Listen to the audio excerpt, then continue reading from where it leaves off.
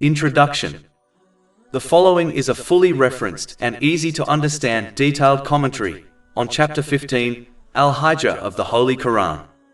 It specifically discusses the good characteristics Muslims must adopt and the bad characteristics they must avoid in order to achieve noble character. Adopting positive characteristics leads to peace of mind. The exact interpretation of the initial section of the first verse is unknown. Chapter 15 Al-Hijr, verse 1. Alif Lam Ra. Nonetheless, it may indicate that the Holy Quran consists of Arabic letters and words familiar to the Arabs, who constituted its primary audience. This verse therefore suggests that they lacked valid reasons to dispute the authenticity of the Holy Quran, as they understood its miraculous language, phrases that they were unable to imitate in meaning, elegance, and practical application, despite their proficiency in Arabic and their self-perception as the most articulate speakers. Chapter 2 Al-Baqarah, verse 23. And if you are in some doubt concerning what we sent down upon our special devotee, then bring one chapter like it, and call upon all your helpers beside Allah if you are truthful. This may explain why the Holy Quran is mentioned next in verse 1. Chapter 15 Al-Hijr, verse 1. Alif Lam Ra. These are the verses of the book and a clear Quran. Even if an individual composes a graceful and rhythmic sentence in Arabic, they will still fall short of conveying the deep insights that delve into the essence of human nature, psyche, and disposition as the Holy Quran does. They will not achieve the same level of clarity that enables even those lacking formal education to understand and implement its teachings in their lives. Furthermore, they will find it challenging to express abstract ideas in a simple manner that everyone can act upon, as demonstrated by the Holy Quran. The Holy Quran addresses human nature, providing timeless guidance that serves every individual, community, and era. No verse from the Holy Quran can or will be matched in this aspect. This further underscores its divine origins. Overall, the expressions found within the Holy Quran are unparalleled, and its meanings are articulated with extraordinary accuracy. The verses and words demonstrate remarkable eloquence, exceeding that of any other literary creation. It is free from contradictions, which are common in all other scriptures and teachings from various religions and lifestyles. The Holy Quran offers a comprehensive account of the histories of previous nations, despite the fact that the Holy Prophet Muhammad, peace and blessings be upon him, did not receive formal education in historical studies. It promotes all that is beneficial and forbids all that is detrimental, addressing both individual and societal effects, thereby ensuring that justice, security, and peace are established in every household and community. The Holy Quran avoids exaggeration, falsehood, or any form of deceit, in contrast to poetry, stories, and fables. Each verse is beneficial and can be practically implemented in one's life. Even when the same story is repeated in the Holy Quran, it highlights different important lessons. Unlike other texts, the Holy Quran does not become monotonous upon repeated readings. It presents promises and warnings, supported by undeniable and clear evidence. When the Holy Quran discusses concepts that may seem abstract, such as the practice of patience, it consistently offers straightforward and practical methods for application in everyday life. It encourages individuals to understand their purpose of creation, which involves sincerely obeying Allah, the Exalted, by utilizing the blessings granted to them in ways that are pleasing to Him, thus ensuring they attain peace and success in both this life and the hereafter by achieving a balanced mental and physical state, and by appropriately positioning everything and everyone within their lives. It clarifies and makes the straightforward path appealing to those seeking peace and genuine success in both worlds. It addresses the essence of human nature, rendering the guidance provided both timeless and beneficial for every person, place, and era. When understood and implemented properly, it acts as a solution for all emotional, financial, and physical difficulties. It offers answers to every problem that individuals or communities may face. A look into history reveals that societies that truly adhered to the teachings of the Holy Quran enjoyed the rewards of its all-encompassing and eternal wisdom. Remarkably, not a single letter of the Holy Quran has been changed over countless centuries, as Allah, the Exalted, has promised to protect it. No other text throughout history possesses this extraordinary characteristic. Chapter 15 Al-Hijr, verse 9. Indeed, it is we who sent down the message, i.e. the Quran, and indeed we will be its guardian. Allah, the Exalted, spoke to the primary challenges faced by a community and proposed effective solutions for each. By addressing these fundamental issues, numerous subsequent problems can also be mitigated. This illustrates how the Holy Quran offers guidance on all the crucial aspects necessary for individuals and societies to prosper in both this life and the hereafter. Chapter 16 An-Nahl, verse 89. And we have sent down to you the book as clarification for all things. And chapter 15 Al-Hijr, verse 1. Alif Lam Ra. These are the verses of the book and a clear Quran. This signifies the most extraordinary and everlasting miracle that Allah, the Exalted, bestowed upon His last holy prophet Muhammad, peace and blessings be upon him. Nevertheless, only those who sincerely seek and commit to the truth will benefit from it, whereas those who succumb to their own desires and selectively accept certain elements of it will ultimately experience loss in both worlds. Chapter 17 Al-Isra, verse 82. And we send down of the Quran that which is healing and mercy for the believers, but it does not increase the wrongdoers except in loss. Chapter 15 Al-Hijr, verse 1. Alif Lam Ra. This chapter of the Holy Quran, like many others, begins with letters whose meanings are not clear to people. This serves as a reminder for individuals to approach the Holy Quran with humility, acknowledging the limits of their own understanding. By doing so, they can derive greater insights from the teachings contained within the Holy Quran. On the other hand, those who approach the Holy Quran with an air of superiority due to their knowledge may find themselves easily questioning it, especially when confronted with difficulties in comprehending the wisdom found in its teachings. Just as a committed student exhibits humility towards their teacher, and thus reaps benefits, only those who show humility towards the Holy Quran will truly gain from its teachings, leading to peace of mind in both worlds, by achieving a harmonious mental and physical state, and by appropriately positioning everything and everyone in their lives. Chapter 15 Al-Hijr, verse 1. Alif Lam Ra. The fundamental component of knowledge is comprised of letters. Therefore, this verse may also represent the importance of knowledge. It is the duty of every Muslim to pursue and apply both useful worldly and religious knowledge, as emphasized in the hadith found in Sunan Ibn Majah, number 224. Ignorance inevitably leads to sins and misguidance, as one cannot avoid sins without knowledge, nor can one achieve right guidance without it. It is crucial for individuals to act on their knowledge, since knowledge by itself is worthless unless it is utilized. Just as a map to a destination is useless unless one actively employs it to reach that destination, similarly, knowledge that is not practically applied does not result in success. Chapter 62 Al-Jumu'ah, verse 5. And then did not take it on, did not act upon knowledge, is like that of a donkey who carries volumes of books. The most significant knowledge bestowed upon humanity is subsequently referenced in the remainder of verse 1. Chapter 15 Al-Hijr, verse 1. Alif Lam Ra. These are the verses of the book and a clear Quran. To genuinely gain from the Holy Quran, one must follow its various aspects in accordance with the traditions of the Holy Prophet Muhammad, peace and blessings be upon him. It is vital to recite the Holy Quran with accuracy and regularity. Grasping its meanings and implementing its teachings in daily life is crucial. Simply reciting it in a language that one does not understand is inadequate, as the Holy Quran is not merely a text for recitation, but also a source of guidance. True guidance can only be achieved when one actively engages with its principles, much like a map can only lead someone to a destination when it is used. Additionally, it should not be exploited for materialistic gains, where individuals repetitively recite certain verses to acquire worldly possessions, such as a child or a spouse, since the Holy Quran is not a means to fulfill earthly desires. There are established worldly methods to attain worldly things, like having a child.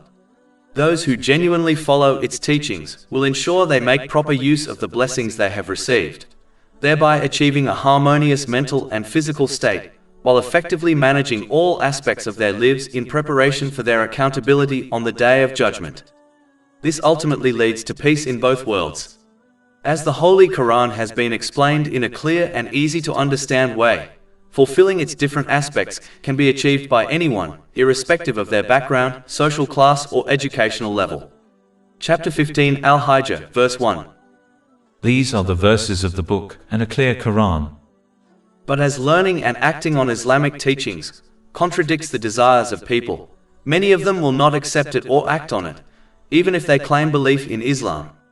Chapter 15 Al-Hijr, verse 2. Perhaps those who disbelieve will wish that they had been Muslims.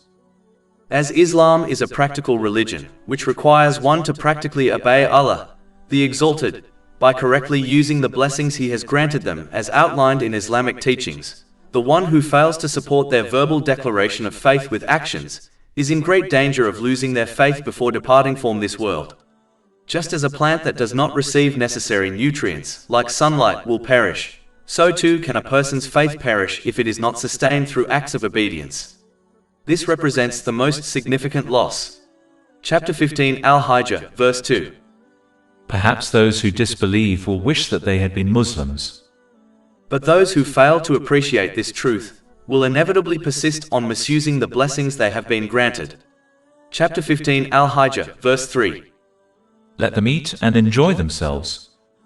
An individual who misuses the blessings they have received should not be deceived into thinking that just because they have not faced punishment yet, or have not recognized any consequences, it implies they will escape punishment entirely.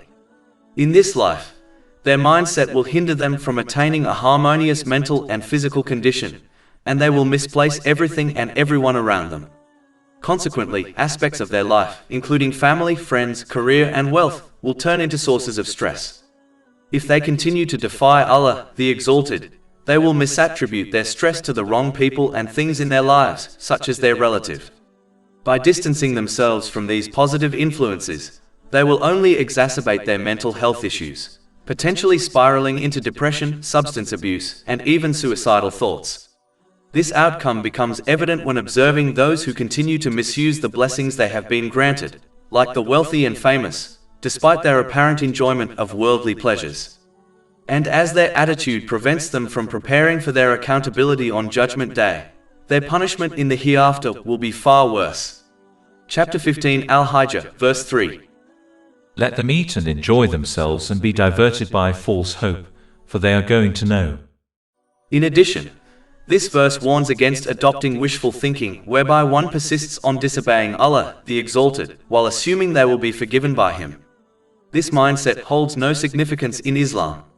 In contrast, genuine hope entails striving to obey Allah, the Exalted, which means utilizing the blessings bestowed upon them in accordance with Islamic principles and subsequently hoping for the mercy and forgiveness of Allah, the Exalted, in both worlds.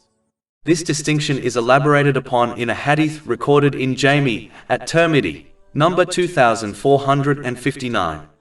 Consequently, it is essential to recognize this difference and to cultivate true hope in the mercy and forgiveness of Allah, the Exalted, while steering clear of wishful thinking, as it will not benefit them in this life or the hereafter. Chapter 15 Al-Hijr, verse 3. And be diverted by false hope, for they are going to know.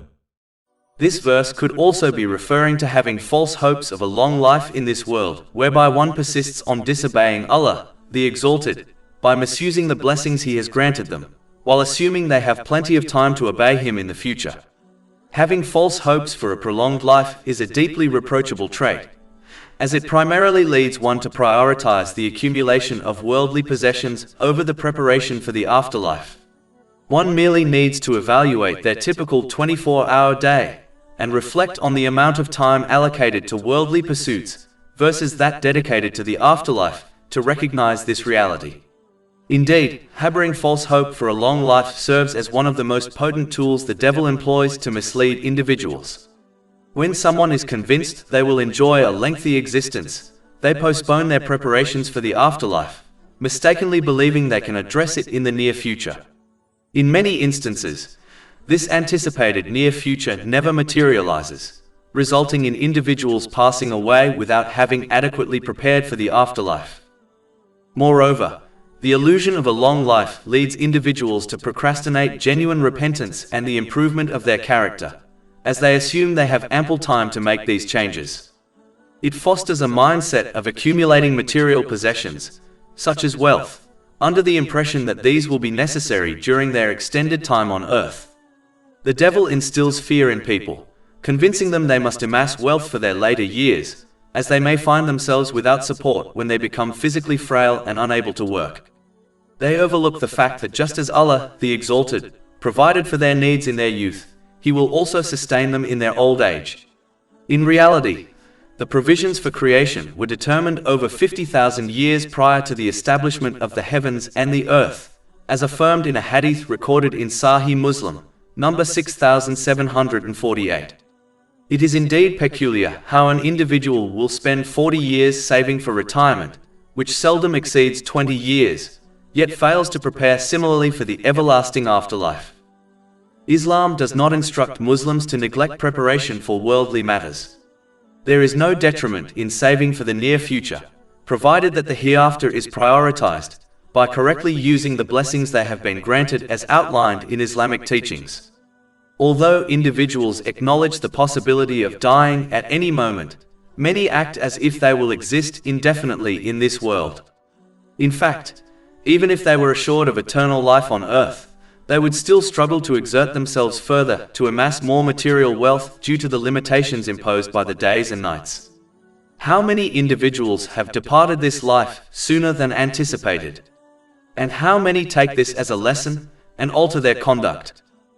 In truth, one of the most profound sorrows a person experiences at the moment of death, and after this, is the regret stemming from the procrastination in preparing for the hereafter. Chapter 63 Al-Munafiqun, verses 10 to 11. And spend in the way of Allah from what we have provided you before death approaches one of you, and he says, My Lord, if only you would delay me for a brief term so I would give charity and be of the righteous. But never will Allah delay a soul when its time has come. And Allah is aware of what you do. Chapter 15 Al-Hijr, verse 3. Let them eat and enjoy themselves and be diverted by false hope, for they are going to know. A person would be considered foolish if they invested more time and resources into a house they intended to occupy for only a brief period, rather than one they plan to inhabit for an extended duration. Yet, this is the attitude of most people who prioritize this temporary world over the eternal hereafter. One ought to strive for success in both this world and the hereafter. Yet they must recognize that death arrives unexpectedly, regardless of the time, circumstances, or age anticipated.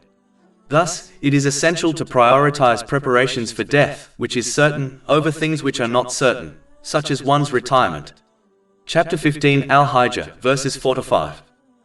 And we did not destroy any city but that, for it was a known decree. No nation will precede its term, nor will they remain thereafter. Allah, the Exalted, encourages people to adopt the right attitude by observing the choices made by the people that came before them, and by extension the people around them, and the consequences of their choices. In general terms, this aims to cultivate a mindset that discourages self-centeredness, encouraging individuals to broaden their focus beyond their own lives and challenges.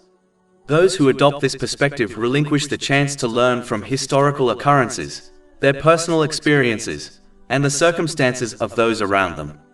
Acquiring knowledge from these aspects is one of the most effective ways to enhance one's conduct and prevent the repetition of past mistakes, ultimately leading to a sense of inner peace. For instance, observing affluent and renowned individuals misuse the blessings they have been granted, only to encounter stress, mental health issues, addiction, and even suicidal ideation, despite fleeting moments of joy and luxury, offers a crucial lesson. It teaches observers to avoid misusing the blessings they have received, reinforcing the idea that true tranquility does not stem from material wealth or the satisfaction of every earthly desire. Similarly, witnessing someone in poor health should evoke gratitude for one's own wellness and promote its proper use before it is taken away. Consequently, Islam consistently encourages individuals to stay alert and conscious, rather than becoming so engrossed in their personal affairs that they overlook the wider world around them. However, as indicated by the next verse, If one is unable to differentiate the right path from the wrong by observing the actions of others, they will be consumed by their worldly desires and will persist in disobeying Allah, the Exalted, by misusing the blessings He has bestowed upon them, just as those before them did, despite the numerous blessings and guidance Allah, the Exalted, has provided to help them attain peace of mind in both worlds. Chapter 15 Al-Hijr, verse 6. And they say, O you upon whom the message has been sent down, indeed you are mad. In truth, every individual who neglects the Islamic code of conduct in favor of alternative man-made codes does so primarily to satisfy their worldly desires, as all other codes are fundamentally based on human desires.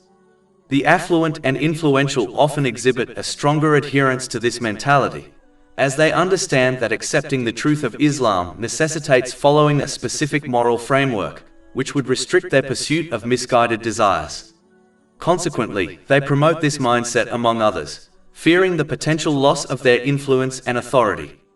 Historically, this explains why they have been the first to reject and oppose the holy prophets, peace be upon them.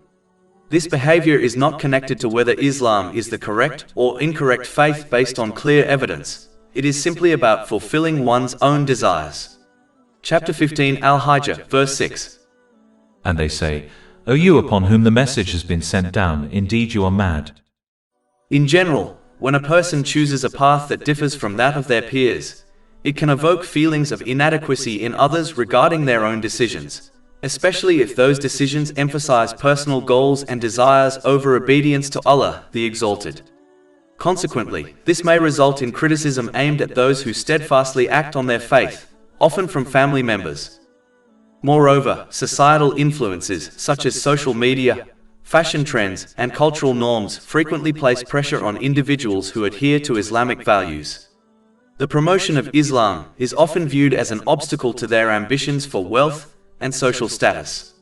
Sectors that Islam critiques typically resist the incorporation of Islamic principles and discourage Muslims from practicing their faith.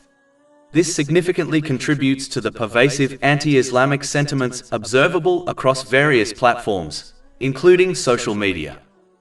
Furthermore, individuals who strive to adhere to Islamic principles, which advocate for moderation in personal desires and the responsible utilization of the blessings granted to them, often encounter opposition and criticism from those who indulge in excess, acting on their impulses without restraint, which can render them seemingly animalistic according to Islamic teachings.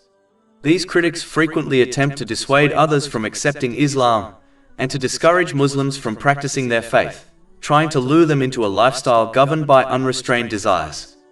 They often concentrate on specific elements of Islam, such as the dress code for women, in an effort to undermine its appeal. Nevertheless, perceptive individuals can easily discern the superficial nature of these criticisms, which stem from a contempt for Islam's focus on self-discipline. For instance, while they may condemn the Islamic dress code for women, they do not apply the same level of scrutiny to other important professions, such as law enforcement, military, healthcare, education, and business. This selective criticism of the Islamic dress code, in contrast to their silence regarding other dress codes, underscores the fragility and lack of substance in their arguments. Ultimately, it is the core tenets of Islam and the disciplined behavior of its adherents that incite these various attacks on Islam, leading them to criticize it in any manner they can. Chapter 15 Al-Hijr, verse 6. And they say, O you upon whom the message has been sent down, indeed you are mad. In every circumstance, an individual must unwaveringly commit themselves to the true obedience of Allah, the Exalted, recognizing that this dedication will grant them peace and protect them from the negative influences of others. Choosing to disobey Allah, the Exalted, in an effort to please others will inevitably lead to a loss of inner peace, as this choice will prompt them to misuse the blessings He has bestowed upon them. As a result, they will find themselves in a state of mental and physical disarray, misplacing everything and everyone in their lives, which will hinder their preparation for accountability on the Day of Judgment. This will bring about anxiety, difficulties, and struggles in both worlds, irrespective of any material wealth they may possess and enjoy. To maintain a steadfast mindset, one must endeavor to cultivate a strong faith. A solid faith is crucial for upholding the commitment to obey Allah, the Exalted, in all situations, whether in times of prosperity or hardship.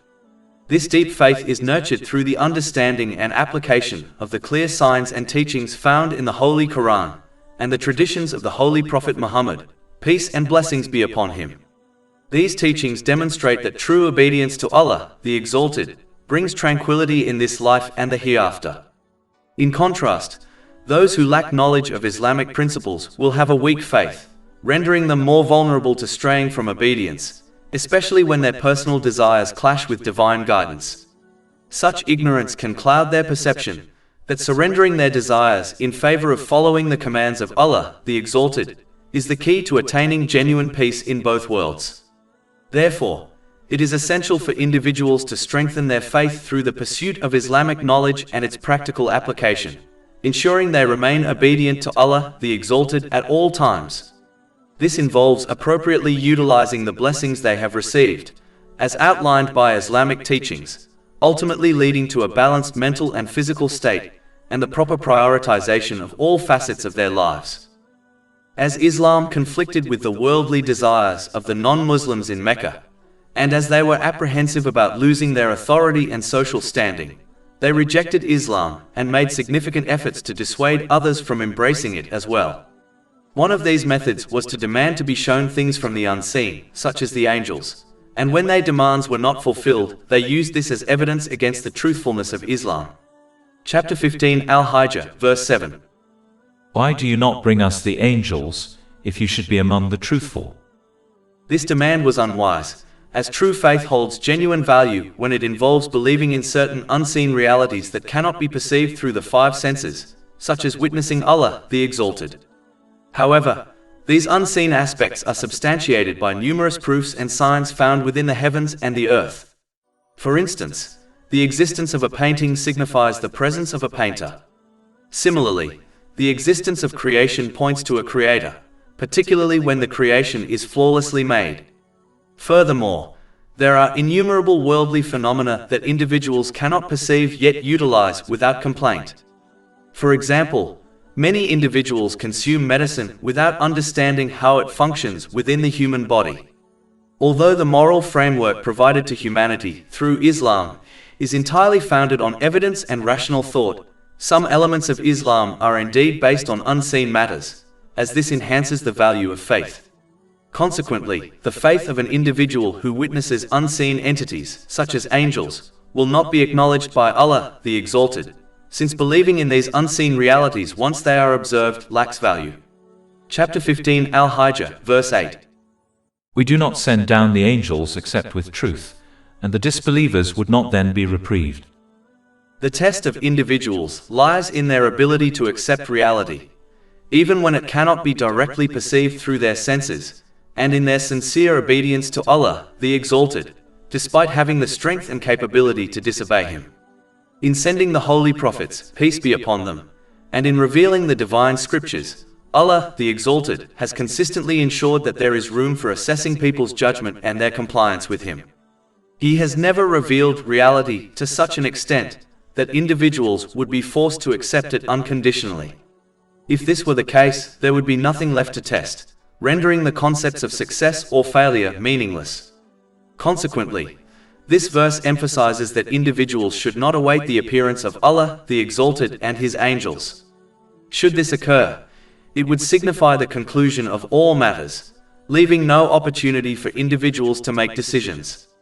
The belief in and sincere obedience to Allah, the Exalted, holds significance only as long as reality is presented in a manner that allows for its rejection. If the truth were to be completely revealed, and if individuals were able to witness the unseen aspects of the universe and the hereafter, their faith and obedience would lose much of their value. Were all these elements to be physically observable, even the most obstinate disbelievers and the gravest sinners would not reject or defy. The acceptance of faith and obedience is meaningful only while a veil obscures reality. The instant reality is entirely unveiled, will signify the end of the time allotted for individuals to make decisions and conclude their testing period. This moment is known as the Day of Judgment. In addition, the aim of the Holy Prophets, peace be upon them, was not to impress individuals with extraordinary miracles. The miracles bestowed upon them by Allah the Exalted were limited to particular times and locations, primarily intended to reinforce their message rather than serve as its main focus. Throughout history, the core of their message has consistently revolved around knowledge and clear evidence. Additionally, since miraculous occurrences are restricted by time and place, those who witness them are encouraged to accept the truth. However, for those who have not experienced these fleeting miracles, they remain simply stories, failing to evoke belief or strengthen obedience to Allah the Exalted among those who already possess faith, as they did not observe the miracle directly.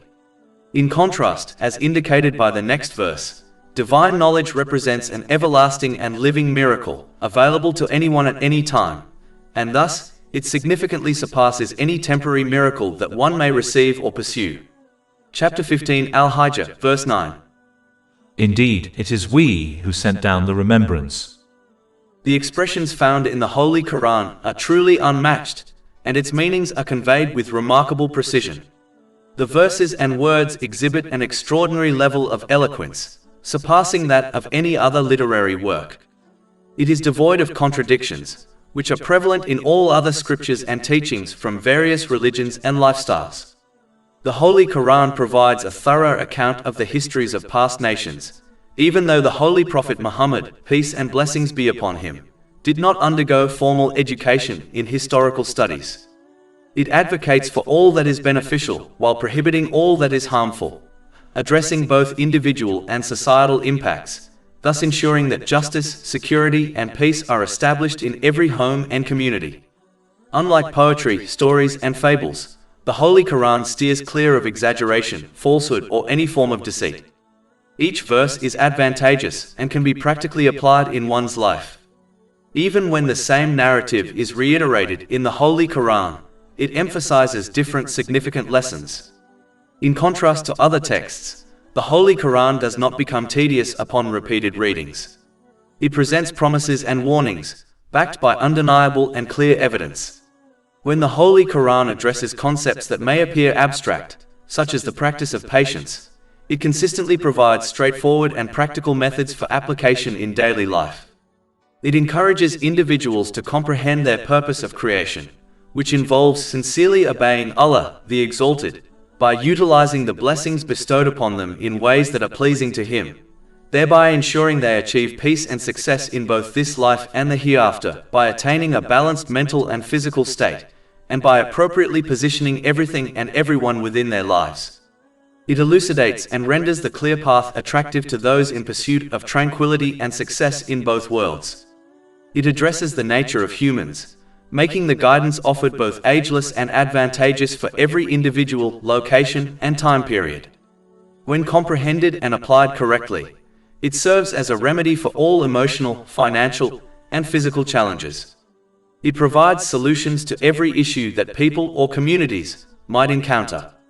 A glance at history shows that civilizations that genuinely embrace the teachings of the Holy Quran reap the benefits of its all-encompassing and timeless wisdom. Astonishingly, not a single letter of the Holy Quran has been altered over countless ages, as Allah the Exalted has vowed to safeguard it. No other text in history possesses this remarkable trait. Chapter 15 Al-Hijr, verse 9. Indeed, it is we who sent down the remembrance, i.e. the Quran, and indeed we will be its guardian. Allah the Exalted addressed the key challenges encountered by a community and suggested practical solutions for each one. By tackling these essential issues, many related problems can also be alleviated. This demonstrates how the Holy Quran provides direction on all the vital elements required for individuals and societies to thrive in both this life and the afterlife. Chapter 16 An-Nahl, verse 89. And we have sent down to you the book as clarification for all things. This represents the most remarkable and timeless miracle that Allah, the Exalted, granted to His final holy prophet Muhammad, peace and blessings be upon him.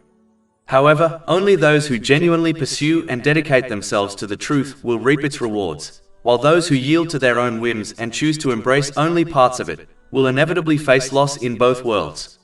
Chapter 17 Al-Isra, verse 82. And we send down of the Quran that which is healing and mercy for the believers, but it does not increase the wrongdoers except in loss. Chapter 15 Al-Hijr, verse 9. Indeed, it is we who sent down the remembrance. Islamic teachings serve as a reminder for all individuals, as they have been formulated to align with the inherent nature of humans. Any code of conduct that contradicts human nature will inevitably feel foreign, resulting in both mental and physical imbalances when individuals attempt to apply it. Conversely, since Islamic teachings are tailored to the essence of human beings, they are inherently familiar and promote a harmonious mental and physical state. This sense of familiarity is particularly pronounced among those who embrace Islam after practicing a different faith, as every tenet of Islam resonates with them, even if they have never previously studied it, due to its alignment with human nature, unlike other religions and lifestyles. However, one will not fully recognize this truth until they approach Islamic teachings with an open and unbiased perspective. But those who fail to appreciate the widespread benefits of the Holy Quran, as it contradicts their desires, will not cause any harm to it by ignoring it, as the Holy Quran and its teachings will endure long after these heedless people have perished and become forgotten by the world, just like the heedless people before them. Chapter 15 Al-Hijr, verse 9. Indeed, it is we who sent down remembrance, and indeed, we will be its guardian. Understanding this fact prevents from adopting arrogance by falsely believing they are doing Allah, the Exalted, a favor by learning and acting on Islamic teachings. Such pride may hinder their genuine submission to Allah, particularly when their personal desires conflict with His commands, causing them to stray. In contrast, those who recognize that their faith and commitment ultimately serve their own interests will cultivate humility before Allah, the Exalted, and remain steadfast in their obedience, regardless of whether they face challenges or experience comfort. This perspective will enable them to effectively make use of the blessings granted to them by Allah, the Exalted, as outlined in Islamic teachings. As a result, they will attain a harmonious equilibrium of mind and body, aligning all aspects of their lives while adequately preparing for their accountability on the Day of Judgment. Ultimately, this mindset will promote peace in both worlds. Just like Allah, the Exalted, revealed the Holy Quran to mankind, He revealed divine guidance throughout the generations so that people could achieve peace of mind in both worlds through it. Chapter 15 Al-Hijr, verse 10. And we had certainly sent messengers before you, among the sects of the former peoples. No matter how sophisticated a society becomes, and regardless of the knowledge it acquires in various domains, including both the mental and physical aspects of humanity, it remains impossible for them to create a code of conduct that is completely in harmony with human nature, and that addresses all situations, conditions, and scenarios that individuals or societies may face throughout their lives on Earth. This task is inherently unfeasible, as humanity continues to discover new understandings about specific elements of human existence, such as the roles at different areas of the human brain, let alone gathering enough knowledge to develop a flawless code of conduct that promotes peace and justice on both individual and societal levels. Only Allah, the Exalted, has the ability to achieve this, for He is the creator of all things, and His knowledge is infinite, encompassing the entirety of the past, present, and future. Therefore, He alone is rightly equipped to offer humanity a code of conduct, a standard that clearly distinguishes between good and evil, beneficial and harmful, and aids in achieving peace of mind amidst a life filled with stress. Historical records clearly show that when this divine code of conduct was effectively applied in the lives of individuals, it led to the spread of justice and peace within society. As a result, individuals must accept the divine code of conduct granted to them, recognizing it as the most beneficial for their well-being, even if some aspects may clash with their personal wishes. They should behave like a wise patient who acknowledges and follows the medical advice of their doctor, understanding that it is ultimately for their own good, despite the prescription of unpleasant treatments and a strict dietary plan. However, since Islam promotes the regulation of worldly desires, individuals whose sole purpose in life is to satisfy their desires will often criticize Islam, as it makes them appear animalistic. Chapter 15 Al-Hijr, verse 11. And no messenger would come to them, except that they ridiculed him. Furthermore, the businesses and industries that gain from individuals expressing their desires will also oppose Islam, seeking to persuade people to refrain from adhering to Islamic principles. In light of this opposition, Muslims must remain resolute in their obedience to Allah, the Exalted, as He will grant them tranquility and safeguard them from the adverse influences of others, even if this is not immediately apparent to them.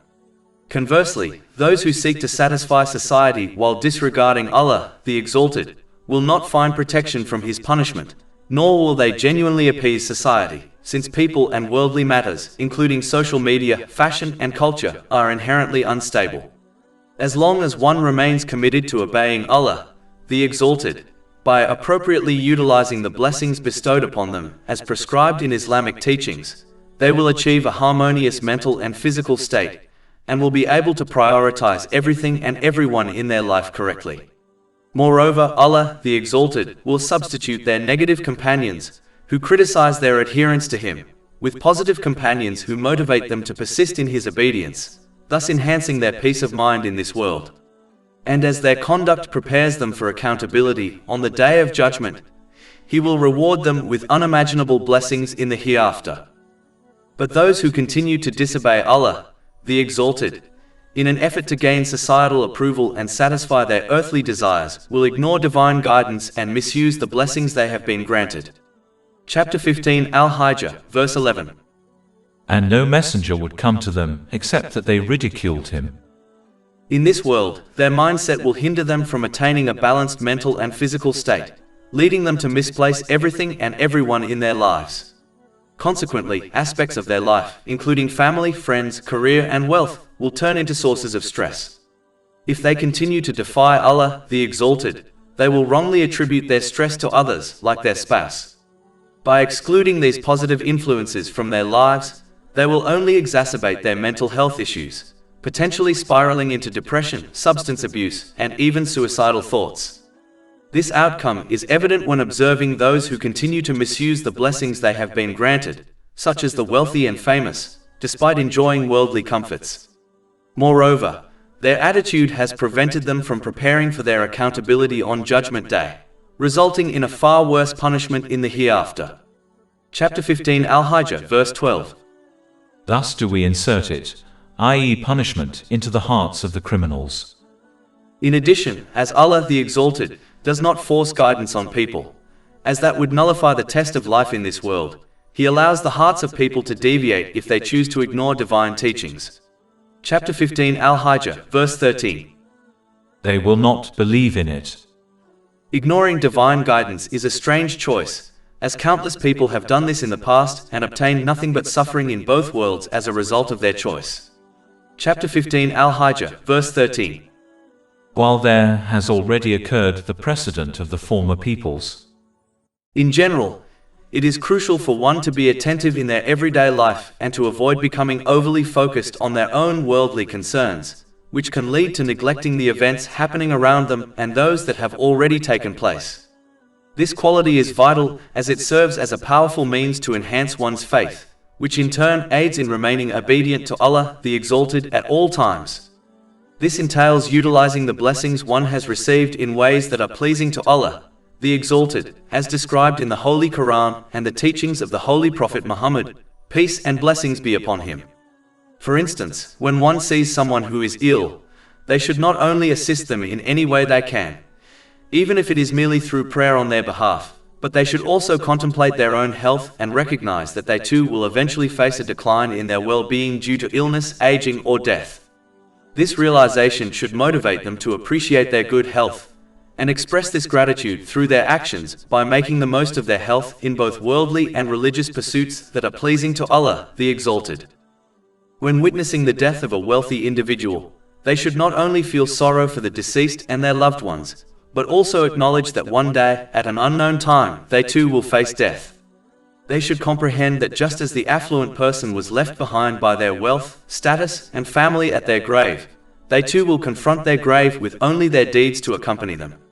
This understanding will inspire them to prepare for their grave and the afterlife, by correctly using the blessings they have been granted, as outlined in Islamic teachings. Individuals who act in this way will enhance their faith each day, while those who are overly focused on their material existence will stay oblivious, hindering their ability to better their conduct towards Allah, the Exalted, and His creations. Chapter 15 Al-Hijr, verse 13. While there has already occurred the precedent of the former peoples. As previously stated, one approach that people have used throughout history to deter others from accepting Islam was to ask for specific miracles from the holy prophets, peace be upon them, as validation of their prophethood. When divine teachings emphasized that the holy prophets, peace be upon them, were human beings who did not possess supernatural powers, some individuals would leverage this as proof against the legitimacy of their message. Chapter 11 Hud, verse 31. And I do not tell you that I have the depositories of Allah, or that I know the unseen, nor do I tell you that I am an angel. The role of a holy prophet, peace be upon them, is to elucidate the divine guidelines for humanity and act as a perfect example for them to follow. Their aim was never to impress people with miraculous acts, as the miracles bestowed upon them by Allah, the Exalted, were limited to certain times and locations and simply supported their message. They were not the core of it. The fundamental aspect of their message throughout history has always been knowledge and clear evidence.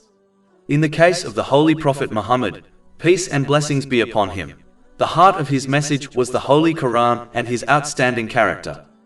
The non-Muslims of Mecca, being skilled in the Arabic language, acknowledged that the Holy Quran could not be the words of a human. Additionally, having spent 40 years with the Holy Prophet Muhammad, peace and blessings be upon him, prior to his announcement of prophethood, they knew he was not a deceiver. Chapter 10 Yunus, verse 16. For I had remained among you a lifetime before it. Then will you not reason? Moreover, based on the eternal tradition of Allah, the Exalted, had He granted the non-Muslims of Mecca the miracle they requested and they still rejected Islam, He would have completely annihilated them. However, since Allah the Exalted did not desire their destruction, He chose not to meet their erroneous demands. Consequently, they would use this as proof against the legitimacy of Islam. Chapter 17 Al-Isra, verse 59. And nothing has prevented us from sending miracles, except that the former peoples denied them.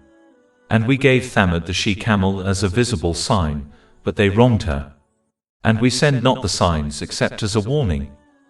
Allah, the Exalted, made it clear that the non-Muslims of Mecca were not interested in seeking the truth, and therefore only demanded miracles for the sake of discouraging others from accepting Islam.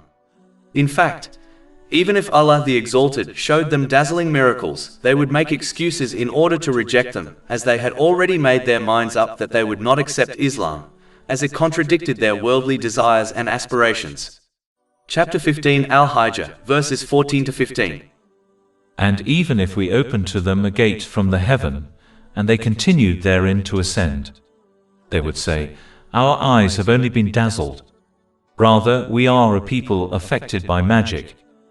In addition, as discussed earlier, as miracles are restricted by time and place, only those who witness them would benefit from them. As a result, Allah, the Exalted, encouraged people to seek the truth from the timeless miracle of Islamic teachings which clearly indicate the truthfulness of Islam, and to observe the creation of the heavens and the earth, which clearly indicate the oneness of Allah, the Exalted, and the inevitability of Judgment Day. Chapter 15 Al-Hijr, verse 16. And we have placed within the heaven great stars, and have beautified it for the observers. Upon observing the formation of the heavens and the earth, along with the myriad of perfectly balanced systems, it becomes evident that there is but one who has created and continues to sustain the universe. For instance, the ideal distance of the sun from the earth serves as a clear indication, as the earth would be uninhabitable if the sun were even slightly closer or further away. Likewise, the earth has been designed in a manner that fosters a balanced and pure atmosphere, enabling life to flourish upon it. Chapter 2 Al-Baqarah, verse 164. And the alternation of the night and the day. The precise timing of days and nights, along with their varying lengths throughout the year, enables individuals to derive the utmost benefit from them. If the days were extended, individuals would experience fatigue due to the prolonged hours.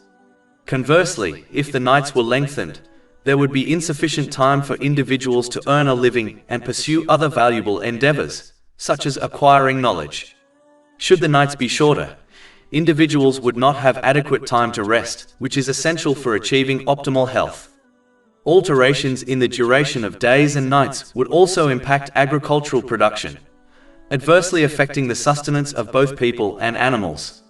The harmonious operation of days, nights, and other balanced systems within the universe serves as a clear testament to the oneness of Allah, the Exalted, as the existence of multiple deities would result in conflicting desires, ultimately leading to disorder within the universe. Chapter 21 Al-Anbiya, verse 22. Had there been within them, i.e., the heavens and earth gods besides Allah, they both would have been ruined. As the non-Muslims strive to prevent others from accepting Islam, as they feared losing their social influence and leadership, they would claim that supernatural creatures, such as the jinn, authored the Holy Quran. But as the non-Muslims of Mecca were masters of the Arabic language, they knew the Holy Quran were not the words of a created being.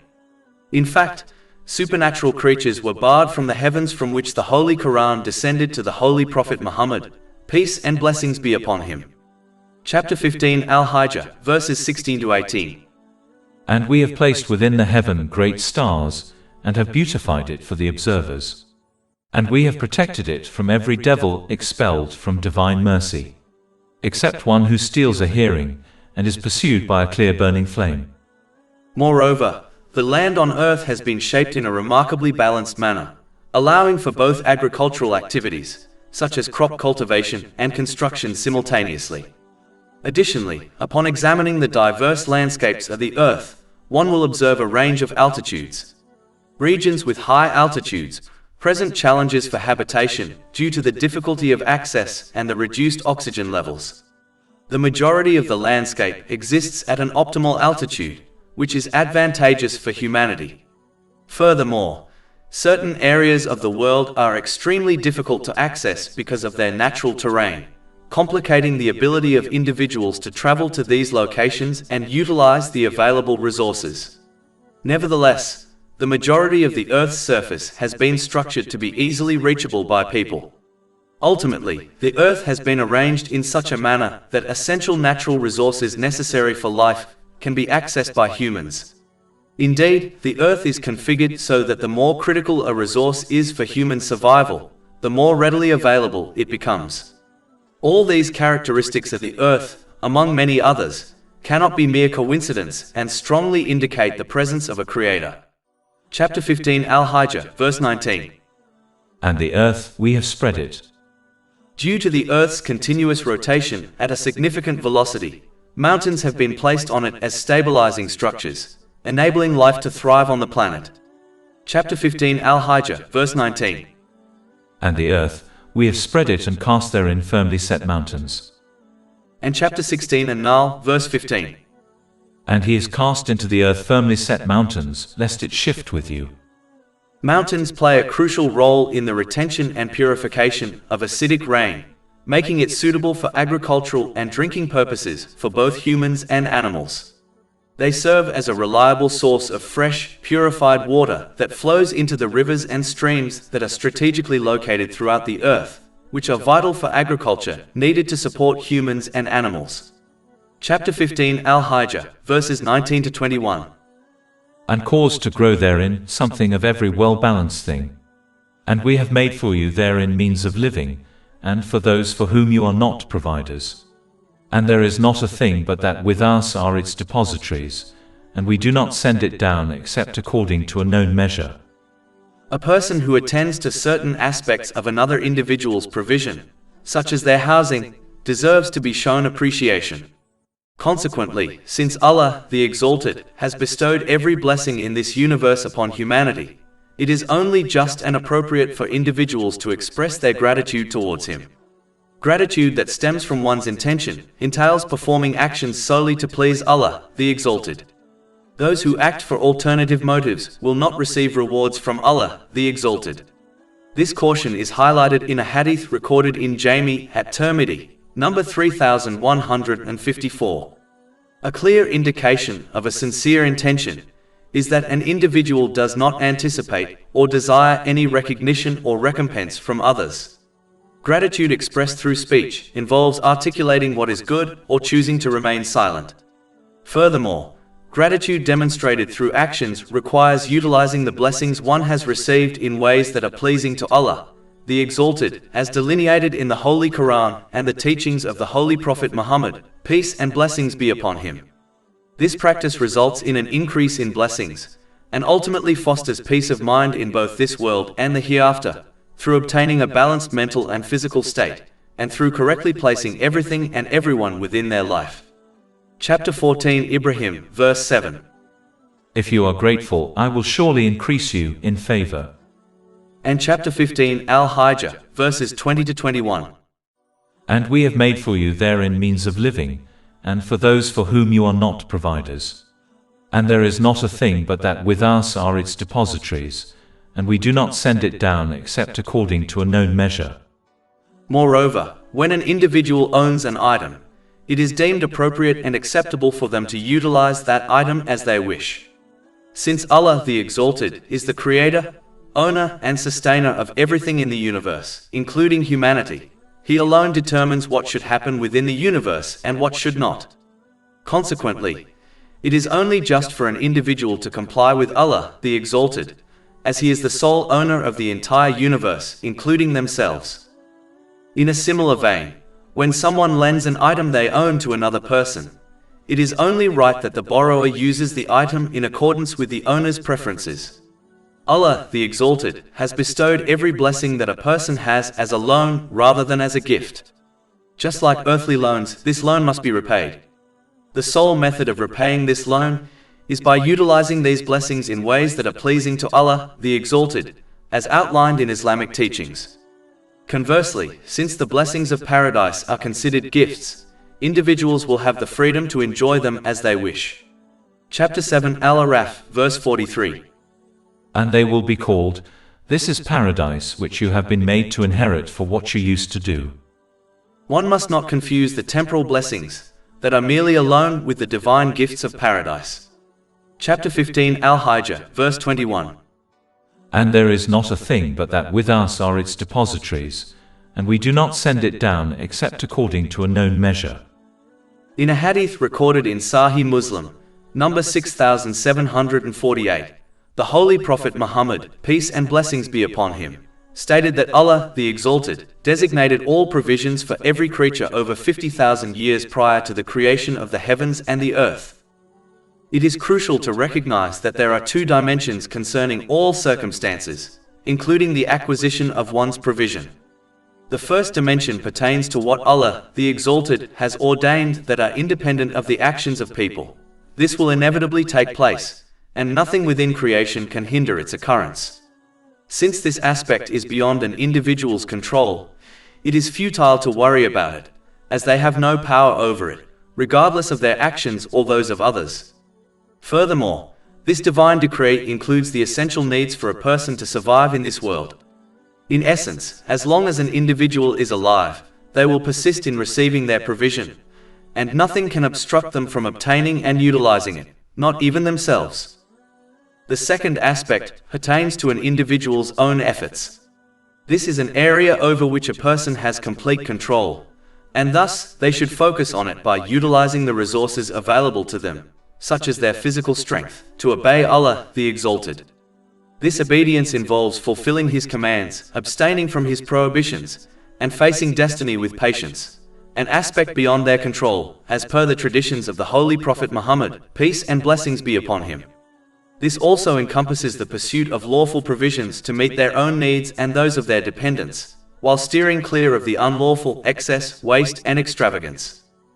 In conclusion, one should refrain from wasting time worrying about matters beyond their control or influence. Instead, they ought to utilize the means at their disposal and act upon those aspects they can control, in accordance with Islamic teachings. They must avoid adopting an extreme mindset, whether by succumbing to laziness and depending solely on destiny for their provisions, or by relying entirely on their own efforts. The ideal approach is to strive for lawful wealth in line with Islamic principles, while placing trust in Allah, the Exalted, that He will provide for them.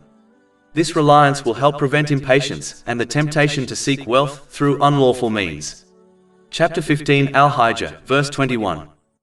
And there is not a thing but that with us are its depositories, and we do not send it down except according to a known measure. It is essential to always keep in mind that Allah, the Exalted, provides each individual with what is most beneficial for them, even if this may not be immediately apparent. Chapter 42 Ash-Shura, verse 27. And if Allah had extended excessively provision for His servants, they would have committed tyranny throughout the earth. But He sends it down in an amount which He wills. Indeed He is of His servants aware and seeing.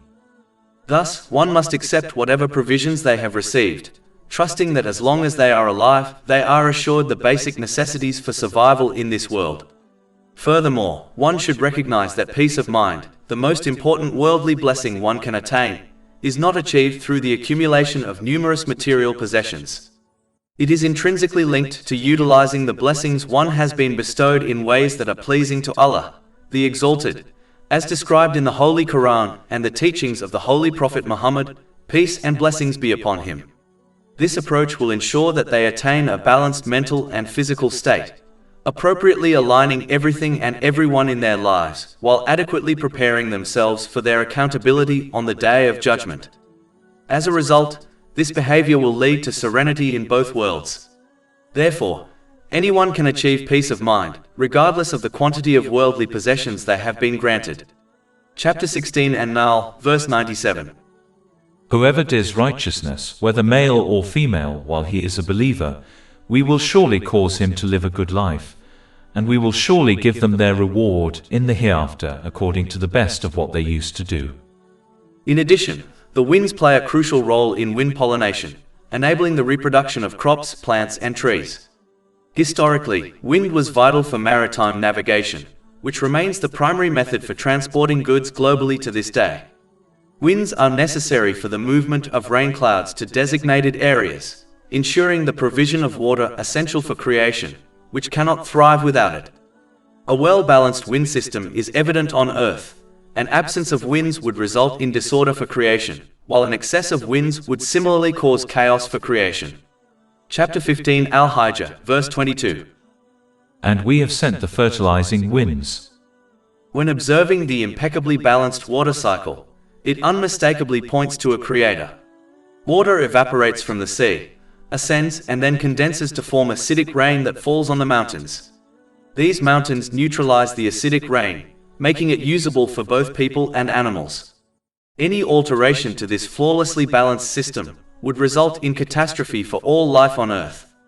The salt in the sea prevents the decomposition of dead creatures from polluting the ocean. If the ocean were to become contaminated, sea life would cease to exist, and the resulting impurities would also affect terrestrial life. The water in the oceans and seas is structured in such a way that it supports thriving sea life, while allowing heavy ships to navigate its surface. If the water's composition were even slightly altered, it would create an imbalance, making it impossible for both sea life to flourish and ships to sail simultaneously. Even today, maritime transport remains the most prevalent method for moving goods globally. Thus, this perfect balance is crucial for sustaining life on Earth. Chapter 15 Al-Hijr, verse 22. And sent down water from the sky and given you drink from it. And you are not its retainers. In addition, the mountains serve as a reliable source of clean and purified water for the rivers and streams that are strategically located across the Earth.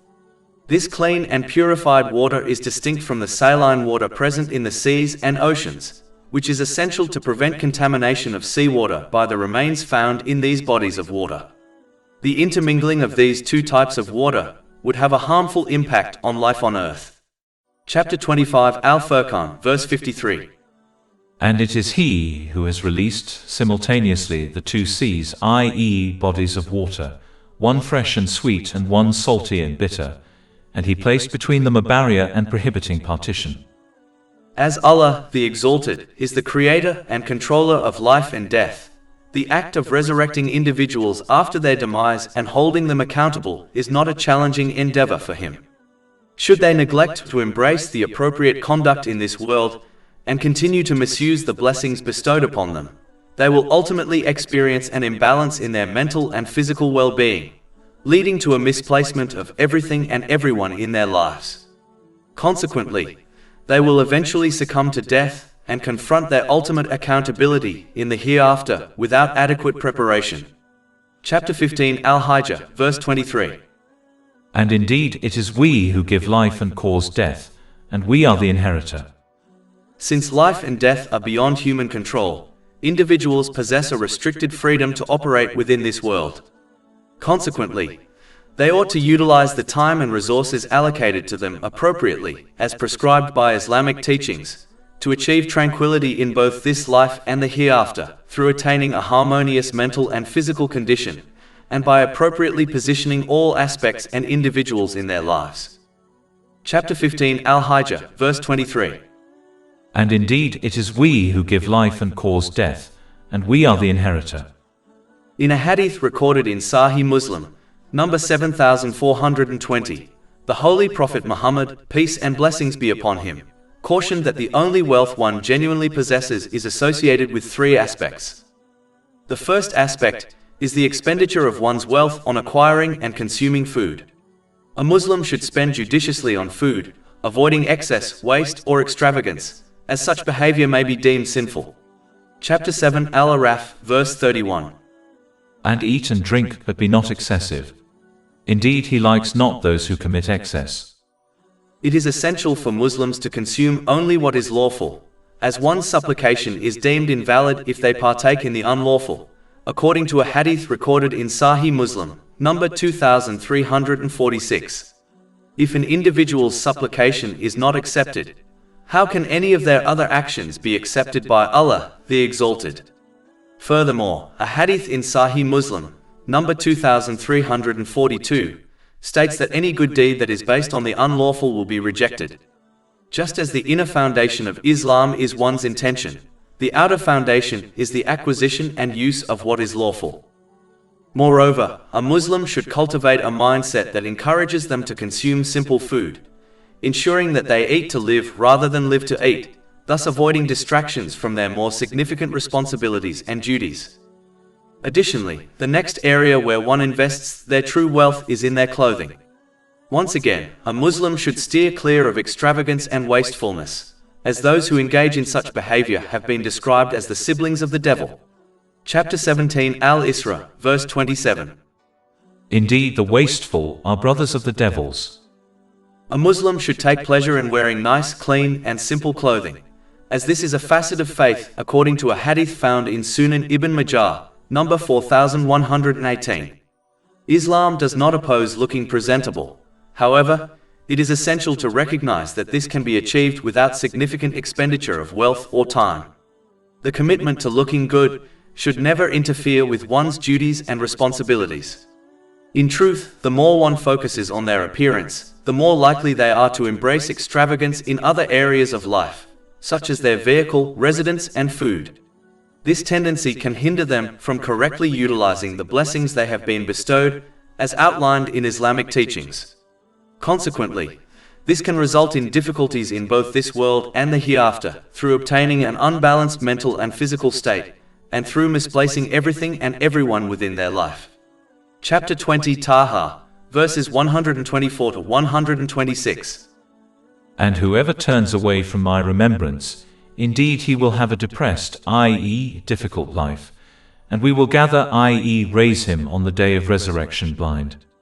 He will say, My Lord, why have you raised me blind while I was once seeing? Allah will say, Thus did our signs come to you, and you forgot, i.e., disregarded them, and thus will you this day be forgotten. The ultimate wealth that an individual genuinely possesses is represented by what they forward to the afterlife through expenditures that are pleasing to Allah, the Exalted. This encompasses spending on personal needs as well as the needs of their dependents, in accordance with Islamic teachings, while avoiding wastefulness, excess, or extravagance. It also includes all the blessings one has received, not solely financial wealth.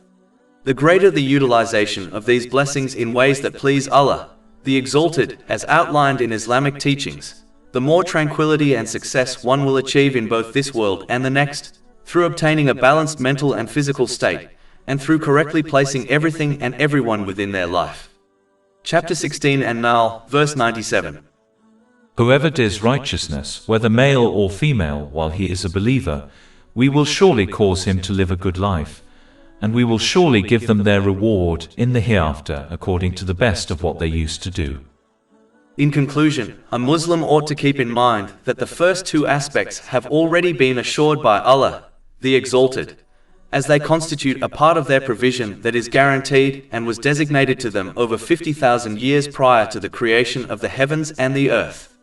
This is corroborated by a hadith located in Sahih Muslim, number 6748. Consequently, they should exercise moderation in their pursuit of these aspects, and instead place greater emphasis on the final aspect.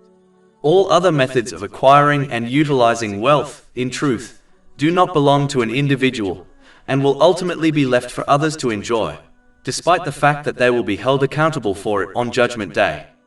Chapter 15 Al-Hijr, verse 23. And indeed it is we who give life and cause death, and we are the inheritor. As Allah, the Exalted, created and has full control over life and death, He has the power to resurrect people in order to hold them accountable for their deeds.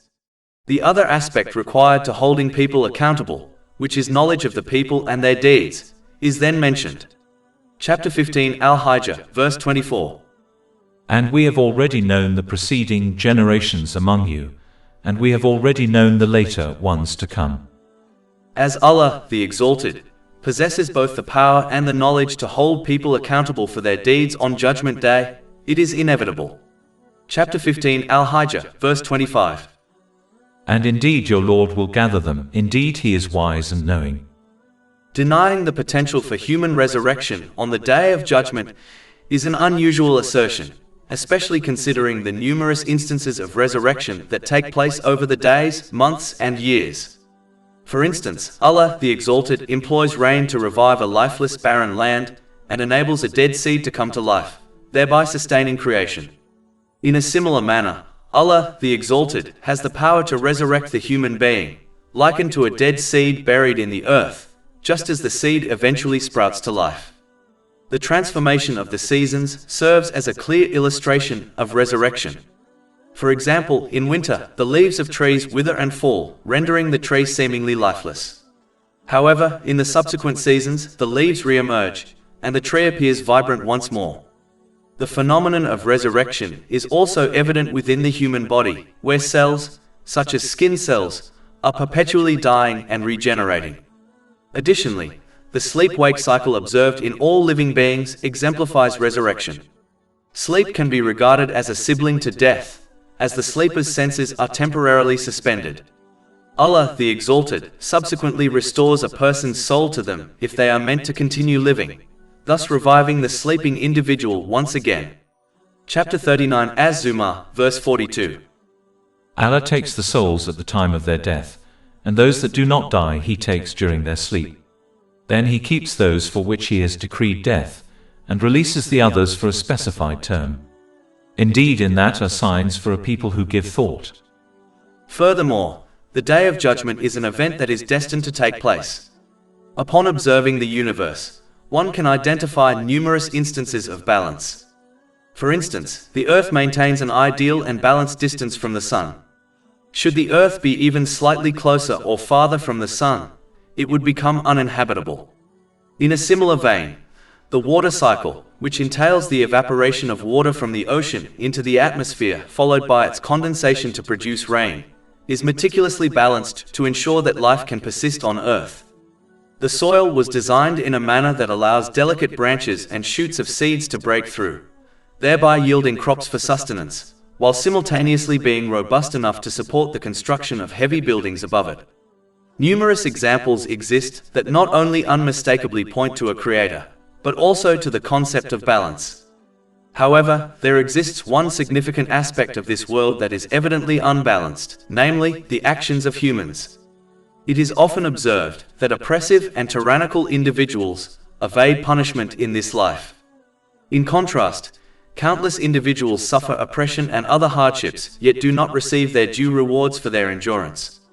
Many Muslims who faithfully adhere to the commands of Allah, the Exalted, frequently encounter numerous challenges in this world and receive only a minimal share of reward, while those who openly defy Allah, the Exalted, indulge in worldly luxuries.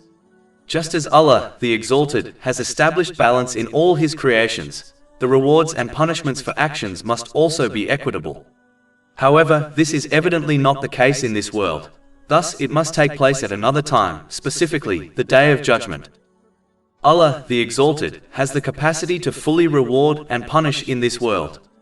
However, one of the reasons for not executing complete punishment here is that Allah, the Exalted, provides numerous opportunities for individuals to sincerely repent and amend their behavior. He does not grant Muslims full rewards in this life, since this world is not paradise. Furthermore, faith in the unseen, particularly the complete reward awaiting a Muslim in the afterlife, is a crucial element of belief. In fact, it is this belief in the unseen that renders faith unique. If one were to believe only in what can be sensed through the five senses, such as receiving full rewards in this world, it would not hold the same significance. In addition, the fear of complete punishment, coupled with the hope of receiving full reward in the hereafter, serves to motivate individuals to refrain from sins and engage in righteous actions. For the day of recompense to begin, this material world must come to an end. This is due to the fact that punishment and reward can only be administered once all actions have ceased. Consequently, the day of recompense cannot occur until the actions of individuals have been completed. This suggests that the material world must eventually conclude. Upon reflecting on this matter, one's faith in the Day of Judgment will be reinforced, thereby inspiring them to prepare for it by utilizing the blessings they have been bestowed in accordance with the guidance provided in the Holy Quran and the teachings of the Holy Prophet Muhammad, peace and blessings be upon him, so that they may attain peace of mind and success in both worlds through obtaining a balanced mental and physical state, and through correctly placing everything and everyone within their life. Chapter 45 Al-Jathiyah, verse 22. For Allah created the heavens and the earth for a purpose, so that every soul may be paid back for what it has committed, and none will be wronged. And chapter 15 Al-Hijr, verse 25. And indeed your Lord will gather them, indeed He is wise and knowing. As Allah, the Exalted, created mankind and the jinn the first time from nothing, resurrecting them after they have turned into dust and bones is easier for Him. Chapter 15 Al-Hijr, verses 26 to 27. And we did certainly create man out of clay, from an altered black mud. And the jinn we created before from scorching fire. And chapter 50 Kaf, verse 15. Did we fail in the first creation? But they are in confusion over a new creation. The supernatural creature, the jinn, have been mentioned a few times within the Holy Quran. But it is important to limit one's study on this topic to what has been mentioned about them in Islamic teachings, as that is what is required from them. They must therefore not research about them or other topics any further, especially from other sources of knowledge. Generally speaking, one should refrain from studying aspects of religious knowledge that do not enhance their genuine obedience to Allah, the Exalted. This obedience entails utilizing the blessings bestowed upon them in ways that are pleasing to Him, as described in Islamic teachings. A useful criterion for determining the relevance of a religious knowledge topic is to consider whether it is something Allah, the Exalted, will inquire about on Judgment Day.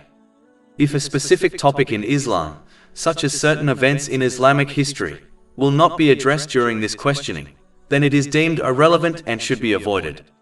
Conversely, if a topic will be brought up on Judgment Day, like the obligation to fulfill the rights of one's neighbor, then it is essential to study, understand, and implement this topic to the best of one's ability. After discussing the reasons why He must be obeyed at all times, Allah, the Exalted, discusses the great honor He granted mankind when He created their ancestor, the Holy Prophet Adam, peace be upon him. Chapter 15 Al-Hijr, verses 28 to 30. And when your Lord said to the angels, I will create a human being out of clay from an altered black mud. And when I have proportioned him and breathed into him of my created soul, then fall down to him in prostration. So the angels prostrated, all of them entirely. as the knowledge granted to mankind about the human soul is extremely limited. Its discussion should be avoided as it is something that will not be questioned about on Judgment Day. Chapter 17 Al-Isra, verse 85. And they ask you about the soul. Say, the soul is of the affair of my Lord. And mankind have not been given of knowledge except a little. As mentioned earlier, only those topics which will be questioned about on Judgment Day must be researched and acted upon. All other things must therefore be avoided. Allah, the Exalted, then warns mankind to avoid following in the footsteps of their enemy, the devil, who disobeyed him when the command of Allah, the Exalted, contradicted his desires, and how as a result he lost all good in both worlds. Chapter 15 Al-Hijr, verses 30 to 32. So the angels prostrated, all of them entirely. Except Satan, he refused to be with those who prostrated. Allah said, O Satan, what is the matter with you that you are not with those who prostrate? Despite the fact that Allah, the Exalted, already knew the reason why the devil did not obey him, he still asked this question, thereby giving the devil a chance to repent from his disobedience. Generally speaking, the respite Allah, the Exalted, gives people is only temporary. Therefore, one must take advantage of it by repenting and reforming their character before it is too late. But if they choose to follow in the footsteps of the devil, then they fail to take advantage of the respite he grants them, and therefore persist on the disobedience of Allah, the Exalted, like he did. Chapter 15 Al-Hijr, verse 33. He said, Never would I prostrate to a human whom you created out of clay from an altered black mud. In this world, their mindset will hinder them from attaining a harmonious mental and physical equilibrium, and cause them to misplace everything and everyone in their lives.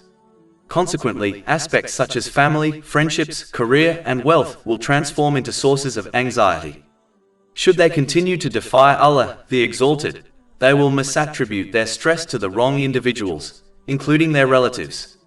By severing ties with these virtuous individuals, they will only exacerbate their mental afflictions, ultimately descending into depression, substance dependency, and even suicidal inclinations. This outcome becomes evident when one observes those who persist in misusing the blessings bestowed upon them, such as the affluent and renowned, despite their indulgence in worldly opulence. Furthermore, as their behavior obstructs them from adequately preparing for their accountability on Judgment Day, the repercussions in the hereafter will be exceedingly severe. Chapter 15 Al-Hijr, verses 33 to 35. He, Satan, said, Never would I prostrate to a human whom you created out of clay from an altered black mud. Allah said, Then get out of it, for indeed you are expelled. And indeed, upon you is the curse until the day of recompense. The devil was not an angel, rather, he originated from the jinn. Chapter 18, verse 50. Except for Satan. He was of the jinn. However, as a result of his numerous acts of devotion, he was elevated to the rank of the angels, and thus the command to prostrate also encompassed him. The devil embraced arrogance, perceiving himself as superior to the holy prophet Adam, peace be upon him. Chapter 7 Al-Araf, verse 12. Allah said, What prevented you from prostrating when I commanded you? The devil said, I am better than him. You created me from fire and created him from clay earth. He dismissively disregarded the notion that a person's external appearance does not influence their status. Ranks are determined by Allah, the Exalted, and anyone who acknowledges Allah, the Exalted, as their Lord will not contest this. The devil hastily judged the external attributes of the holy prophet Adam, peace be upon him, while neglecting the knowledge and soul bestowed upon him by Allah, the Exalted. It is essential to steer clear of this selective mindset that fosters negativity. Such an attitude can lead one to consistently view situations through a negative lens, consequently resulting in additional sins, including backbiting, gossip, and slander. This is why the Holy Prophet Muhammad, peace and blessings be upon him, has counseled in a hadith recorded in Sunan Abu Dawood, number 4993, that harboring positive thoughts about others constitutes a form of worshipping Allah, the Exalted, appropriately. Furthermore, one must recognize that external appearances or societal criteria, such as wealth, ethnicity, or gender, do not confer superiority over others. Allah, the Exalted, has made it evident that true superiority is intrinsically linked to the extent of one's fear of Him. This entails genuinely obeying Him, so that one utilizes the blessings they have received in ways that are pleasing to Him, as delineated in the Holy Quran and the teachings of the Holy Prophet Muhammad, peace and blessings be upon him. Chapter 49, Al-Hujurat, verse 13. Indeed, the most noble of you in the sight of Allah is the most righteous of you. It is essential to recognize that because an individual's intentions are hidden from others, they are unable to judge themselves or others as superior based solely on outward behavior. Consequently, they should refrain from making assertions about the status of themselves or others, as only Allah, the Exalted, has knowledge of the intentions, words, and actions of every person. Chapter 53 and Najm, verse 32. So do not claim yourselves to be pure, He is most knowing of who fears Him. Due to his arrogance, the devil clearly did not possess any fear of Allah, the Exalted, and thus he cannot be considered superior to the Holy Prophet Adam, peace be upon him, even though he was created from clay. Generally speaking, pride is a destructive trait that must be shunned, as it leads to ruin in both this world and the next. The Holy Prophet Muhammad, peace and blessings be upon him, cautioned in a hadith recorded in Sahih Muslim, number 265, that even a minuscule amount of pride is sufficient to condemn a person to hell. Pride leads individuals to dismiss the truth when it is presented to them, as it directly conflicts with their desires. The devil rejected the truth by openly contesting the esteemed position that Allah, the Exalted, bestowed upon the Holy Prophet Adam, peace be upon him. Furthermore, pride causes individuals to regard others with disdain, believing themselves to be superior. Both of these outcomes of pride are unwise, as the truth is essential for maintaining proper guidance in both worldly and religious affairs. Consequently, it should be embraced regardless of its source, since the ultimate source of truth is none other than Allah, the Exalted. Looking down upon others is exceedingly unwise, as one is often unaware of their own standing or that of others in the eyes of Allah, the Exalted. Given that the final fate of individuals in the hereafter remains uncertain, it is imprudent to belittle others, as one cannot assure that they will depart this world with faith. Moreover, every worldly blessing that one possesses has been created and bestowed upon them solely by Allah, the Exalted. Thus, He alone is the true owner of all blessings. To take pride in something that ultimately belongs to another is foolish, akin to someone boasting about a mansion that is not theirs. Therefore, pride is a quality that belongs exclusively to Allah, the Exalted, and anyone who dares to challenge Him will face punishment in both worlds. This warning is reiterated in a hadith found in Sunan Abu Dawood, number 4090. The other lethal trait embraced by the devil was envy. Envy is considered a major sin, as it directly contests the distribution of blessings determined by Allah, the Exalted. The envious individual acts as though Allah, the Exalted, erred in bestowing a specific blessing upon another person rather than upon themselves. The devil acted as if the honor bestowed upon the Holy Prophet Adam, peace be upon him, was rightfully his. One should steer clear of envy by recognizing that Allah, the Exalted, bestows upon each individual what is most suitable for them. Thus, they should focus on utilizing the blessings they have received in ways that are pleasing to Him, rather than fixating on what others have been given. This will ensure they obtain peace of mind in both worlds, through obtaining a balanced mental and physical state, and through correctly placing everything and everyone within their life. Chapter 42, Ash-Shura, verse 27. And if Allah had extended excessively provision for His servants, they would have committed tyranny throughout the earth. But He sends it down in an amount which He wills. Indeed, He is of His servants aware and seeing. One should harbor a dislike for envy, and refrain from allowing it to affect their words or actions towards the individual who they envy. If one conducts themselves in this way, it is hoped that they will be forgiven for their feelings of envy. It is crucial to understand that desiring similar possessions to those granted to others, without wishing for their misfortune, is permissible yet frowned upon in worldly affairs.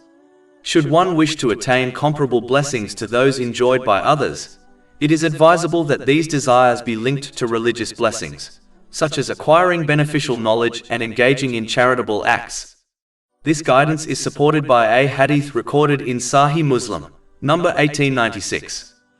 Furthermore, this event serves as a cautionary tale against the excessive yearning for leadership and authority. The devil aspired to the position of being the representative of Allah, the Exalted, on earth, and believed himself to be more deserving of it.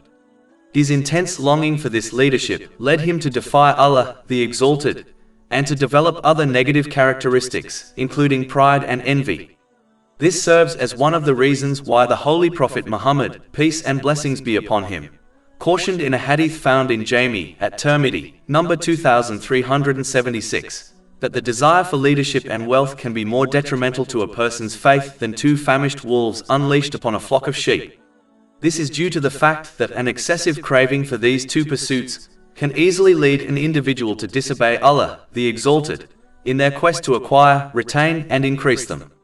It is invariably wiser to seek lawful pursuits that align with one's needs and obligations.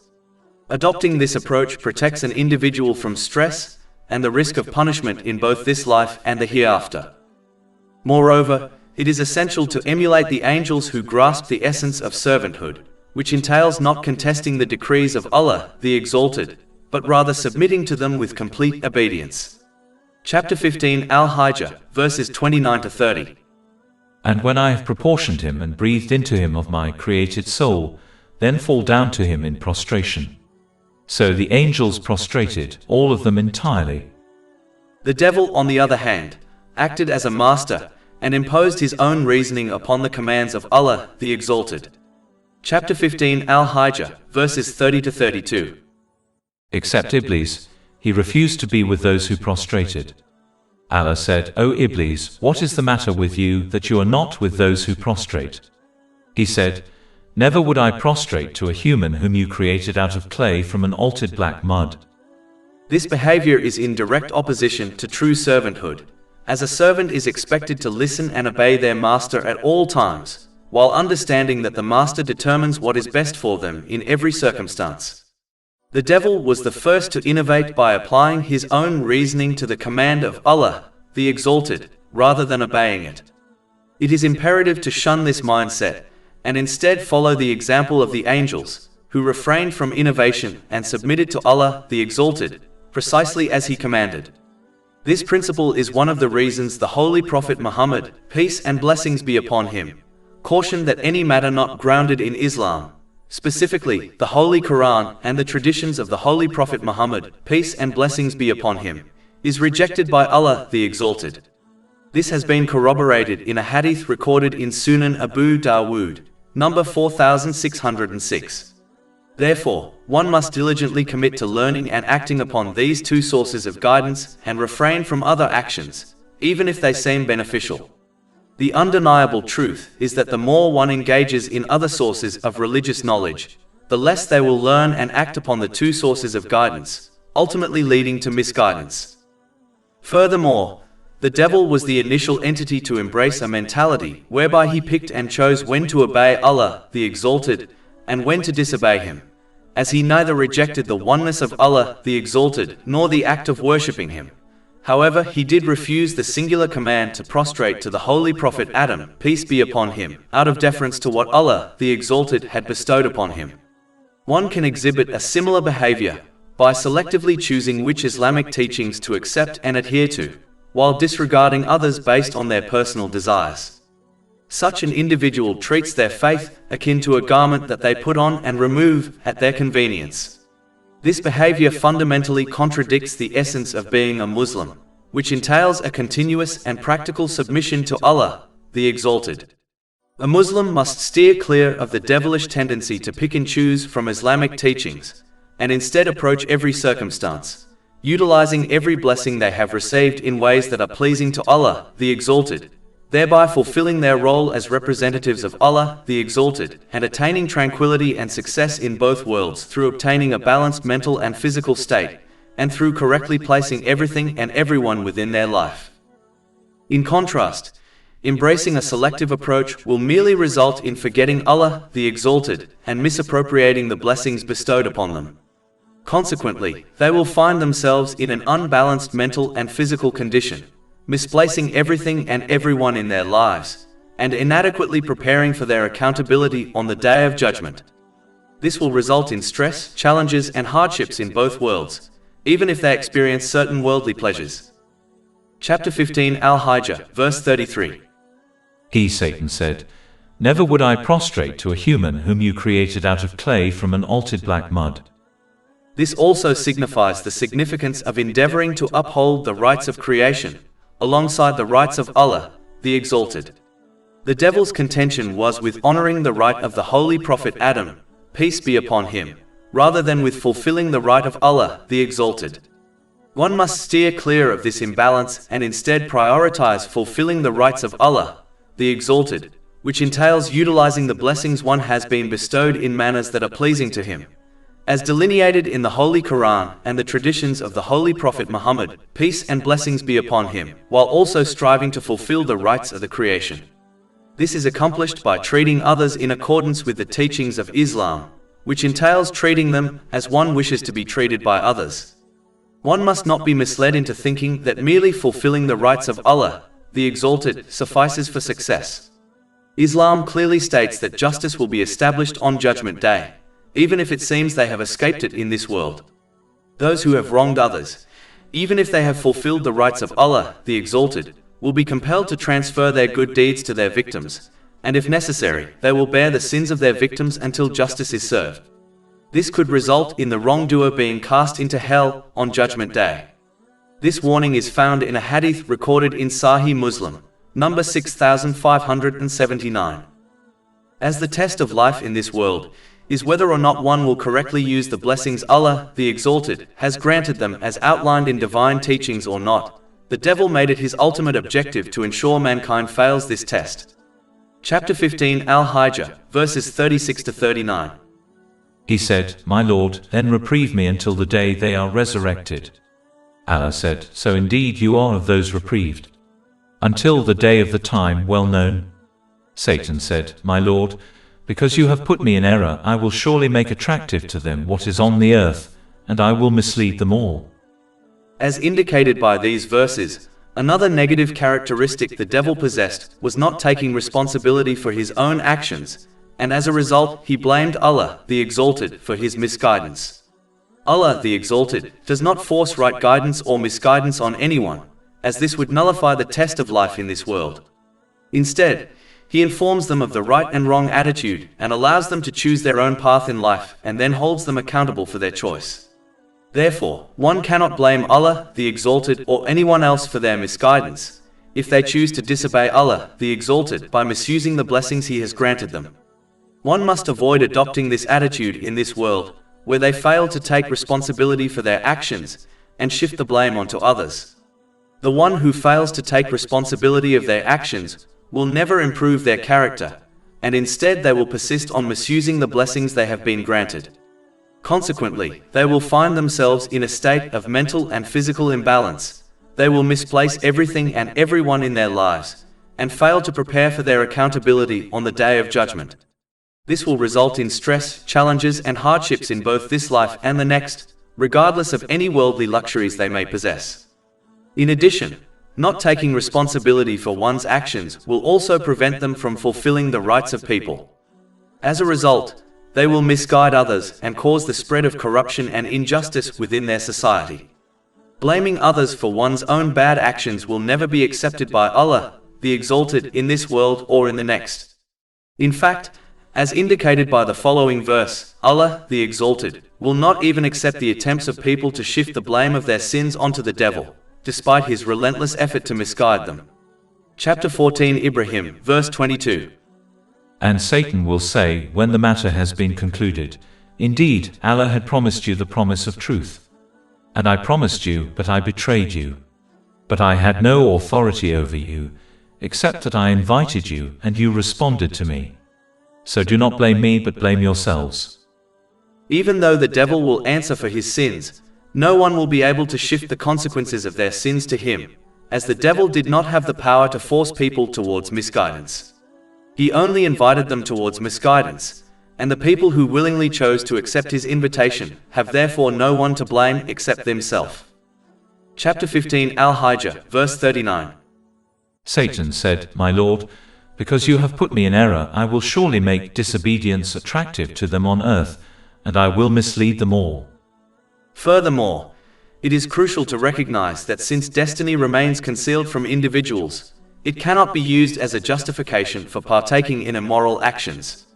Chapter 6 Al-An'am, verse 148.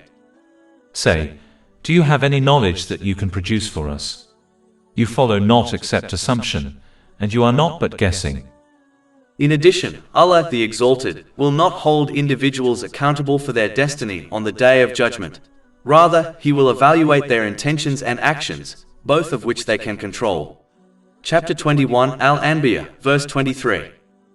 He is not questioned about what he does, i.e. destiny, but they will be questioned. As an individual's intentions and actions are within their control, they are required to accept responsibility for them, regardless of their claims. A police officer who deliberately misuses their training and the resources allocated by the police department cannot hold the department accountable for their behavior. Similarly, an individual cannot blame Allah the Exalted when they intentionally misuse the blessings He has bestowed upon them, especially after He has guided them on the proper use of those blessings. Moreover, it is strange that a person would invoke destiny as an excuse for committing sins and avoiding responsibility. Yet when faced with wrongdoing from others, they seek justice and fail to acknowledge that, according to their belief, this injustice was also predetermined. As a result, according to their belief, they cannot hold their oppressor accountable. In conclusion, destiny should not be used as a justification for sinful actions, as it does not mean that Allah the Exalted forces individuals to act in a certain way. Instead, destiny means that Allah the Exalted is aware of individuals' choices and actions beforehand, has recorded these actions, and allows them to carry out their intended deeds, since He does not impose correct guidance upon people, as doing so would defeat the purpose of life in this world.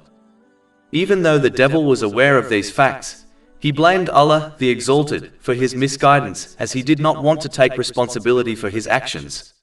In addition, as he did not take responsibility for his actions, he falsely believed the Holy Prophet Adam, peace be upon him, was the cause of him losing his high position amongst the angels, and as a result, he vowed to misguide all his children so that they fail the test of life in this world and end up suffering in both worlds, just like him.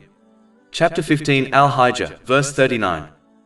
Satan said, My Lord, because you have put me in error, I will surely make attractive to them what is on the earth, and I will mislead them all. The way the devil misguides people is by making their vain and evil desires attractive to them, so that they persist on misusing the blessings Allah, the Exalted, has granted them. In this world, their mindset will hinder them from attaining a harmonious mental and physical state, leading them to misplace everything and everyone in their lives. Consequently, aspects of their life, including family, friends, career, and wealth, will turn into sources of stress. If they continue to disregard Allah, the Exalted, they will end up blaming the wrong individuals and things in their lives, like their spouse, for their stress.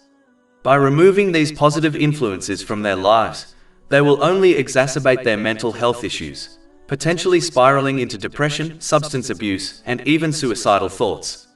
This outcome becomes evident when observing those who consistently misuse the blessings they have received, such as the wealthy and famous, despite their apparent enjoyment of worldly luxuries. Furthermore, as their attitude prevents them from adequately preparing for their accountability on Judgment Day, they will face a punishment in the hereafter that will be significantly more severe. Chapter 15 Al-Hijr, verse 39. Satan said, My Lord, because you have put me in error, I will surely make attractive to them what is on the earth, and I will mislead them all. The devil also beautifies life in this world for people, leading them to embrace false hopes of a long life. Having false hopes for an extended life in this world is a highly reproachable characteristic, as it causes one to focus on gathering worldly possessions rather than preparing for the afterlife. One only needs to assess their usual 24-hour day and consider the time spent on worldly activities compared to that devoted to the afterlife to see this truth. Indeed, nurturing false hope for a long life is one of the most effective strategies the devil uses to mislead people. When someone believes they will have a long life, They delay their preparations for the afterlife, mistakenly thinking they can handle it later. Often, this anticipated future never arrives, leading individuals to die without having properly prepared for the afterlife. Furthermore, the illusion of a long life causes people to delay true repentance and reforming their character, as they believe they have plenty of time to make these changes. It creates a mindset focused on accumulating material wealth, under the false impression that these possessions will be essential during their prolonged time on earth. The devil instills fear in individuals, persuading them that they need to gather wealth for their later years, fearing they will lack support when they become old and unable to work. They forget that just as Allah, the Exalted, provided for their needs in their youth, He will also care for them in their old age. In truth, the provisions for creation were determined over 50,000 years before the creation of the heavens and the earth, as stated in a hadith found in Sahih Muslim, number 6748. It is indeed strange how a person will spend 40 years saving for retirement, which rarely lasts more than 20 years, yet neglects to prepare in the same way for the eternal afterlife. Islam does not tell Muslims to ignore preparation for worldly affairs. There is no harm in saving for the near future, as long as the afterlife is given priority by correctly using the blessings they have been granted as outlined in Islamic teachings. While people recognize that they could die at any time, many behave as if they will live forever in this world. In reality, even if they were guaranteed eternal life on earth, they would still find it difficult to push themselves to gather more material wealth due to the constraints of the days and nights. How many people have left this life sooner than expected? And how many learn from this and change their behavior? Indeed, one of the deepest sorrows a person faces at the time of death, or at any moment in the afterlife, is the regret that arises from delaying preparation for the hereafter. Chapter 63 Al-Munafiqun, verses 10 to 11. And spend in the way of Allah from what we have provided you before death approaches one of you, and he says, My Lord, if only you would delay me for a brief term so I would give charity and be of the righteous. But never will Allah delay a soul when its time has come. And Allah is aware of what you do. It would be unwise for someone to invest significant time and resources into a home they plan to live in for just a short while, instead of one they intend to stay in for a longer period. Yet, most people dedicate more efforts to this temporary world than the eternal hereafter. One should aim for success in both this life and the afterlife, but they must understand that death can come at any moment, situation, or age. Therefore, it is crucial to prioritize preparations for death and its aftermath over uncertain future plans in this world.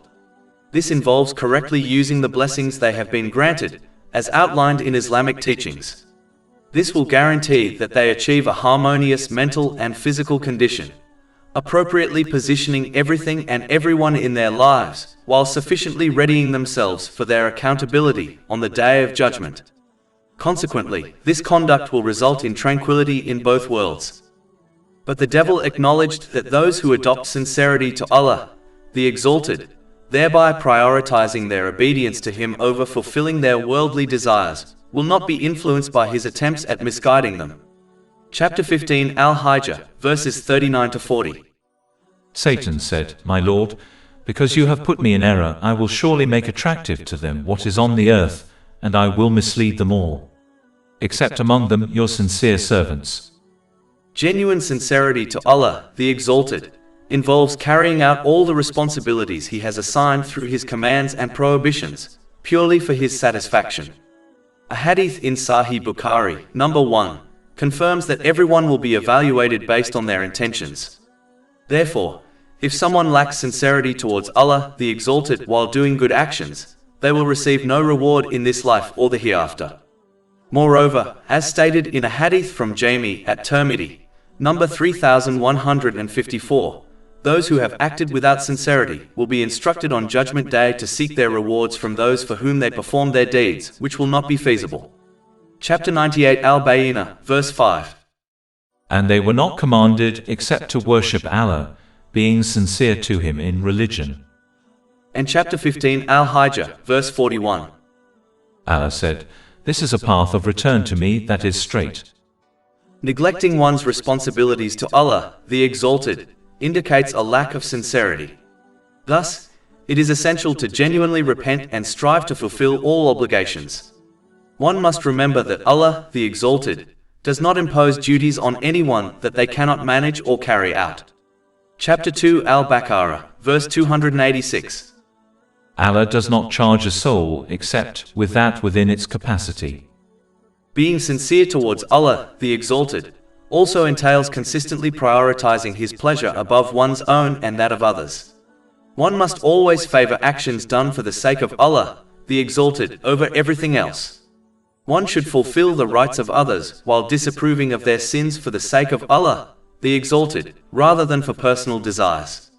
When assisting others or abstaining from sins, it should be done for the sake of Allah, the Exalted. Those who embrace this mindset have truly perfected their faith. This is supported by a hadith in Sunan Abu Dawood, number 4681. An important aspect of sincerity to Allah, the Exalted, is having faith that His decisions and choices are the best for those involved, even when the reasons behind His decrees are not clear to people. Chapter 2 Al-Baqarah, verse 216. But perhaps you hate a thing and it is good for you, and perhaps you love a thing and it is bad for you. And Allah knows while you know not. To only accept the decrees that align with one's desires, while feeling being angered about those that oppose them, is a clear sign of insincerity towards Allah, the Exalted. A person who genuinely obeys Allah, the Exalted, by following His commands, avoiding His prohibitions, and facing fate with patience in accordance with the teachings of the Holy Prophet Muhammad, peace and blessings be upon him, in every circumstance is indeed the truly sincere individual. Being sincere to Allah, the Exalted, also means being sincere to His divine book, the Holy Quran. This involves having profound respect and love for the words of Allah, the Exalted. Such sincerity is demonstrated when one fulfills the three essential aspects of the Holy Quran. The first aspect is to recite it accurately and consistently. The second is to comprehend its teachings through a trustworthy source and instructor. The final aspect is to implement the teachings of the Holy Quran with the intention of pleasing Allah, the Exalted. The sincere one prioritizes acting on its teachings over following their desires that contradict the Holy Quran. Shaping one's character according to the Holy Quran signifies true sincerity towards the Book of Allah, the Exalted. This aligns with the tradition of the Holy Prophet Muhammad, peace and blessings be upon him, as confirmed in a hadith found in Sunan Abu Dawood, number 1342. An important part of being sincere to the Holy Quran is to approach it with the genuine intention of understanding and applying all of its teachings, regardless of whether one's desires conflict with the Holy Quran. Those who selectively choose which commands, prohibitions and advice to follow based on their preferences exhibit insincerity towards it, and will therefore not truly benefit from its guidance. Chapter 17 Al-Isra, verse 82. And we send down of the Quran that which is healing and mercy for the believers, but it does not increase the wrongdoers except in loss. Ultimately, it is crucial to recognize that while the Holy Quran serves as a remedy for earthly issues, one should not limit its use to this function. In other words, they should not merely recite it to resolve their worldly challenges, treating the Holy Quran as a tool that is taken out during tough times and then returned to a toolbox. The primary purpose of the Holy Quran is to guide individuals safely to the hereafter. Ignoring this essential role and solely relying on it to address worldly concerns is inappropriate, as it goes against the principles of a true Muslim. The one who adopts sincerity to Allah, the Exalted, will avoid the traps of the devil and instead remain firm on the obedience of Allah, the Exalted, by correctly using the blessings He has granted them.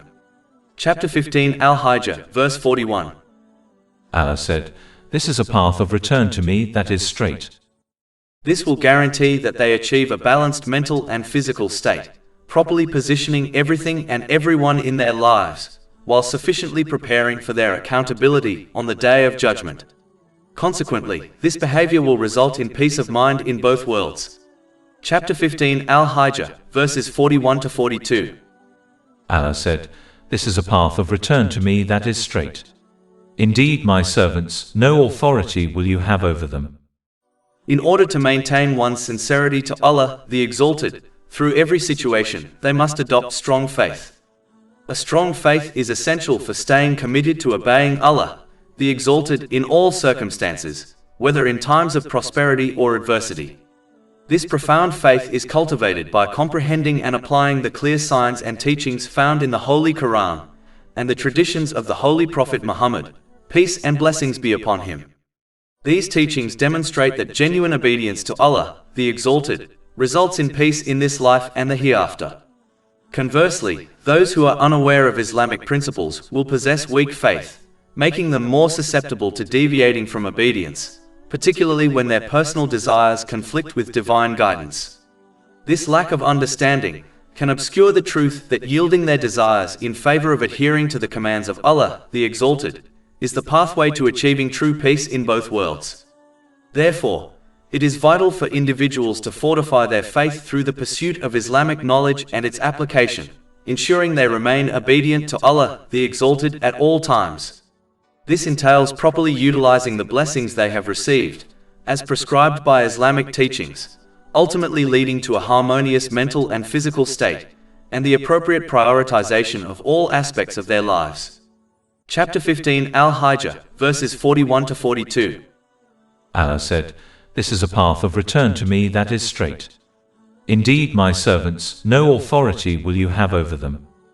But as obeying Allah, the Exalted, by correctly using the blessings He has granted, often contradicts the worldly desires of people, many of them will be influenced by the devil's tricks and as a result, deviate from the right course, thereby misusing the blessings He has granted them." Chapter 15 Al-Hijr, verse 42. Indeed, my servants, no authority will you have over them, except those who follow you of the deviators. In this world, their mindset will obstruct their ability to achieve a balanced mental and physical state, causing them to misplace everything and everyone around them. As a result, various elements of their life, such as family, friends, career, and wealth, may transform into sources of stress. If they persist in disobeying Allah, the Exalted, they will end up attributing their stress to the wrong people and things in their lives, such as their relatives. By eliminating these positive influences, they will only worsen their mental health challenges, which could lead to depression, substance abuse, and even thoughts of suicide. This situation becomes clear when one looks at those who continually misuse the blessings they have been given, like the wealthy and famous, who, despite their visible enjoyment of worldly luxuries, are plagued with mental health issues. Moreover, as their mindset hinders them from properly preparing for their accountability on Judgment Day, they will face a greater punishment in the hereafter. Chapter 15 Al-Hijr, verses 43 to 44. And indeed, hell is the promised place for them all. It has 7 gates, for every gate is of them a portion designated. Thus, an individual must embrace and act upon Islamic teachings for their own benefit, even if it goes against their personal desires. They should conduct themselves like a wise patient who follows their doctor's medical advice, understanding that it is in their best interest, even when faced with unpleasant medications and a strict dietary regimen. Just as this wise patient will attain good mental and physical health, so too will the individual who accepts and implements Islamic teachings. This is because only Allah, the Exalted, possesses the knowledge necessary to help a person achieve a balanced mental and physical state, and to properly position everything and everyone in their life. The understanding of human mental and physical conditions that society holds will never suffice to reach this goal, despite extensive research, as it cannot address every challenge a person may encounter in life. Their guidance cannot prevent all forms of mental and physical stress, nor can it ensure the correct placement of everything and everyone in one's life, due to limitations in knowledge, experience, foresight, and inherent biases. Only Allah, the Exalted, has this knowledge, which He has bestowed upon humanity through the Holy Quran and the teachings of the Holy Prophet Muhammad, peace and blessings be upon him. This reality becomes clear when one observes those who utilize the blessings they have received in accordance with Islamic teachings, versus those who do not. While most patients may not grasp the science behind their prescribed medications, and thus trust their doctor without question, Allah, the Exalted, encourages individuals to contemplate the teachings of Islam so they can recognize its beneficial impacts on their lives. He does not require people to accept Islamic teachings blindly. Rather, he desires them to acknowledge its truth through its evident proofs. However, this necessitates that a person approaches the teachings of Islam with an unbiased and open mind. Chapter 12 Yusuf, verse 108. Say, this is my way, I invite to Allah with insight, I and those who follow me. Furthermore, since Allah the Exalted is the sole ruler of people's spiritual hearts, the abode of peace of mind, He alone determines who receives it and who does not. Chapter 53 and Najm, verse 43. And that it is He who makes one laugh and weep.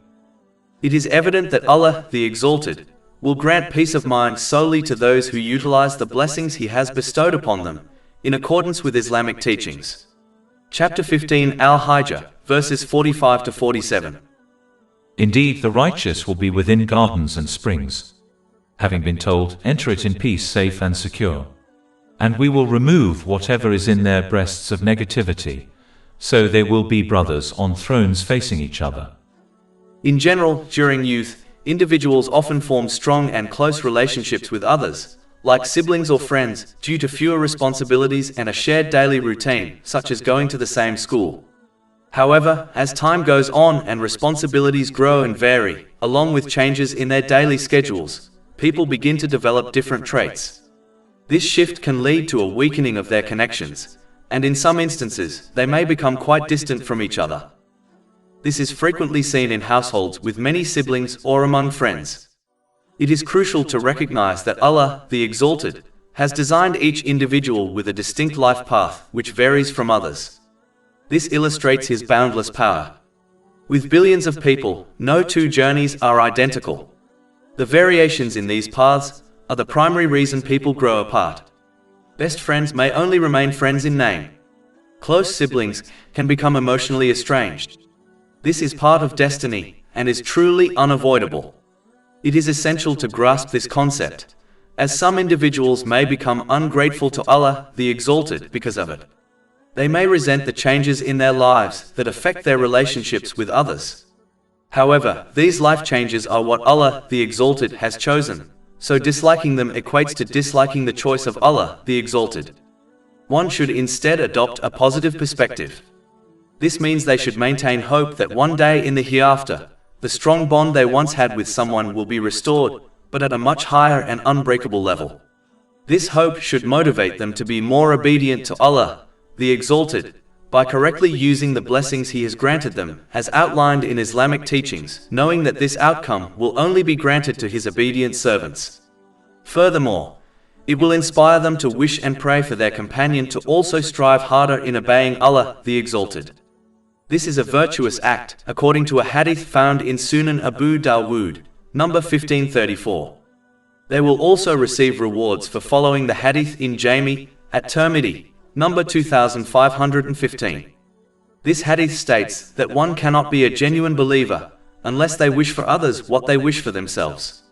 Therefore, embracing this mindset will assist them in steering clear of ingratitude, working diligently in the obedience of Allah, the Exalted, and earning greater rewards, all while hoping to regain the strong connection they once had with their companion.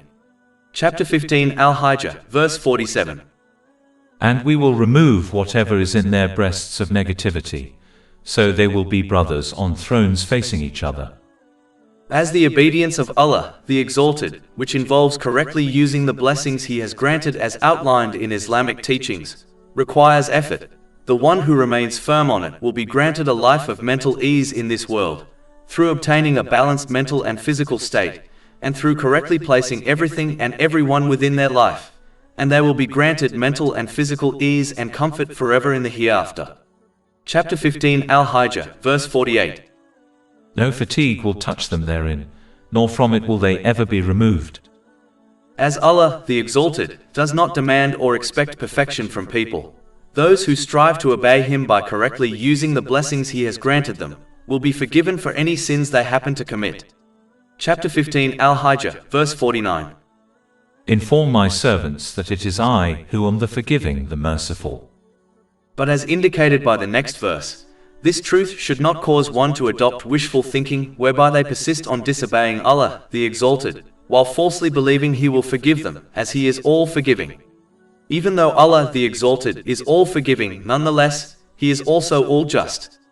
Treating the wrongdoer equally to the doer of good would contradict the justice of Allah the Exalted, which is a behavior He is free of. Chapter 45 Al-Jathiyah, verse 21. Or do those who commit evils think we will make them like those who have believed and done righteous deeds, make them equal in their life and their death? Evil is that which they judge. And chapter 15 Al-Hijr, verse 50. And that it is my punishment which is the painful punishment. To prevent developing a misguided perception of Allah the Exalted, it is crucial to explore His divine attributes and names as outlined in the Holy Quran, and the teachings of the Holy Prophet Muhammad, peace and blessings be upon him. Gaining this understanding nurtures a proper belief in Allah the Exalted, and promotes genuine obedience by making use of the blessings He has granted them in accordance with Islamic principles. Chapter 15 Al-Hijr, verses 49 to 50. Inform my servants that it is I who am the forgiving, the merciful, and that it is my punishment which is the painful punishment. These verses encourage one to adopt both fear of punishment, so that they avoid sins, and hope in the mercy of Allah the Exalted, so that they perform good deeds. In general, one ought to cultivate a greater fear of Allah the Exalted throughout their life, as this fear serves to deter sins, which is more advantageous than hope that motivates one to engage in virtuous actions, particularly the voluntary ones. However, during times of illness and hardship, and especially at the moment of death, one should maintain only hope in the mercy of Allah the Exalted, even if they have led a life of disobedience to Him. This attitude has been explicitly instructed by the Holy Prophet Muhammad, peace and blessings be upon him, in a hadith recorded in Sahih Muslim, number 2877. Allah the Exalted then discusses an event when He showered His mercy on His obedient servants, and punished those who disobeyed Him, thereby further promoting the balance between fear of punishment and hope in the mercy of Allah the Exalted. Chapter 15 Al-Hijr, verses 51 to 52. And inform them about the guests of Abraham, when they entered upon him and said, Peace.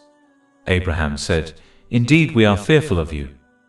Some angels came in the form of humans, and were therefore not recognized by the Holy Prophet Ibrahim, peace be upon him. When they did not eat the food he offered them, he felt fear from them for himself and his wife, who was also home at the time. Chapter 11 Hud, verses 69 to 70. And certainly did our messengers come to Abraham with good tidings. They said, Peace. He said, Peace, and did not delay in bringing them a roasted calf. But when he saw their hands not reaching for it, he distrusted them and felt from them apprehension. This event indicates that it is acceptable to express emotions within reasonable limits when faced with different situations, such as feeling sadness during tough times. The Holy Prophet Ibrahim, peace be upon him, showed a natural reaction by fearing for his safety from his strange guests, and Allah the Exalted did not condemn him for this, as showing emotion is a fundamental part of being human. As long as emotional expression stays within the boundaries of Islamic teachings, it is completely permissible to show it. No one expects one to act like a robot during difficult times. In every circumstance, one should aim to keep balance, allowing themselves to express their feelings while ensuring they do not go beyond the limits established by Islam. This is highlighted in chapter 57 Al-Hadid, verse 23.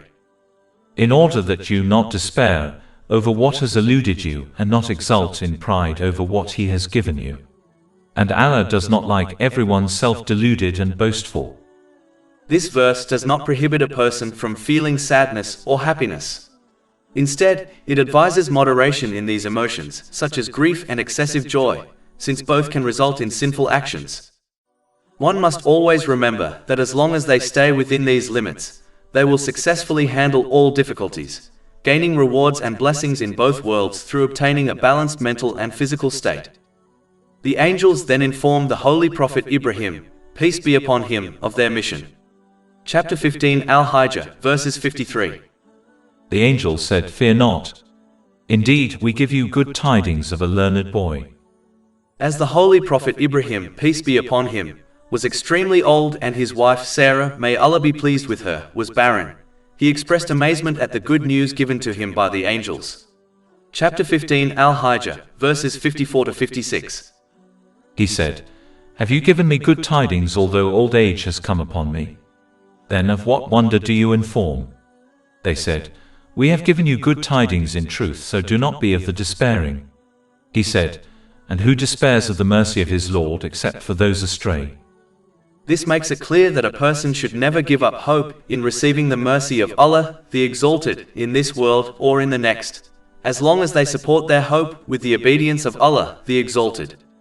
This will ensure they adopt genuine hope and avoid wishful thinking. Wishful thinking is the act of continuing in the disobedience of Allah, the Exalted, while anticipating His mercy and forgiveness in both this life and the hereafter. This mindset holds no significance in Islam. In contrast, genuine hope requires one to strive in the obedience of Allah, the Exalted, which means utilizing the blessings they have received in accordance with Islamic principles, and then hoping for the mercy and forgiveness of Allah, the Exalted, in both worlds. This distinction is highlighted in a hadith from Jami at Tirmidhi, number 2459. Thus, it is essential to recognize this difference and to cultivate true hope in the mercy and forgiveness of Allah, the Exalted, steering clear of wishful thinking, as it will not benefit them in this life or the next. As the Holy Prophet Ibrahim, peace be upon him, was discerning, he understood that multiple angels would not be sent to earth just to give him good news of a son. Chapter 15 Al-Hijr, verses 57 to 60. Abraham said, "Then what is your business here, O messengers?" They said, "Indeed we have been sent to a people of criminals. Except the family of Lot, indeed we will save them all. Except his wife. We decreed that she is of those who remain behind."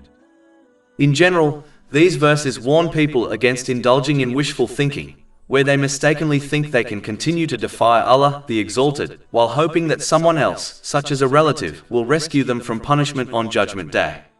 Chapter 66 At-Tahrim, verse 10. Allah presents an example of those who disbelieved, the wife of Noah and the wife of Lot. They were under two of our righteous servants but betrayed them, so they, i.e. those prophets, did not avail them from Allah at all, and it was said, "Enter the fire with those who enter." This erroneous belief is held by earlier nations, and sadly, many Muslims have embraced a similar idea, thinking that the Holy Prophet Muhammad, peace and blessings be upon him, will save them from punishment on Judgment Day. Although the intercession of the Holy Prophet Muhammad, peace and blessings be upon him, is recognized in various Islamic teachings, including the hadith in Sunan Ibn Majah, number 4308, it is still true that some Muslims will inevitably encounter hell. Even a brief moment in hell is unbearable, highlighting the importance of rejecting such a mindset. Additionally, engaging in wishful thinking mocks the intercession of the Holy Prophet Muhammad, peace and blessings be upon him. As a result, this mocking could lead to their exclusion from his intercession, and he may even testify against them on the Day of Judgment. Chapter 25 Al-Furqan, verse 30. And the messenger has said, "O my Lord, indeed my people have taken this Quran as a thing abandoned." This verse refers to Muslims as they are only community that recognized and embraced the Holy Quran, while non-Muslims have not accepted it, and therefore cannot forsake it. The fate of the Muslim whom the Holy Prophet Muhammad, peace and blessings be upon him, testifies against on Judgment Day is clear. Therefore, it is essential to steer clear of wishful thinking and instead foster genuine hope in the mercy of Allah, the Exalted, by faithfully following His commands and wisely utilizing the blessings He has bestowed in line with Islamic teachings. As the angels came in the form of handsome young men to the Holy Prophet Lot, peace be upon him, he did not initially recognize them and feared his people would harm them. Chapter 15 Al-Hijr, verses 61 to 64. And when the messengers came to the family of Lot, he said, "Indeed you are people unknown." They said, "But we have come to you with that about which they were disputing. And we have come to you with truth, and indeed we are truthful." Generally speaking, even though Allah the Exalted always grants respite to people so that they can reform their behavior, it is important to note that this respite is not permanent. Therefore, one must make use of it before their time runs out. In addition, a person who misuses the blessings they have received should not be fooled into believing that the lack of immediate consequences, or their inability to recognize any repercussions, means they will avoid all consequences. In this life, their mindset will obstruct them from achieving a balanced mental and physical state, and they will misplace everything and everyone around them. As a result, various aspects of their life, such as family, friends, career, and wealth, will become sources of stress. If they persist in opposing Allah, the Exalted, they may wrongly blame their stress on others, like their spouse. By cutting off these positive influences, they will only worsen their mental health issues, potentially leading to depression, substance abuse, and even suicidal thoughts. This pattern is evident when observing those who continually misuse their blessings, such as the wealthy and famous, despite their apparent enjoyment of worldly pleasures. Moreover, their attitude will hinder them from properly preparing for their accountability on Judgment Day, leading to a much harsher punishment in the afterlife. Chapter 15 Al-Hijr, verses 65 to 66. So set out with your family during a portion of the night, and follow behind them, and let not anyone among you look back, and continue on to where you are commanded. And we conveyed to him the decree of that matter, that those sinners would be eliminated by early morning. Before they were destroyed, the people from his nation hastened towards the guests of the Holy Prophet Lot, peace be upon him, in order to harm them, as they believed they were handsome young men. Chapter 15 Al-Hijr, verse 67. And the people of the city came rejoicing. As the Holy Prophet Lot, peace be upon him, knew his people would harm his guests, he strived to protect them despite the threats and violence he faced.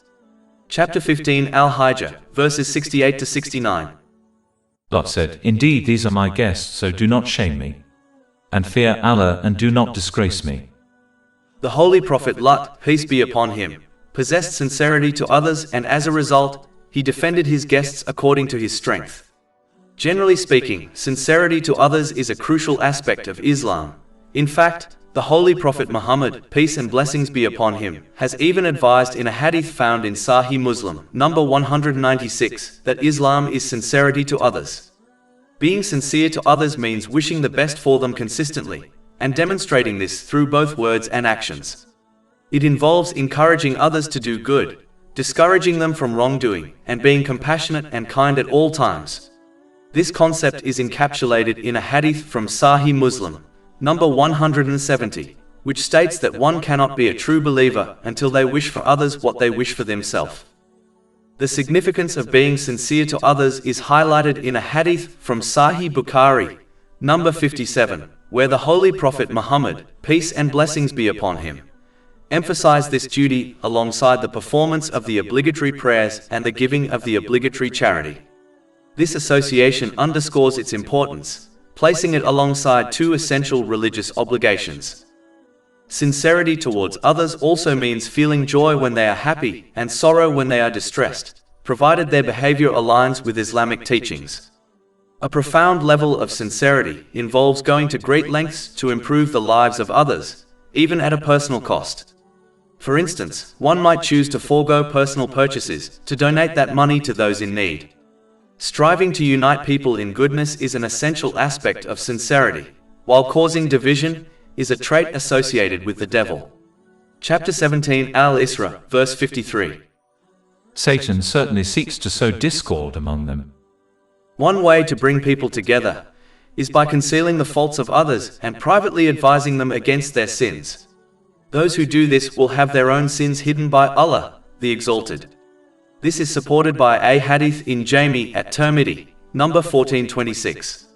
Whenever possible, one should guide and educate others about the important aspects of religion and worldly life, to enhance both their religious and worldly experiences. A true sign of sincerity towards others is to defend them in their absence, for instance, against slander. Ignoring others and focusing solely on oneself is not the behavior of a Muslim. Rather, it resembles the conduct of most animals. Even if one cannot transform society as a whole, they can still be sincere in assisting those around them, like family and friends. In essence, one should treat others as they wish to be treated. Chapter 28 Al-Concise, verse 77. And do good as Allah has done good to you.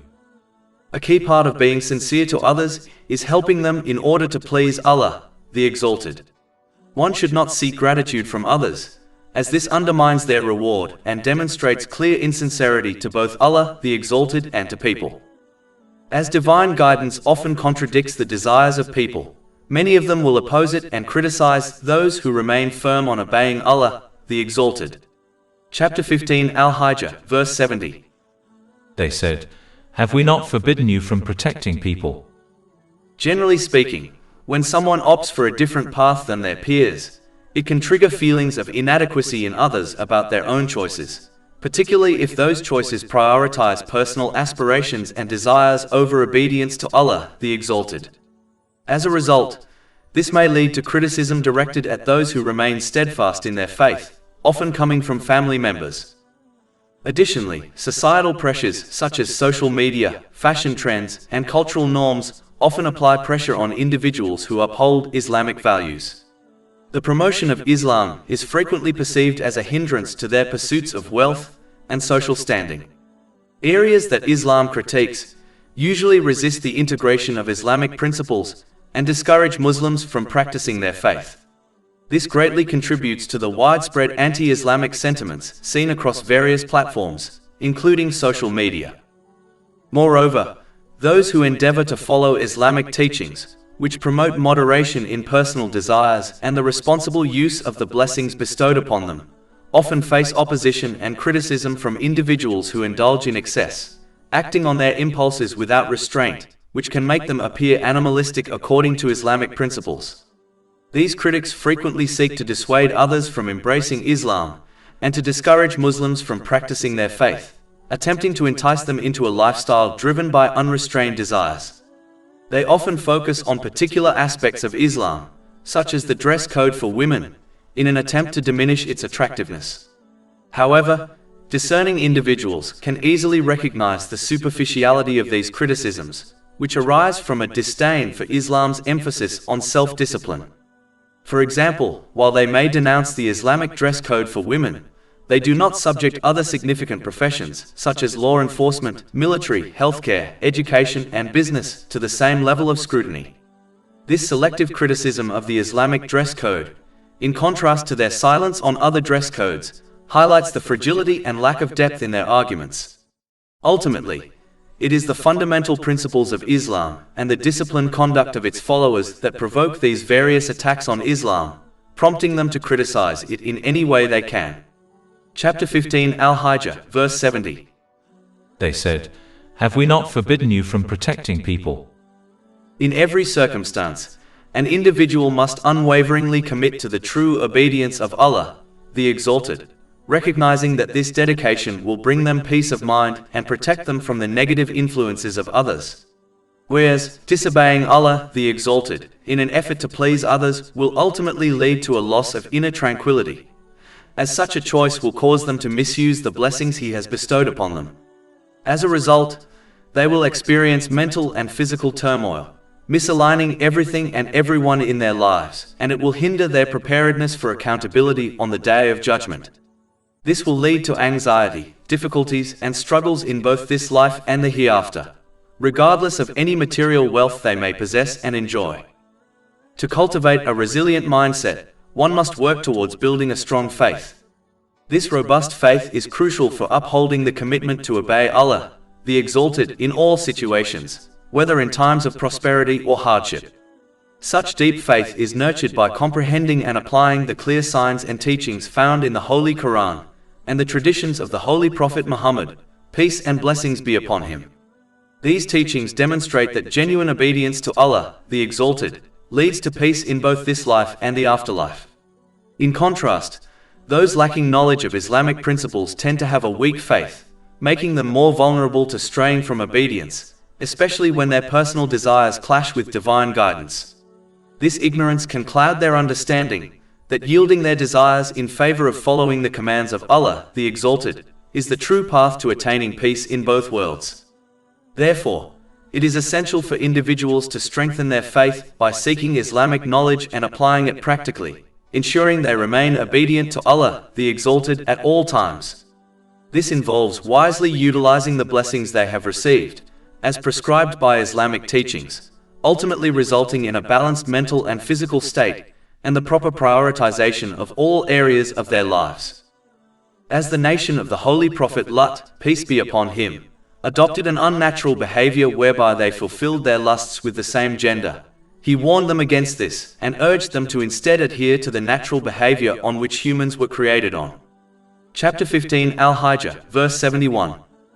Lot said, "These are my daughters, if you would be doers of lawful marriage." When someone becomes consumed by their worldly desires, they lose control over their actions and are instead driven solely by the need to satisfy those desires, often ignoring the negative consequences that follow. This situation mirrors that of a drug addict, whose addiction leads them to drugs, resulting in a loss of control over their behavior. They may commit wrongful acts like theft, while remaining oblivious to the harmful effects of their actions, as their addiction has completely clouded their judgment. A similar outcome can arise from excessive worldly desires, such as the pursuit of wealth. When a desire intensifies, it can morph into an addiction that governs a person's actions and behavior.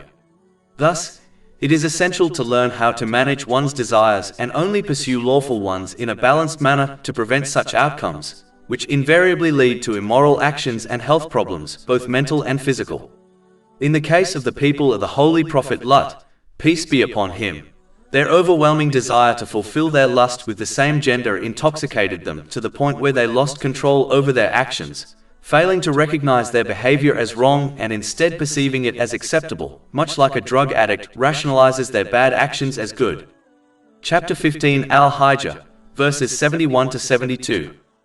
Lot said, "These are my daughters, if you would be doers of lawful marriage." By your life indeed they were, in their intoxication, wandering blindly. The people of the Holy Prophet Lut, peace be upon him, fulfilled their lusts with the same gender, an act that was unprecedented in human history as it went against the nature on which humans were created. If such behavior were a part of human nature, it would have been apparent since the beginning of humanity, just as the institution of marriage between men and women has been present since the very start of human existence. Chapter 2 Al-Baqarah, verse 35. And we said, "O Adam, dwell, you and your wife in paradise." People who blindly accept societal norms influenced by social media, fashion and culture will inevitably act in ways that contradict their human nature.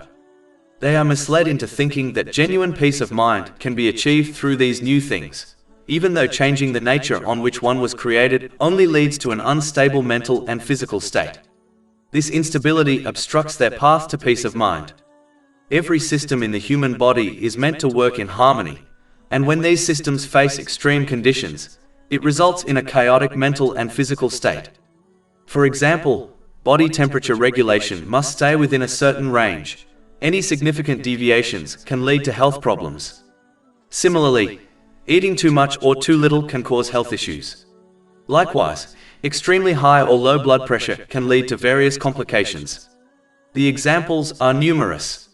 Therefore, altering the fundamental and balanced nature of humanity will only create both physical and mental health issues, ultimately resulting in a loss of control over one's actions, driven by overpowering desires.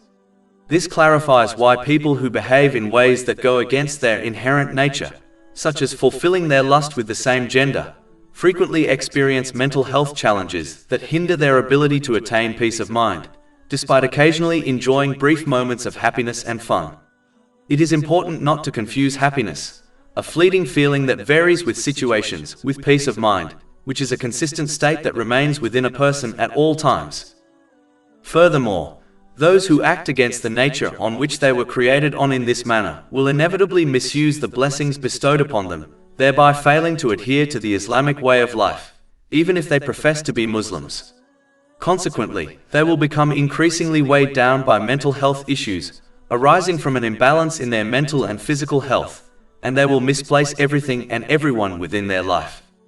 As a result, different facets of their lives, including family, friends, career, and wealth, will turn into sources of anxiety.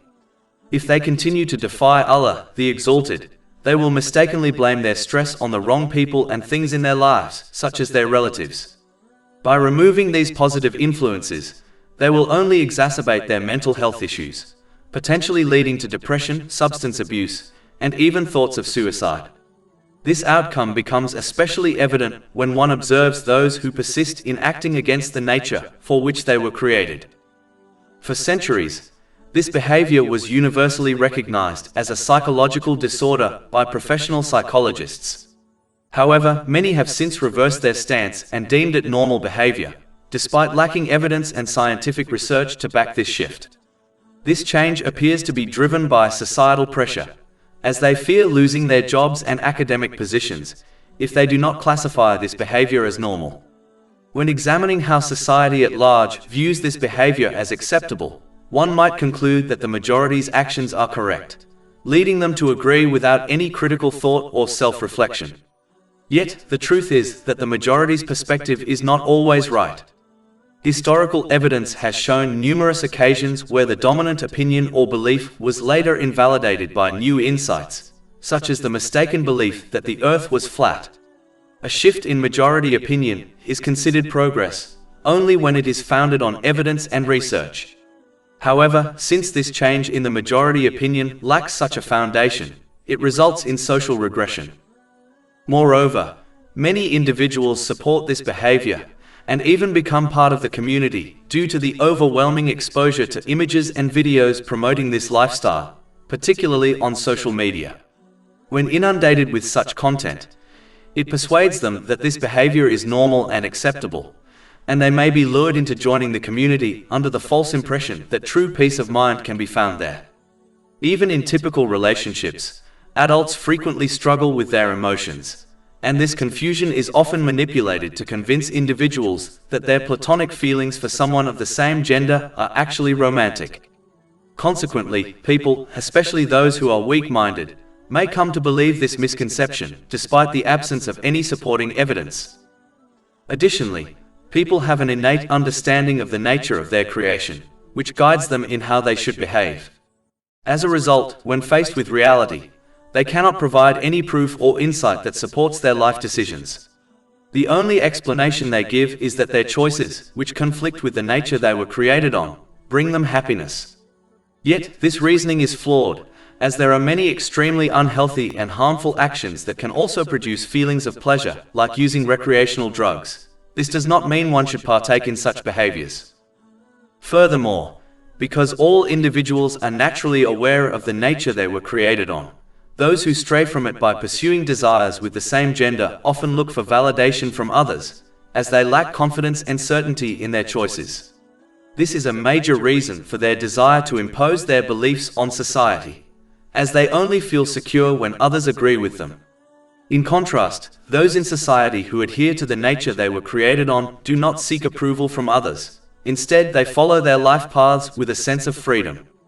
Individuals who question their own actions will inevitably look for validation from others, similar to an insecure student who constantly seeks their teacher's approval.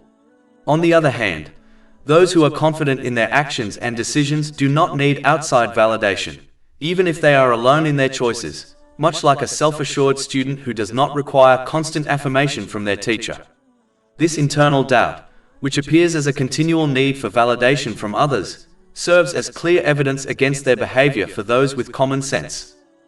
Furthermore, those who embrace this behavior while also adhering to a religion often misinterpret their religious teachings to rationalize their actions, despite the fact that every recognized religion on earth categorically condemns such behavior as a major sin. A person who is not blinded by their desires would not seek to justify their actions to others through a distortion of their religious teachings. Rather, they would stay true to their faith and act in accordance with the nature they were created on. Additionally, when people lack certainty and confidence in their lifestyle choices, especially when they realize these choices are at odds with their true nature, they often resort to abusive behavior towards those who challenge their opinions. They avoid engaging in mature discussions, as they have no solid evidence to support their beliefs. Instead, they resort to personal attacks against others, including their families, beliefs, and lifestyles, echoing the behavior of the nation of the Holy Prophet Lut, peace be upon him. Chapter 7 Al-Araf, verse 81. But the answer of his people was only that they said, "Evict them from your city. Indeed, they are men who keep themselves pure." After the Holy Prophet Lut, peace be upon him, was unable to dissuade his people from their desires that blinded them of the truth. He cautioned them that their actions were deserving of opposition. This is because succumbing to one's desires often results in numerous wicked and disgraceful acts, as well as the suffering of innocent individuals in society. For instance, a drug addict not only inflicts harm upon themselves but also negatively impacts many others in the community, as their lifestyle choices frequently lead them to engage in criminal activities to support their addiction. In a similar vein, those who are consumed by the desire for wealth may resort to immoral actions to acquire it, including theft and fraud.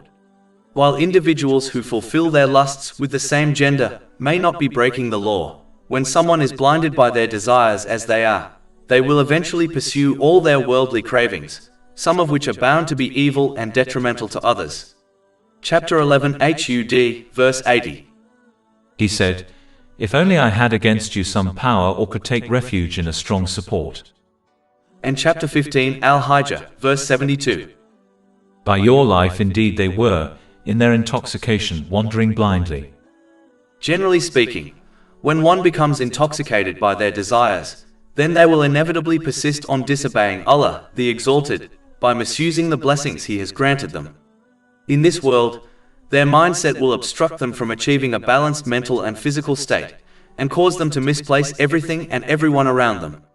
As a result, elements of their life, such as family, friends, career, and wealth, will become sources of stress. If they persist in opposing Allah, the Exalted, they will mistakenly blame their stress on others, like their spouse.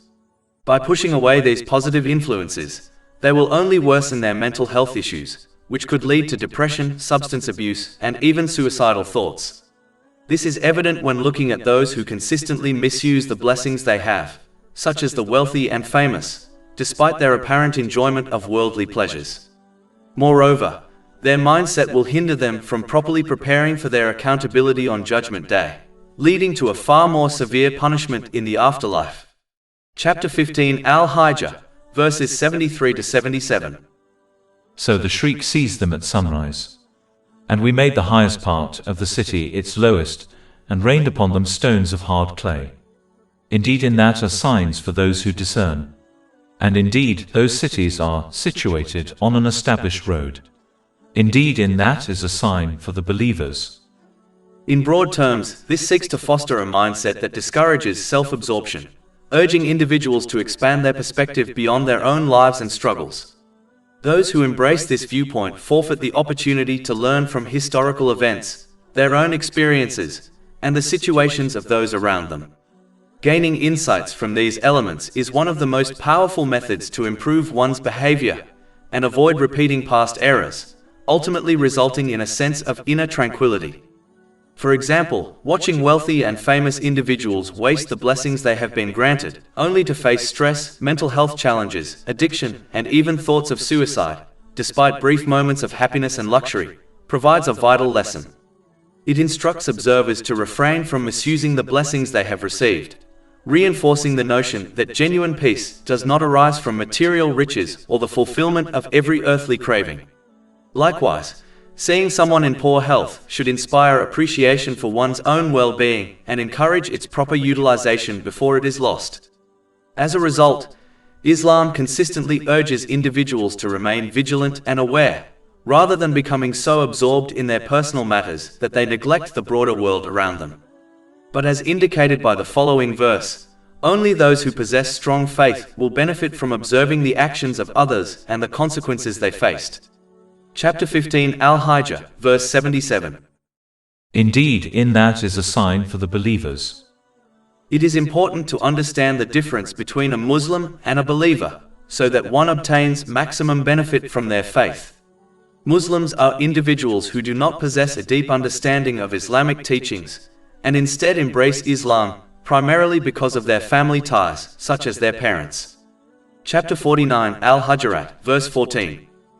The Bedouins say, "We have believed." Say, "You have not yet believed," but say instead, "We have submitted, for faith has not yet entered your hearts." Due to their lack of understanding of Islamic teachings, they have a fragile faith. This weak faith leads them to frequently disobey Allah, the Exalted, by misusing the blessings He has granted them, particularly when their desires clash with Islamic principles, even if they perform the fundamental obligatory acts. In contrast, a true believer embraces Islam based on knowledge gained from the Holy Quran and the traditions of the Holy Prophet Muhammad, peace and blessings be upon him, which in turn fosters a robust faith. Chapter 49 Al-Hujurat, verse 15. The believers are only the ones who have believed in Allah and His Messenger, and then doubt not, but strive with their properties and their lives in the cause of Allah. It is those who are the truthful. Their strong faith ensures they remain committed to obeying Allah, the Exalted, during both challenging and easy times, demonstrating patience in hardship and gratitude in prosperity. To show gratitude in one's intentions means to act solely for the pleasure of Allah, the Exalted. Expressing gratitude through speech involves either speaking positively or choosing silence. Furthermore, showing gratitude through actions requires utilizing the blessings one has received in ways that please Allah, the Exalted, as described in the Holy Quran and the teachings of the Holy Prophet Muhammad, peace and blessings be upon him. This practice results in additional blessings, peace and success in both this life and the hereafter, by promoting a balanced mental and physical state, and by properly aligning all aspects of one's life. Chapter 14 Ibrahim, verse 7. If you are grateful, I will surely increase you in favor. Additionally, patience involves refraining from expressing complaints through both speech and behavior while remaining committed to obeying Allah, the Exalted. It necessitates a conviction that He consistently chooses what is best for them, even if it is not obvious at first. Chapter 2 Al-Baqarah, verse 216. But perhaps you hate a thing and it is good for you, and perhaps you love a thing and it is bad for you. And Allah knows while you know not. Thus, those who behave correctly in every circumstance will receive the unwavering support and mercy of Allah, the Exalted. Consequently, this fosters peace in both worlds by achieving a balanced mental and physical state, and by properly positioning everything and everyone in their lives. This guidance is mentioned in a hadith located in Sahih Muslim, number 7500. Therefore, those who adopt strong faith will benefit from Islamic teachings and benefit from observing the actions of others, whether in history or within their own time, and the consequences they faced. Chapter 15 Al-Hijr, verses 78 to 79. And the companions of the thicket were also wrongdoers. So we took retribution from them, and indeed both cities are on a clear highway. This will ensure they remain firm on obeying Allah, the Exalted, by correctly using the blessings He has granted them, as outlined in Islamic teachings. This will ensure they attain a harmonious mental and physical state, effectively aligning all aspects of their lives, while adequately preparing for their accountability on the Day of Judgment. As a result, this conduct will lead to tranquility in both spheres. But those who possess weak faith will inevitably ignore Islamic teachings, as it often contradicts their worldly desires, and nor will they benefit from observing the actions of others and the consequences they faced. Chapter 15 Al-Hijr, verses 80. And certainly did the companions of Thamud deny the messengers. Regardless of how advanced a society becomes or how much knowledge it acquires in various domains, both mental and physical, it remains impossible to establish a code of conduct that perfectly aligns with human nature and addresses every possible situation, condition, and scenario that individuals or societies may encounter throughout their existence on Earth. This endeavor is fundamentally unattainable, as humanity continues to uncover new insights into specific aspects of human existence, such as the functions at different regions of the brain. Achieving a comprehensive code of conduct that fosters peace and justice for both individuals and society is beyond our reach. Only Allah, the Exalted, possesses the capability to accomplish this, as He is the creator of all things, with infinite knowledge encompassing the entirety of the past, present, and future. Thus, He is the sole authority qualified to provide humanity with a code of conduct that clearly differentiates between good and evil, beneficial and harmful, and aids in attaining peace of mind in a stressful life. Historical evidence demonstrates that when this divine code was effectively implemented in people's lives, it resulted in the flourishing of tranquility, justice, and peace within society. Consequently, individuals should embrace the divine code of conduct bestowed upon them, acknowledging it as the most advantageous for their well-being, even if certain elements may conflict with their personal desires. They should act like a wise patient who comprehends and adheres to their doctor's recommendations, understanding that it is ultimately for their own benefit, despite the unpleasant treatments and strict dietary guidelines prescribed. But as acting on divine teachings contradicts the worldly desires of people, many will deny or ignore them, even if they claim belief in Allah, the Exalted. Chapter 15 Al-Hijr, verse 81. And we gave them our signs, but from them they were turning away. As a result, they will persist on their worldly desires by misusing the blessings they have been granted, on vain and sinful things, just like the people before them did. Chapter 15 Al-Hijr, verse 82. And they used to carve from the mountains houses, feeling secure. As a result, they will experience a lack of mental and physical equilibrium, and misplace everything and everyone within their life. This will bring about stress, trouble and difficulties, despite any material comforts they may have and enjoy. And as their attitude will prevent them from preparing for their accountability on the Day of Judgment, their punishment in the hereafter will be far worse, and everything they gained in this world will not help them at all, just like it did not grant them peace of mind in this world. Chapter 15 Al-Hijr, verses 82 to 84. And they used to carve from the mountains houses, feeling secure. But the shriek seized them at early morning. So nothing availed them from what they used to earn. It is vital to understand that worldly things, such as fame, wealth, authority, family, friends, and a career, only have value when one possesses peace of mind. Without peace of mind, these things will only increase one's stress and difficulties in both worlds. This truth is clear when one observes the rich and famous, and how they are plagued with mental health issues, despite possessing and enjoying worldly things. Chapter 15 Al-Hijr, verses 82 to 84. And they used to carve from the mountains houses, feeling secure. But the shriek seized them at early morning. So nothing availed them from what they used to earn. In general, a hadith from Jami at Tirmidhi, number 2482, states that the Holy Prophet Muhammad, peace and blessings be upon him, indicated that all lawful expenditures are rewarded by Allah the Exalted, except for wealth spent on construction. This encompasses all lawful spending that avoids excess, waste, or extravagance. Necessary construction expenses are not included in this hadith, but spending that exceeds one's needs is. Such excessive spending is frowned upon, as it often leads to waste and extravagance. Moreover, individuals who invest in construction are less inclined to give to charity and spend in ways that please Allah, the Exalted. This tendency can also foster a false sense of hope for a long life. Those who perceive their time in this world as limited are less likely to misuse the resources they have been granted on building lavish homes. The more one hopes for a lengthy existence, the fewer righteous actions they will perform, thinking they can always do good deeds later. It can also lead to procrastination in sincere repentance, as they believe they can always improve their behavior in the future. Ultimately, this mindset drives individuals to focus more on worldly comforts, aiming to create a more enjoyable life for their anticipated long stay in this world. As a result, they will misuse the blessings they have been granted. Consequently, they will find themselves in an unbalanced mental and physical condition, misplacing everything and everyone in their lives, and inadequately preparing for their accountability on the Day of Judgment.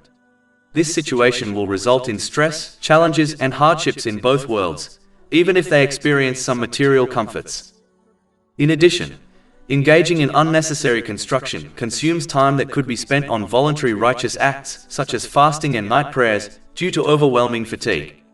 It also hinders the pursuit of Islamic knowledge and its application. Lastly, participating in unnecessary construction is a never-ending cycle. As soon as one section of a home is finished, attention shifts to the next, perpetuating the process. Thus, one ought to follow what is essential in all matters, not limited to construction, in order to avoid these adverse outcomes. Chapter 15 Al-Hijr, verse 82. And they used to carve from the mountains houses, feeling secure. It is crucial to understand that this action is not sinful. However, it has faced criticism as indulging in vain matters, which, while not considered sinful, are frowned upon in Islam.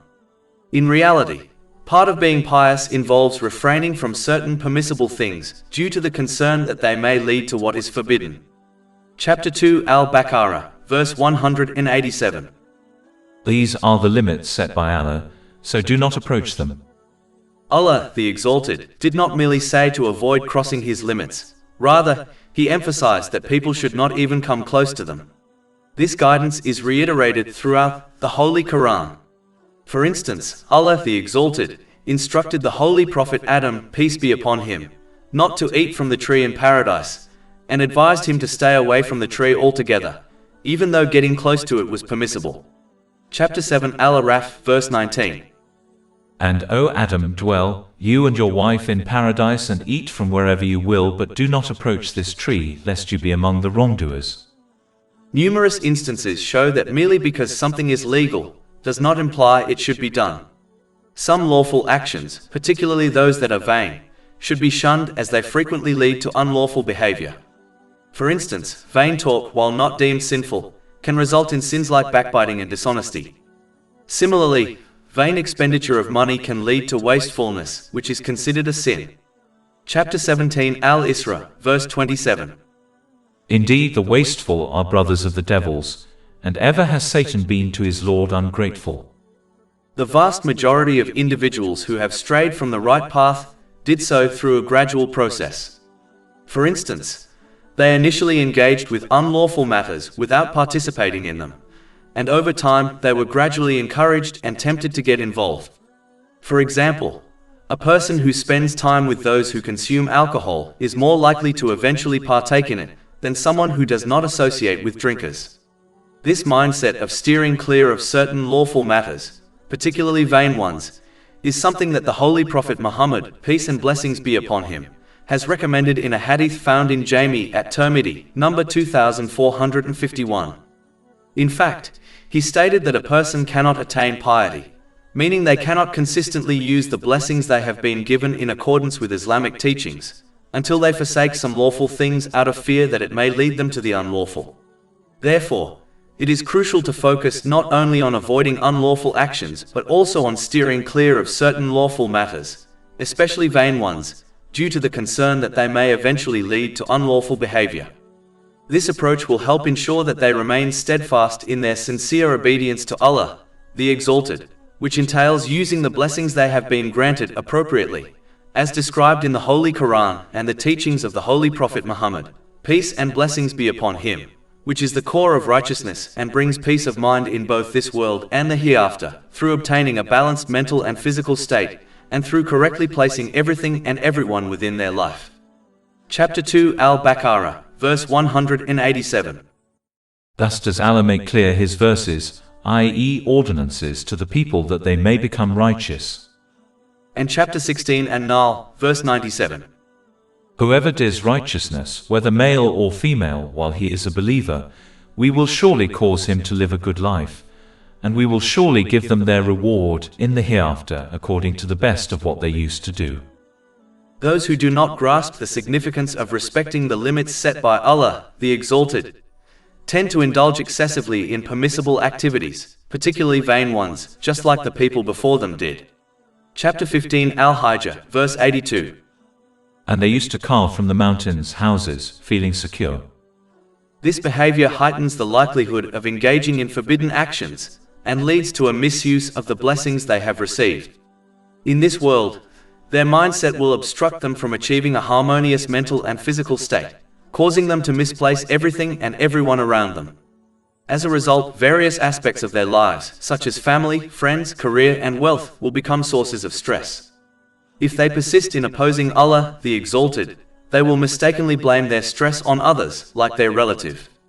By distancing themselves from these positive influences, they will only worsen their mental health issues, which could lead to depression, substance abuse, and even suicidal thoughts. This is evident when observing those who consistently misuse the blessings they have been granted, such as the wealthy and famous, despite having worldly comforts. Furthermore, their mindset will prevent them from preparing for their accountability on Judgment Day, leading to a far more severe punishment in the afterlife. Chapter 15 Al-Hijr, verses 82 to 84. And they used to carve from the mountains houses, feeling secure. but the shriek seized them at early morning. So nothing availed them from what they used to earn. In addition, as indicated by the next verse, in order to avoid sinful and vain things, one must appreciate the purpose of life in this world, so that they are motivated to adopt the correct attitude whereby they obey Allah, the Exalted. This involves correctly using the blessings He has granted them, as outlined in divine teachings, so that they achieve peace of mind in both worlds, through obtaining a balanced mental and physical state, and through correctly placing everything and everyone within their life. Chapter 15 Al-Hijr verse 85. And we have not created the heavens and earth, and that between them except with purpose. And indeed the hour is coming. Denying the possibility of human resurrection on the Day of Judgment is a strange claim, particularly when there are many examples of resurrection that occur over the days, months, and years. For example, Allah the Exalted uses rain to breathe life into a barren, lifeless land and allows a dead seed to sprout, thus nurturing creation. In the same way, Allah the Exalted possesses the ability to resurrect humans, akin to a dead seed buried in the ground, which eventually comes to life. The changing of the seasons serves as a vivid representation of resurrection. Take winter for instance, when the leaves of trees fall and wither, making the tree appear lifeless. Yet in the following seasons, the leaves return, and the tree regains its vitality. The concept of resurrection is also observable within the human body, where cells, like skin cells, continuously die and regenerate. Furthermore, the sleep-wake cycle seen in all living beings illustrates resurrection. Sleep can be viewed as a sibling to death, as the senses of the sleeper are momentarily dulled. Allah, the Exalted, then restores a person's soul to them if they are destined to continue living, thereby reviving the sleeping individual once more. Chapter 39 Az-Zumar, verse 42. Allah takes the souls at the time of their death, and those that do not die He takes during their sleep. Then He keeps those for which He has decreed death, and releases the others for a specified term. Indeed, in that are signs for a people who give thought. Moreover, the Day of Judgment is an inevitable event that is set to occur. When one examines the universe, they will observe countless examples of balance. Take for instance, the Earth, which maintains a perfect and stable distance from the Sun. If the Earth were to shift even slightly closer or further away from the Sun, it would become uninhabitable. Similarly, the water cycle, which involves the evaporation of water from the ocean into the atmosphere and its subsequent condensation to create rain, is finely tuned to ensure that life can thrive on Earth. The soil is crafted in such a way that it allows fragile branches and shoots of seeds to break through, yielding crops for nourishment, while also being strong enough to support the weight of heavy buildings above it. There are numerous instances that not only clearly indicate the existence of a creator, but also highlight the principle of balance. However, one aspect of this world appears to be out of balance: the actions of humanity. It is frequently noted that oppressive and tyrannical figures often escape punishment in this life. Conversely, many individuals endure oppression and various hardships without receiving the rewards they deserve for their perseverance. Numerous Muslims who diligently follow the commands of Allah, the Exalted, often face significant challenges in this world and receive only a small portion of reward, while those who openly defy Allah, the Exalted, enjoy worldly pleasures. Just as Allah, the Exalted, has established balance in all His creations, the distribution of rewards and punishments for actions should also be fair. Yet, this is clearly not the case in this world. Therefore, it must occur at a different time, specifically, the Day of Judgment. Allah, the Exalted, possesses the ability to fully reward and punish in this life. Yet, one reason for not implementing complete punishment here is that Allah, the Exalted, offers chances for individuals to genuinely repent and improve their conduct. He does not bestow full rewards upon Muslims in this world, because this world is not paradise. Moreover, belief in the unseen, especially the total reward that awaits a Muslim in the afterlife, is a vital aspect of faith. In fact, it is this belief in the unseen that makes faith distinctive. If one were to only trust in what can be perceived through the five senses, such as receiving complete rewards in this life, it would lack the same value. In addition, the combination of fearing complete punishment and hoping for full reward in the hereafter motivates individuals to avoid sins and pursue righteous deeds. For the day of recompense to commence, this material world must come to an end. This is because punishment and reward can only be administered once all actions have concluded. Therefore, the day of recompense cannot take place until individuals' actions have been finalized. This indicates that the material world must ultimately end. By contemplating this discussion with an open and unbiased mind, one's faith in the Day of Judgment will be strengthened, encouraging them to prepare for it by correctly using the blessings they have received, in line with the guidance found in the Holy Quran and the teachings of the Holy Prophet Muhammad, peace and blessings be upon him, so that they may achieve peace of mind and success in both worlds, through obtaining a balanced mental and physical state, and through correctly placing everything and everyone within their life. Chapter 45 Al-Jathiyah, verse 22. For Allah created the heavens and the earth for a purpose, so that every soul may be paid back for what it has committed, and none will be wronged. And chapter 15 Al-Hijr, verse 85. And we have not created the heavens and earth, and that between them except with purpose. And indeed the hour is coming. But as obeying Allah, the Exalted, and preparing for one's accountability, often contradicts the worldly desires of people, many of them will deny it or ignore it, even if they claim belief in Allah, the Exalted, and the Last Day. As a result, they will persist on disobeying Allah, the Exalted, by misusing the blessings He has granted them.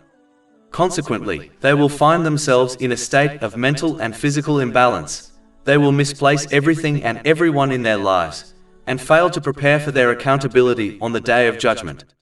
This will result in stress, challenges, and hardships in both this life and the next, regardless of any worldly pleasures they may experience.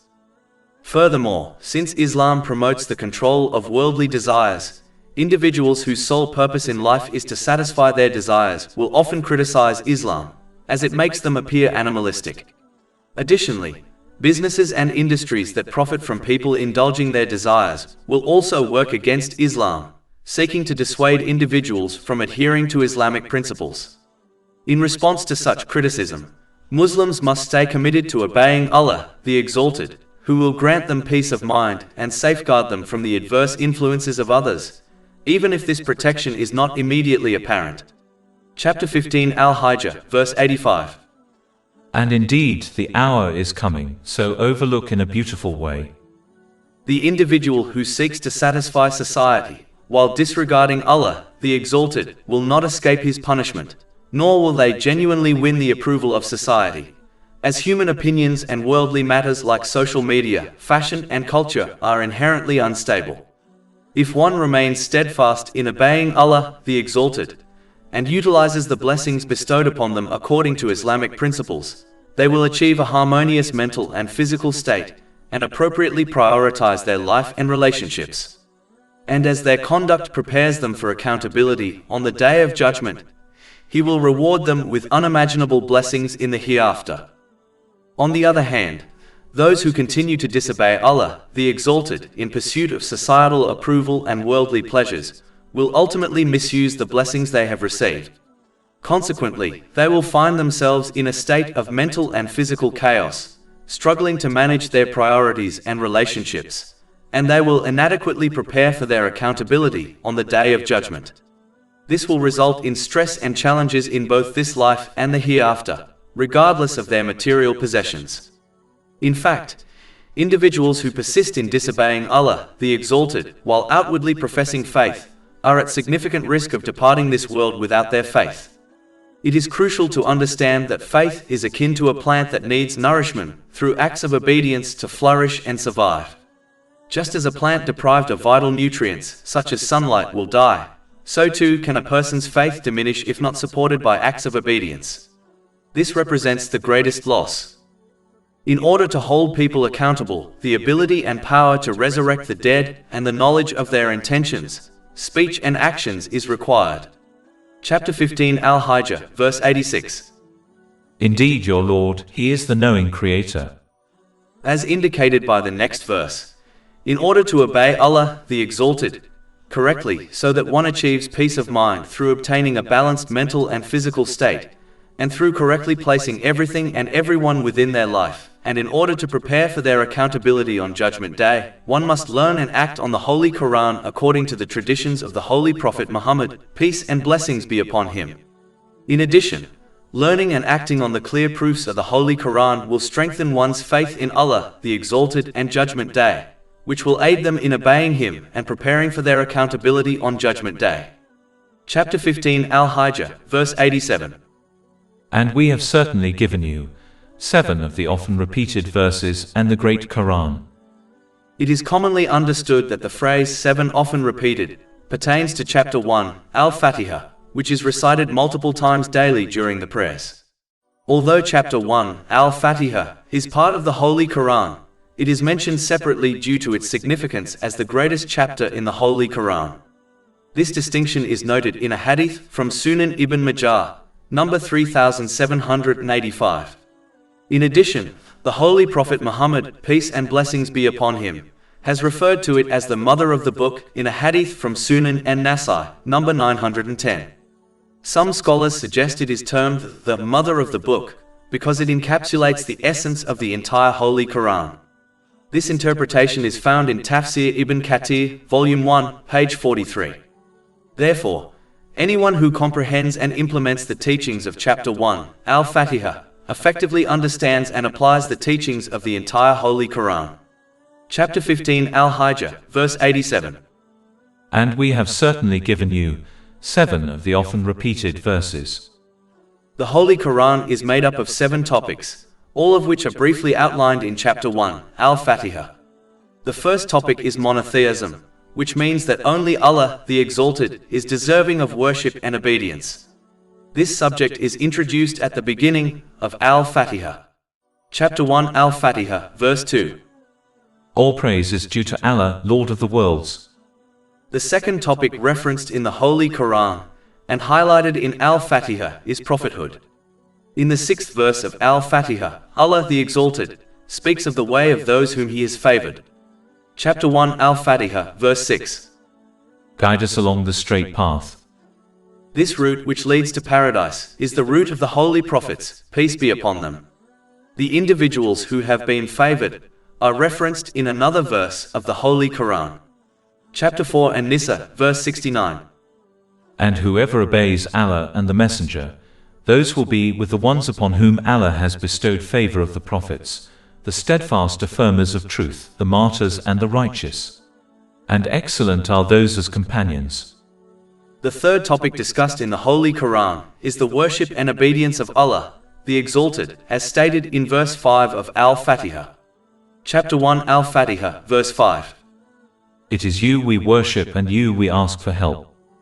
The fourth topic discussed in the Holy Quran includes promises of blessings along with warnings of punishment.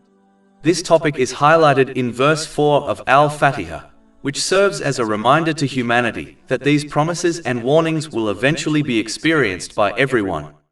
Chapter 1 Al-Fatiha, verse 4. Sovereign of the Day of Recompense. The fifth topic covered in the Holy Quran includes narratives and teachings. The specific lesson highlighted in Al-Fatiha, verses 6 and 7, illustrates how Allah the Exalted rewarded the righteous and punished the wrongdoers of previous nations. Chapter 1 Al-Fatiha, verses 6 to 7. Guide us to the straight path. The path of those upon whom you have bestowed favor, not of those who have earned your anger or of those who are astray.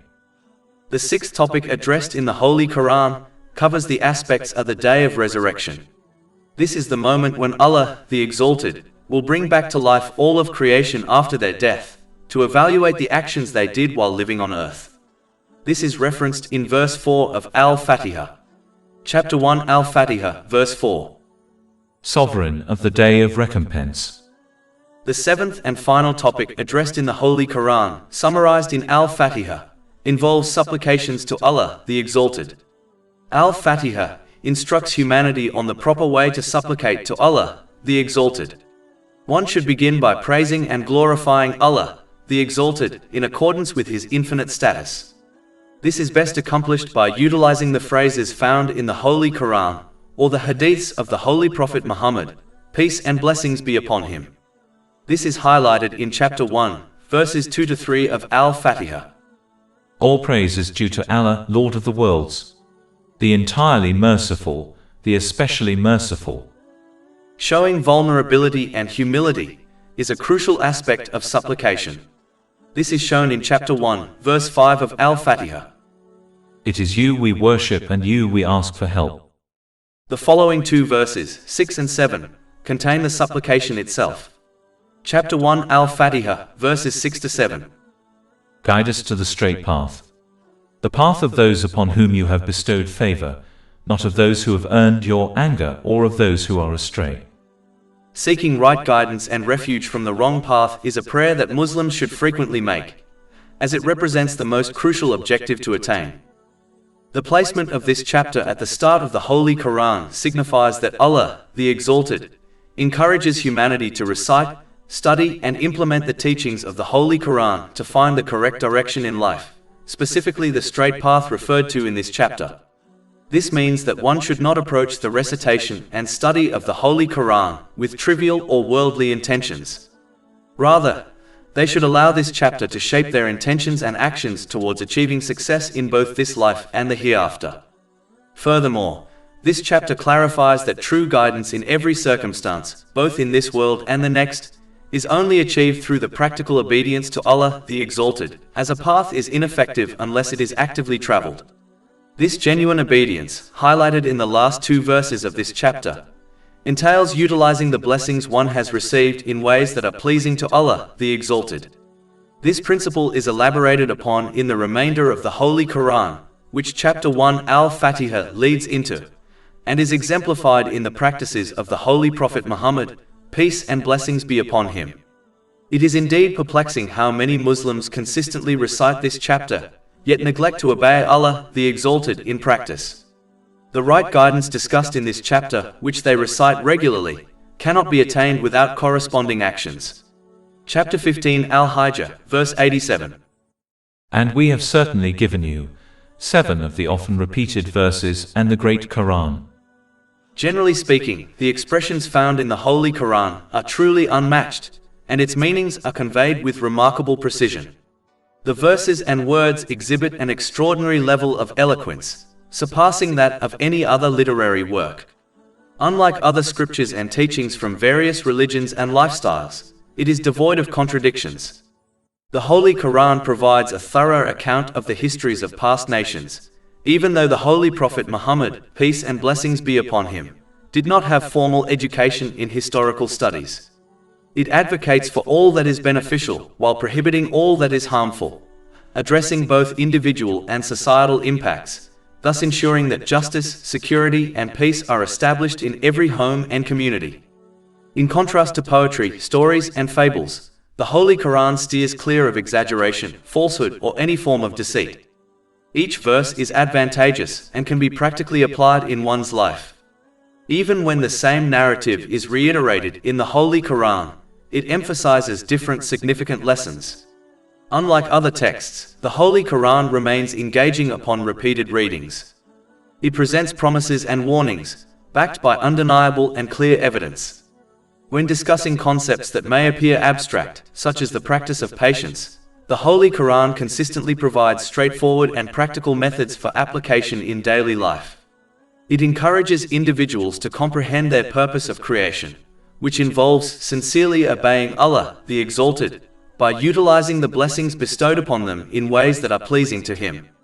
This ensures they achieve peace and success in both this life and the hereafter, by attaining a balanced mental and physical state, and by appropriately positioning everything and everyone within their lives.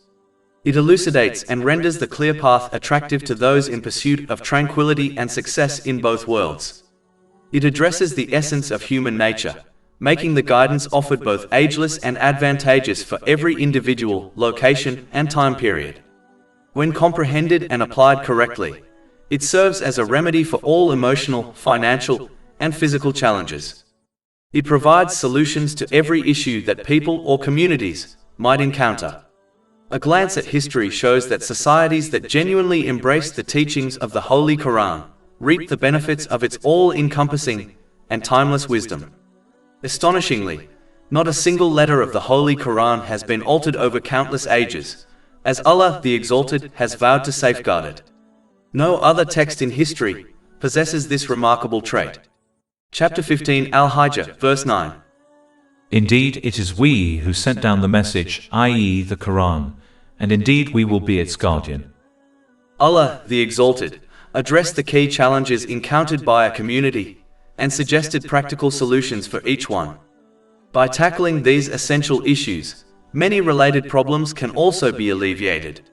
This demonstrates how the Holy Quran provides guidance on all the vital elements required for individuals and societies to thrive in both this life and the afterlife.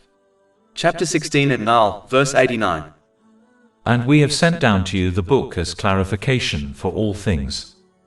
This represents the most remarkable and eternal miracle that Allah, the Exalted, granted to His final holy prophet Muhammad, peace and blessings be upon him. However, only those who genuinely pursue and dedicate themselves to the truth will reap its benefits, while those who yield to their own desires and choose to accept only parts of it will inevitably face loss in both worlds. Chapter 17 Al-Isra, verse 82. And we send down of the Quran that which is healing and mercy for the believers, but it does not increase the wrongdoers except in loss. And chapter 15 Al-Hijr, verse 87. And we have certainly given you 7 of the often repeated verses and the great Quran. As the Holy Quran is great, the one who learns and acts on it will adopt great aspirations. The greatest worldly aspiration one can aim for in this world is peace of mind.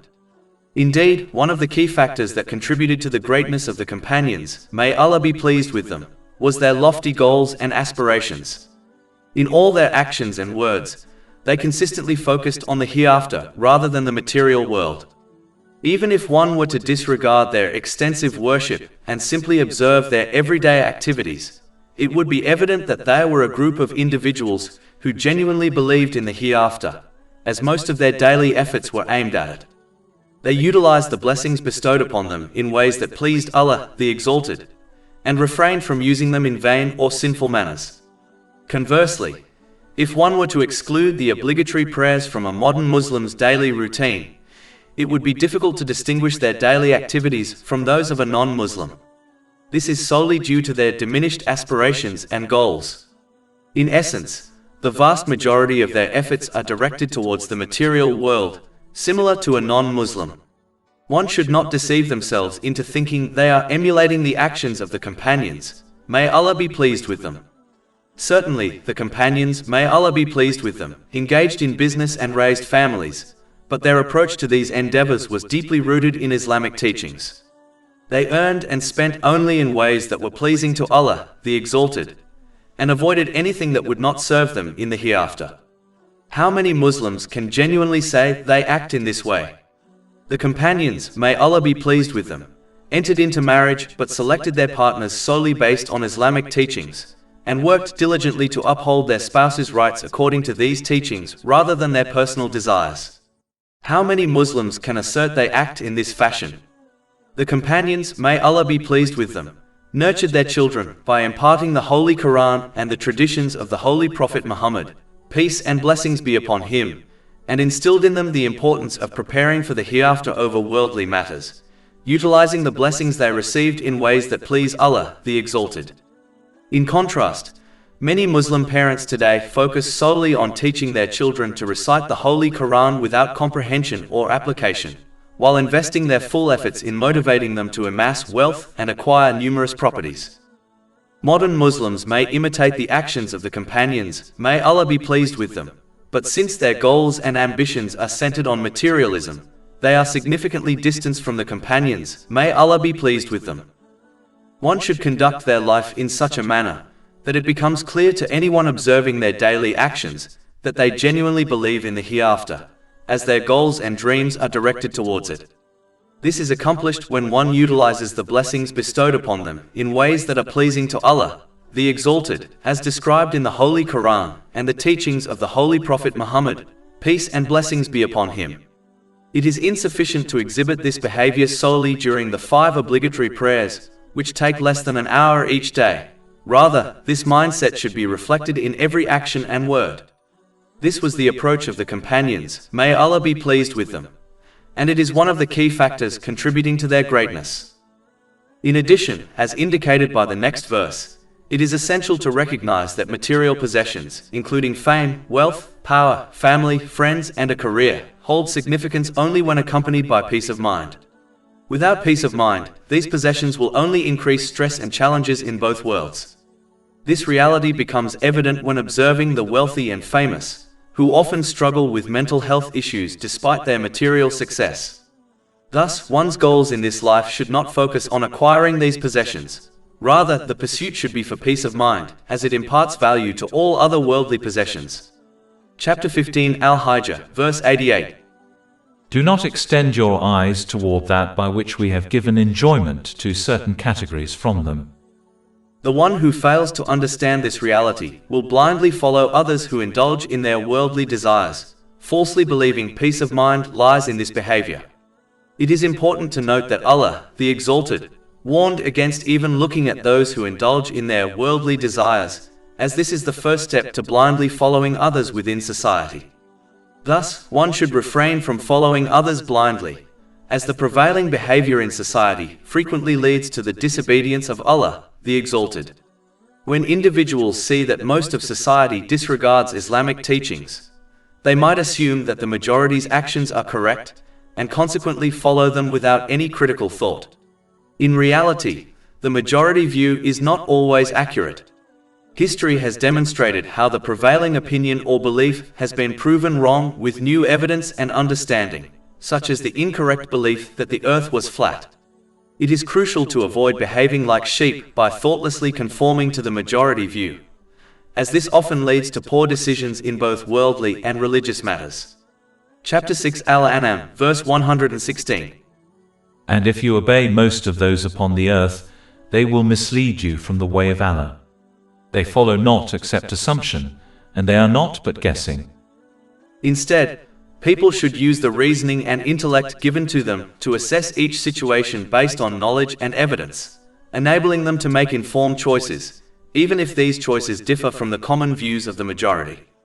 In fact, Islam strongly condemns the practice of blindly following others in religious issues for this reason, and thus urges Muslims to learn and apply Islamic teachings with comprehension.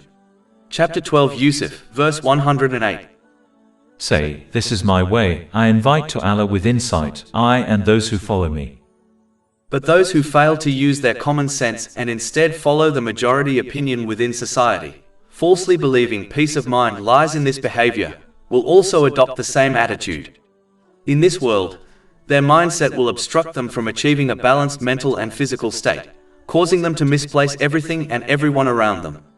As a result, elements of their life, such as family, friends, career, and wealth, will become sources of stress. If they persist in opposing Allah, the Exalted, they will wrongly attribute their stress to the wrong individuals and circumstances in their lives, including their relatives. By distancing themselves from these positive influences, they will only worsen their mental health challenges, which could lead to depression, substance abuse, and even suicidal thoughts. This is particularly evident in those who consistently misuse the blessings they have, like the wealthy and famous, who, despite enjoying worldly pleasures, are plagued with mental health issues. Moreover, their mindset will hinder them from preparing for their accountability on Judgment Day, resulting in a far more severe punishment in the afterlife. To avoid this outcome, one must avoid blindly following others when they see them indulging in their worldly desires. Chapter 15 Al-Hijr, verse 88. Do not extend your eyes toward that by which we have given enjoyment to certain categories from them. Furthermore, this serves as a reminder of the well-known yet misguided notion that the grass is always greener on the other side of the fence. This implies that other people's lives often seem superior to one's own. For instance, ordinary individuals frequently look at celebrities and wrongly assume their lives are better. In many instances, this idea is far from reality, as those who seem to be in a more favorable position may actually be dealing with challenges that would make others reluctant to switch places with them. An outsider can only view things from a single perspective. However, if they could see the complete picture, they would understand that everyone encounters issues and no one leads a flawless life, regardless of their possessions or fame. This misunderstanding is often fueled by the media. Yet, people tend to forget that the media's goal is to make the lives of celebrities seem appealing. If they merely reported the facts without embellishment, most of their audience would likely lose interest in their products. One should steer clear of this erroneous belief, as it is a tool of the devil that encourages ingratitude for what one has. This is why the Holy Prophet Muhammad, peace and blessings be upon him, recommended in a hadith found in Jami at Tirmidhi, number 2513, that a Muslim should focus on those who have less worldly possessions rather than those who have more. This mindset will help prevent ingratitude towards Allah, the Exalted. Whenever one feels ungrateful, they should redirect their attention to the many individuals living in extreme poverty and enduring far greater struggles than themselves. The grass is not greener on the other side of the fence. It is in fact sufficiently green on one's own side. Chapter 2 Al-Baqarah, verse 216. But perhaps you hate a thing and it is good for you, and perhaps you love a thing and it is bad for you. And chapter 15 Al-Hijr, verse 88. Do not extend your eyes toward that by which we have given enjoyment to certain categories from them.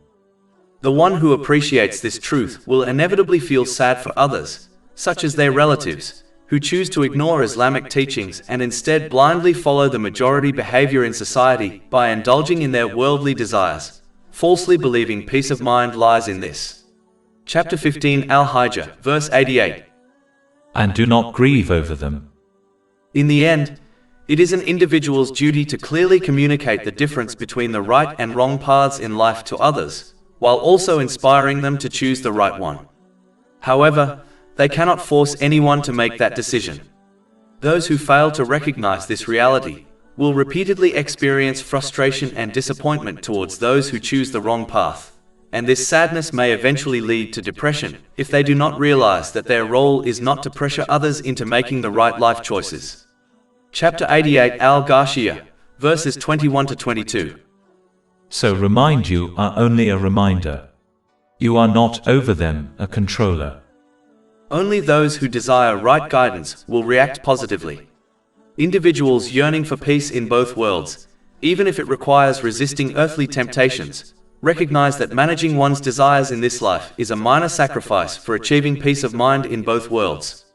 Furthermore, these people comprehend that satisfying every earthly desire does not result in genuine inner peace. This is clearly demonstrated by examining the lives of the wealthy and famous.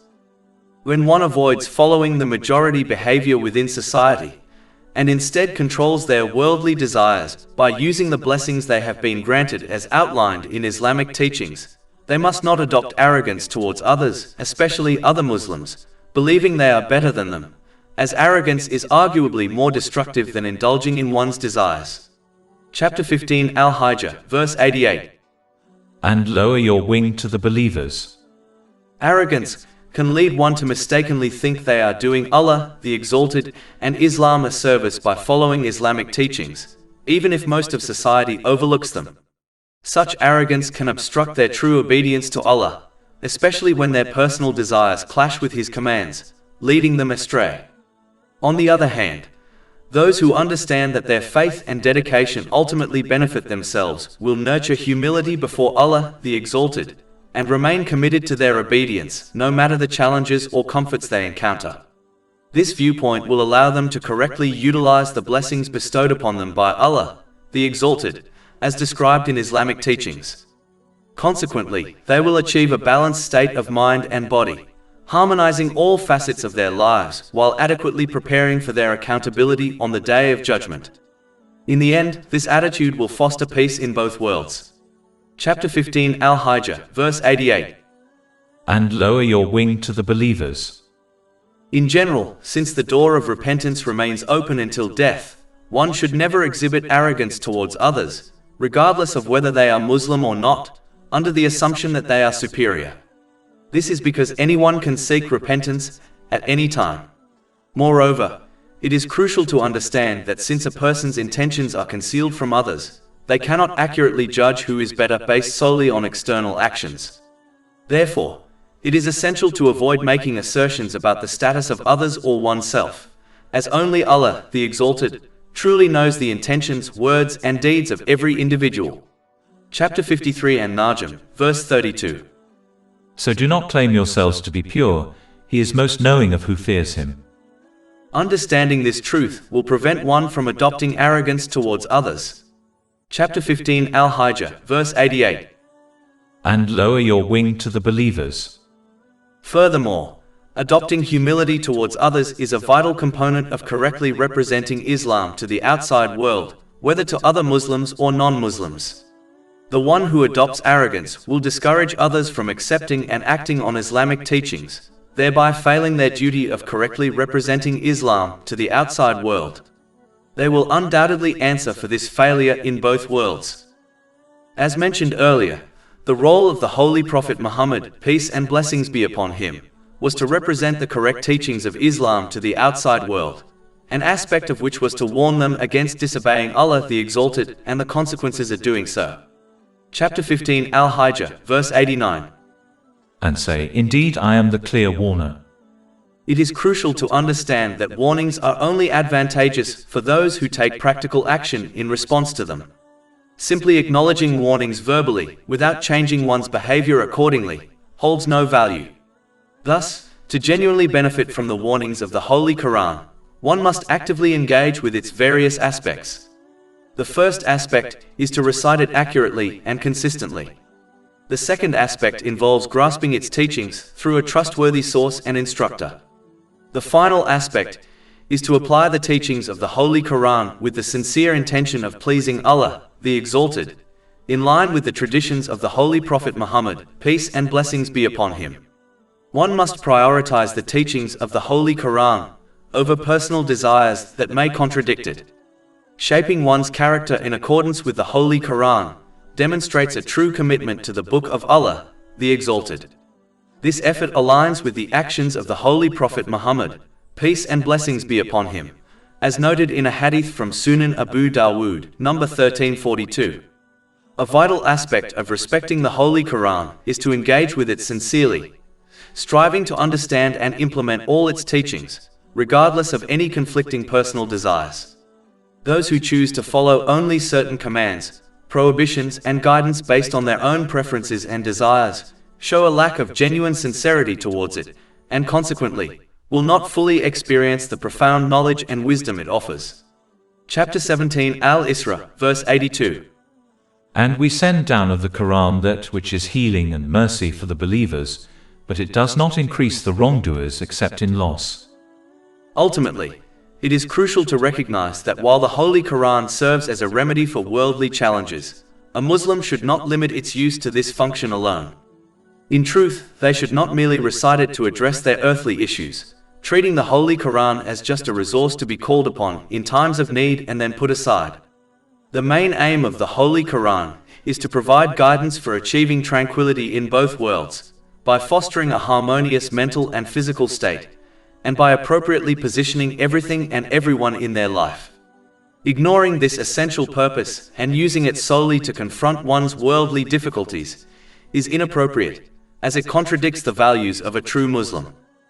Throughout history, Allah, the Exalted, has always revealed warnings and good news within divine revelation.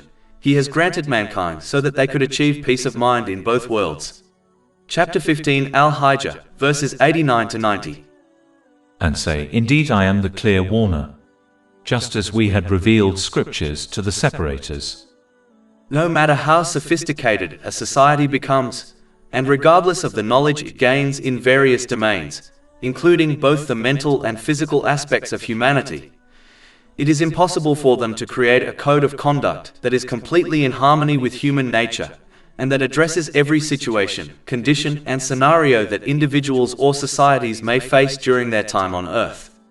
This task is inherently unfeasible, as humanity continues to discover new revelations about specific elements of human existence, such as the roles at different areas of the human brain, let alone gathering enough understanding to develop a flawless code of conduct that promotes peace and justice on both personal and societal levels.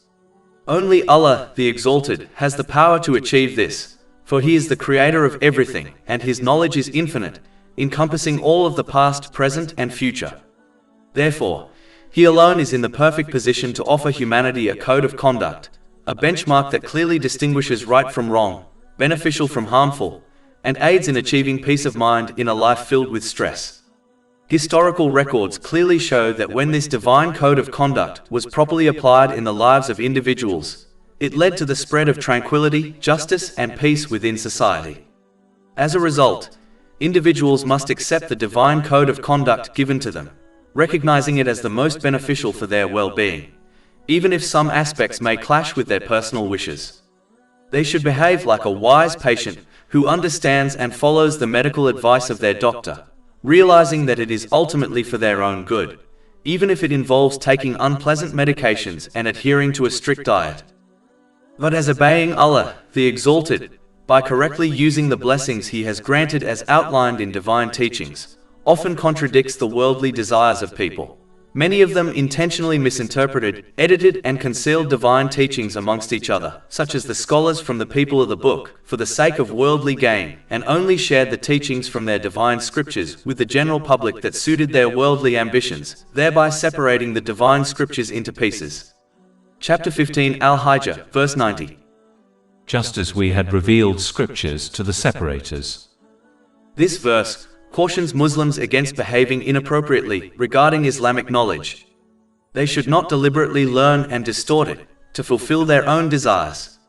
Indeed, the Holy Prophet Muhammad, peace and blessings be upon him, has cautioned those who pursue Islamic knowledge with improper intentions, like seeking social status, with a warning of hell in a hadith from Sunan ibn Majah, number 253.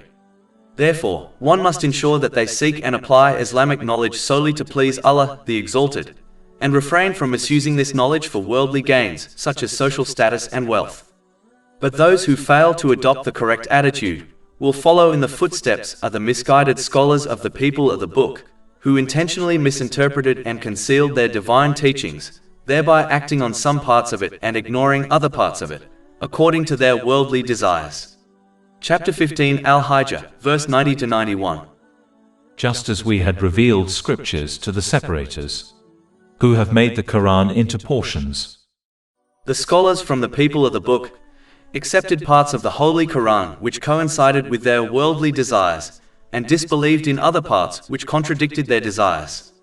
A Muslim must avoid this attitude, whereby they treat Islam as a garment that can be donned or removed at will. Islam represents a holistic way of life that must be adhered to in every situation, irrespective of whether it clashes with personal inclinations or whether one understands the rationale behind its rules and prohibitions. Adopting this perspective is crucial for attaining tranquility and success in both this life and the afterlife, by achieving a harmonious mental and physical state, and by appropriately positioning everything and everyone in their life. Furthermore, the people of the book exhibited similar behavior towards their sacred texts, where they followed certain parts of it while disregarding others. Consequently, they faced accusations of disbelief in those parts. Even though they did not actually disbelieve, they chose to ignore them. Chapter 2 Al-Baqarah, verses 84-85. And recall when we took your covenant, saying, do not shed each other's blood or evict one another from your homes. Then you acknowledged this while you were witnessing. Then you are those same ones who are killing one another and evicting a party of your people from their homes, cooperating against them in sin and aggression. And if they come to you as captives, you ransom them, although their eviction was forbidden to you. So do you believe in part of the scripture, and disbelieve in part? Then what is the recompense for those who do that among you, except disgrace in worldly life? And on the day of resurrection they will be sent back to the severest of punishment. And Allah is not unaware of what you do. The act of selectively choosing which divine teachings to follow, and which to disregard based on personal desires, is therefore considered disbelief. Chapter 15 Al-Hijr, verse 90-91. Just as we had revealed scriptures to the separators, who have made the Quran into portions. This serves as a warning that individuals who engage in such behavior risk departing from this world without their faith, as they fail to support their verbal affirmation of faith in Allah, the Exalted, with corresponding actions. It is crucial to recognize that faith resembles a plant that requires nourishment from acts of obedience to thrive and endure. Just as a plant lacking essential nutrients, like sunlight, will perish, a person's faith can also perish if not supported by obedient deeds. This represents the most significant loss. To prevent this fate, one must avoid the temptation to selectively act on Islamic teachings based on personal desires. Doing so will ensure proper obedience to Allah, the Exalted, by utilizing the blessings He has bestowed upon them in accordance with Islamic principles. This approach will lead to a balanced mental and physical state, appropriately aligning everything and everyone in their lives while adequately preparing for their accountability on the Day of Judgment. As a result, this behavior will foster peace in both worlds. As Allah, the Exalted, is fully aware of the intentions, speech, and actions of all people, He knows who treats Islam like a coat which they put on and take off according to their desires, and He will therefore hold them accountable accordingly in both worlds. Chapter 15 Al-Hijr, verses 92 to 93. So by your Lord we will surely question them all about what they used to do.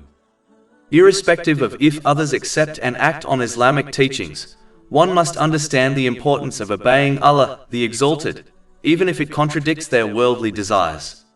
Individuals should act like a wise patient who follows their doctor's medical advice, understanding that it is in their best interest, even if it involves taking unpleasant medications and adhering to a strict diet. Just as this wise patient can attain good mental and physical health, so too can a person who embraces and implements Islamic teachings. This is due to the fact that Allah, the Exalted, is the only one with the knowledge necessary to help a person achieve a balanced mental and physical state, and to properly position everything and everyone in their life. Chapter 15 Al-Hijr, verse 94. Then fulfill what you are commanded to do. But doing this involves turning away from the behavior of those whose only aim in life is to pursue their worldly desires. Chapter 15 Al-Hijr, verse 94.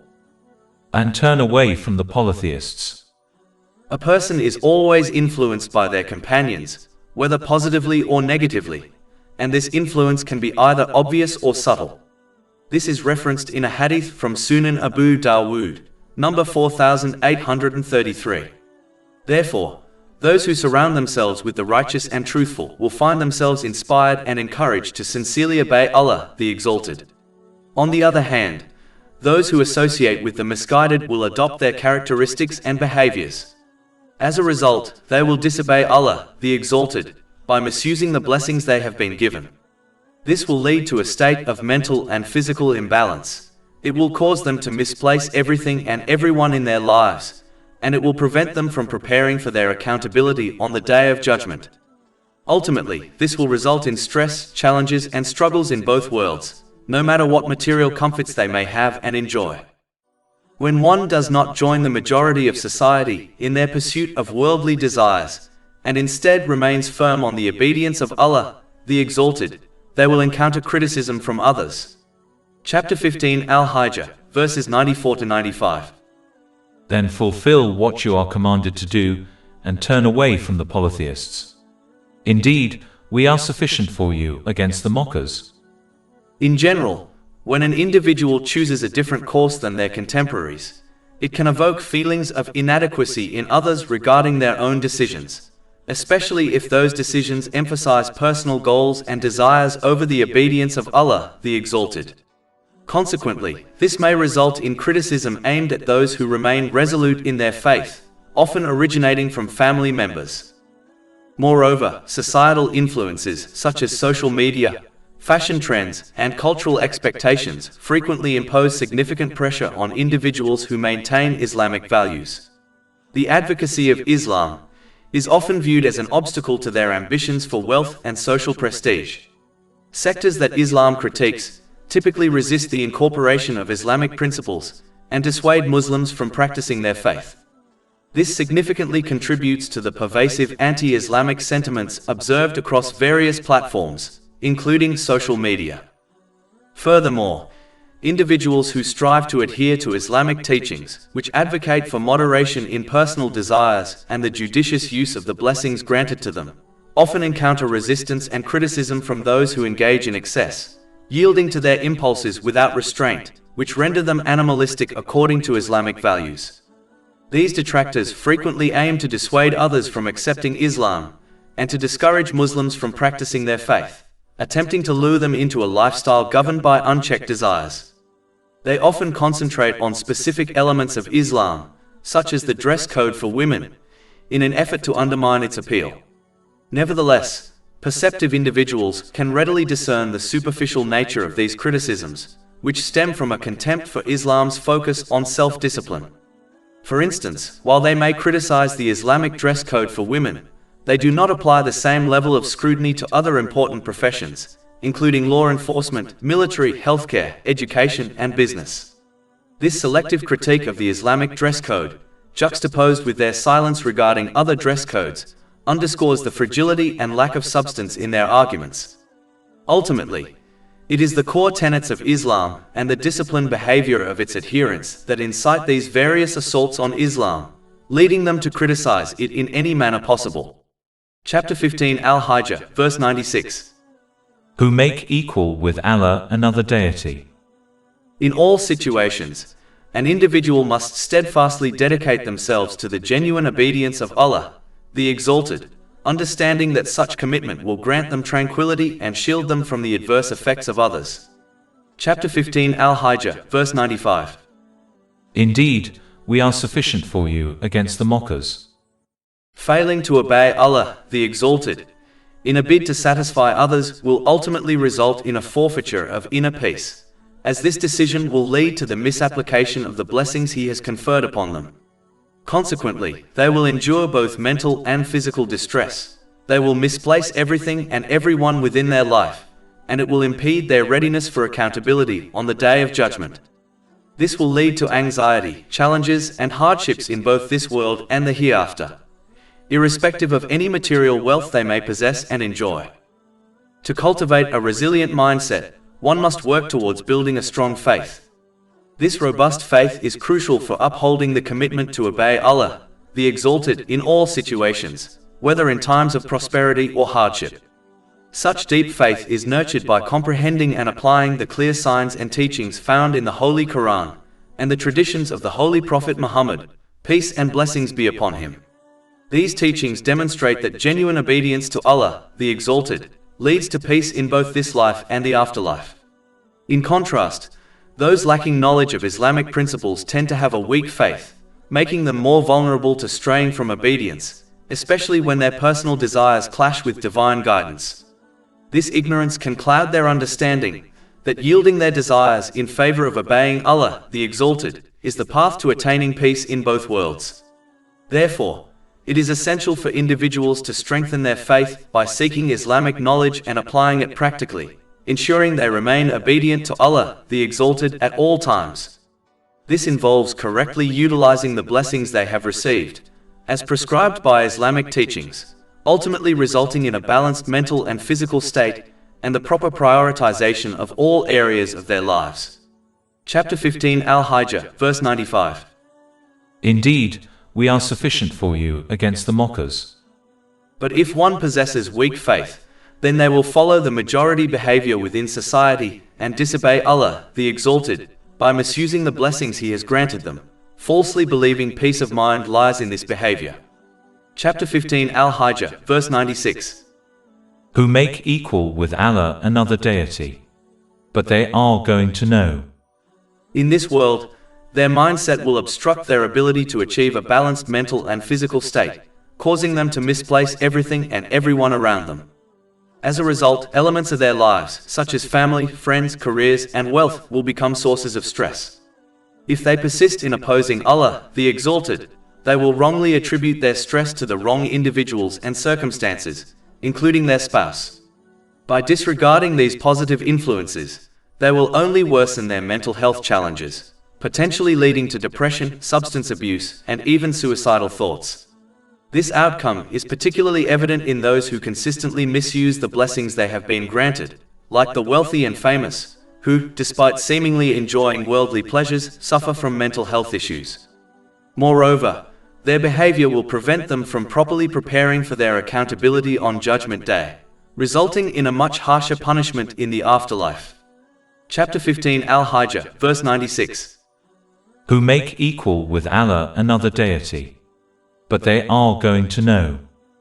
In addition, it is crucial to keep in mind that false gods, including idols, are not the sole entities that individuals may worship and obey apart from Allah, the Exalted. In truth, anything that one obeys in defiance of Allah, the Exalted, such as social media, trends, societal norms, and individuals, embodies what they truly worship. Chapter 9 at Tawbah, verse 31. They have taken their scholars and monks as lords besides Allah. The scholars and spiritual leaders from the people of the book were not worshipped. Instead, they were obeyed in acts of defiance against Allah, the Exalted, and this obedience was considered a form of worship. This concept in Islam was similarly referenced concerning the devil. Chapter 36 Yasin, verse 60. Did I not enjoin upon you, O children of Adam, that you not worship Satan, for indeed he is to you a clear enemy? The vast majority of individuals have not participated in the worship of the devil. Nonetheless, they have been accused of such due to their obedience of him in defiance of Allah, the Exalted. Therefore, it is crucial to avoid obeying other beings in opposition to Allah, the Exalted, as this equates to worshipping those beings. If a person continues to disobey Allah, the Exalted, they will inevitably become subservient to various other influences, including people, social media, trends, culture, and their employers. Attempting to juggle multiple and unjust authorities only leads to stress, as it is impractical to satisfy them all, given their unpredictable nature. Just as an employee with several bosses struggles to meet everyone's demands, those who turn away from the servitude of Allah, the Exalted, will find themselves burdened by many masters, ultimately sacrificing their peace of mind. Over time, these individuals may encounter sadness, loneliness, depression, and even suicidal thoughts, as their attempts to appease their worldly masters fail to bring the fulfillment they sought.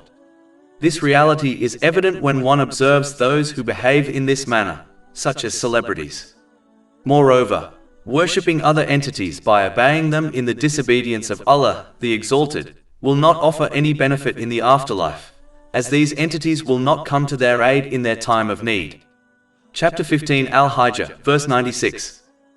Who make equal with Allah another deity. But they are going to know. As previously mentioned, as Islam promotes the idea of controlling worldly desires, it causes those who solely seek to satisfy their cravings to criticize it, as Islam makes them appear animalistic. Furthermore, businesses and industries that thrive on people indulging their desires will also oppose Islam, seeking to persuade individuals to disregard its teachings. Chapter 15 Al-Hijr, verse 97. And we already know that your breast is constrained by what they say. In response to such criticism, Muslims must stay resolute in their obedience to Allah, the Exalted, who will grant them tranquility and shield them from the adverse influences of others, even if this protection is not immediately apparent. Chapter 15 Al-Hijr, verse 98. So glorify Allah with praise of your Lord, and be of those who prostrate to Him. As nothing within the universe occurs without the will of Allah, the Exalted, including the difficulties one faces, they must glorify Allah, the Exalted, by not attributing negative things to Him, such as the difficulties they face, and instead accept that everything He chooses for them is best, even if this is not obvious to them. Chapter 2 Al-Baqarah, verse 216. But perhaps you hate a thing and it is good for you, and perhaps you love a thing and it is bad for you. And Allah knows while you know not. An aspect of glorifying Allah, the Exalted, whereby one does not attribute anything negative to Him, is adopting a positive mindset. Generally speaking, it is essential for people to cultivate a positive mindset, as it serves as a valuable tool in navigating challenges while remaining obedient to Allah, the Exalted. This obedience involves utilizing the blessings He has bestowed in ways that are pleasing to Him, as described in the Holy Quran and the teachings of the Holy Prophet Muhammad, peace and blessings be upon him. Whenever individuals encounter hardships, they should always recognize that the situation could have been far worse. If the issue is of a worldly nature, they ought to be thankful that it does not impact their faith. Rather than fixating on the immediate sorrow that accompanies the challenge, they should focus on the ultimate reward, awaiting those who exhibit patience for the sake of Allah, the Exalted. When someone experiences a loss of certain blessings, they should reflect on the multitude of blessings they still enjoy. In every trial, one should recall the verse from the Holy Quran that reminds them of the many hidden wisdoms within difficulties and tests that may not be immediately apparent. Thus, the current situation they are facing is more favorable than the one they initially wished for. Chapter 2 Al-Baqarah, verse 216. But perhaps you hate a thing and it is good for you, and perhaps you love a thing and it is bad for you. And Allah knows while you know not. In conclusion, one should contemplate these facts and others to cultivate a positive mindset, which is essential for correctly glorifying Allah, the Exalted, by avoiding attributing negative things to Him. Keep in mind the cup is not half empty, it is in fact half full. Chapter 15 Al-Hijr, verse 98. So glorify Allah with praise of your Lord. Showing gratitude to Allah, the Exalted, for the countless and continuous blessings He grants people is only the upright and fair thing to do. Expressing gratitude through intention means acting solely to please Allah, the Exalted. Expressing gratitude through speech means saying what is good or choosing to remain silent. Furthermore, expressing gratitude through actions means utilizing the blessings one has received in ways that are pleasing to Allah, the Exalted, as described in the Holy Quran and the teachings of the Holy Prophet Muhammad, peace and blessings be upon him.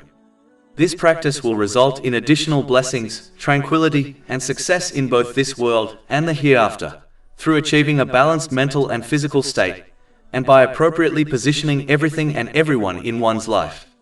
Chapter 14 Ibrahim, verse 7. If you are grateful, I will surely increase you in favor. Chapter 15 Al-Hijr, verse 98. And be from those who prostrate. This also involves embracing good companionship. A person's companions have a significant impact on them, whether that influence is beneficial or detrimental, and it can manifest in both overt and subtle ways. This concept is highlighted in a hadith from Sunan Abu Dawood, number 4833. Consequently, individuals who choose to associate with the righteous and honest will find themselves motivated and encouraged to faithfully obey Allah, the Exalted. Conversely, those who spend time with the misguided will begin to adopt their traits and behaviors. Consequently, they will disobey Allah, the Exalted, by misusing the blessings bestowed upon them. This will lead to a state of mental and physical disarray. It will cause them to mismanage everything and everyone in their lives, while failing to adequately prepare for their accountability on the Day of Judgment. Ultimately, this will result in stress, difficulties, and struggles in both worlds, regardless of the material comforts they may possess and enjoy. Chapter 15 Al-Hijr, verse 98. And be from those who prostrate. In addition, prostration is an essential part of the prayer.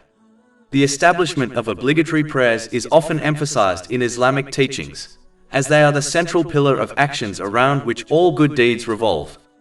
To establish the obligatory prayers correctly, one must meet all required conditions and etiquettes, including performing them on time.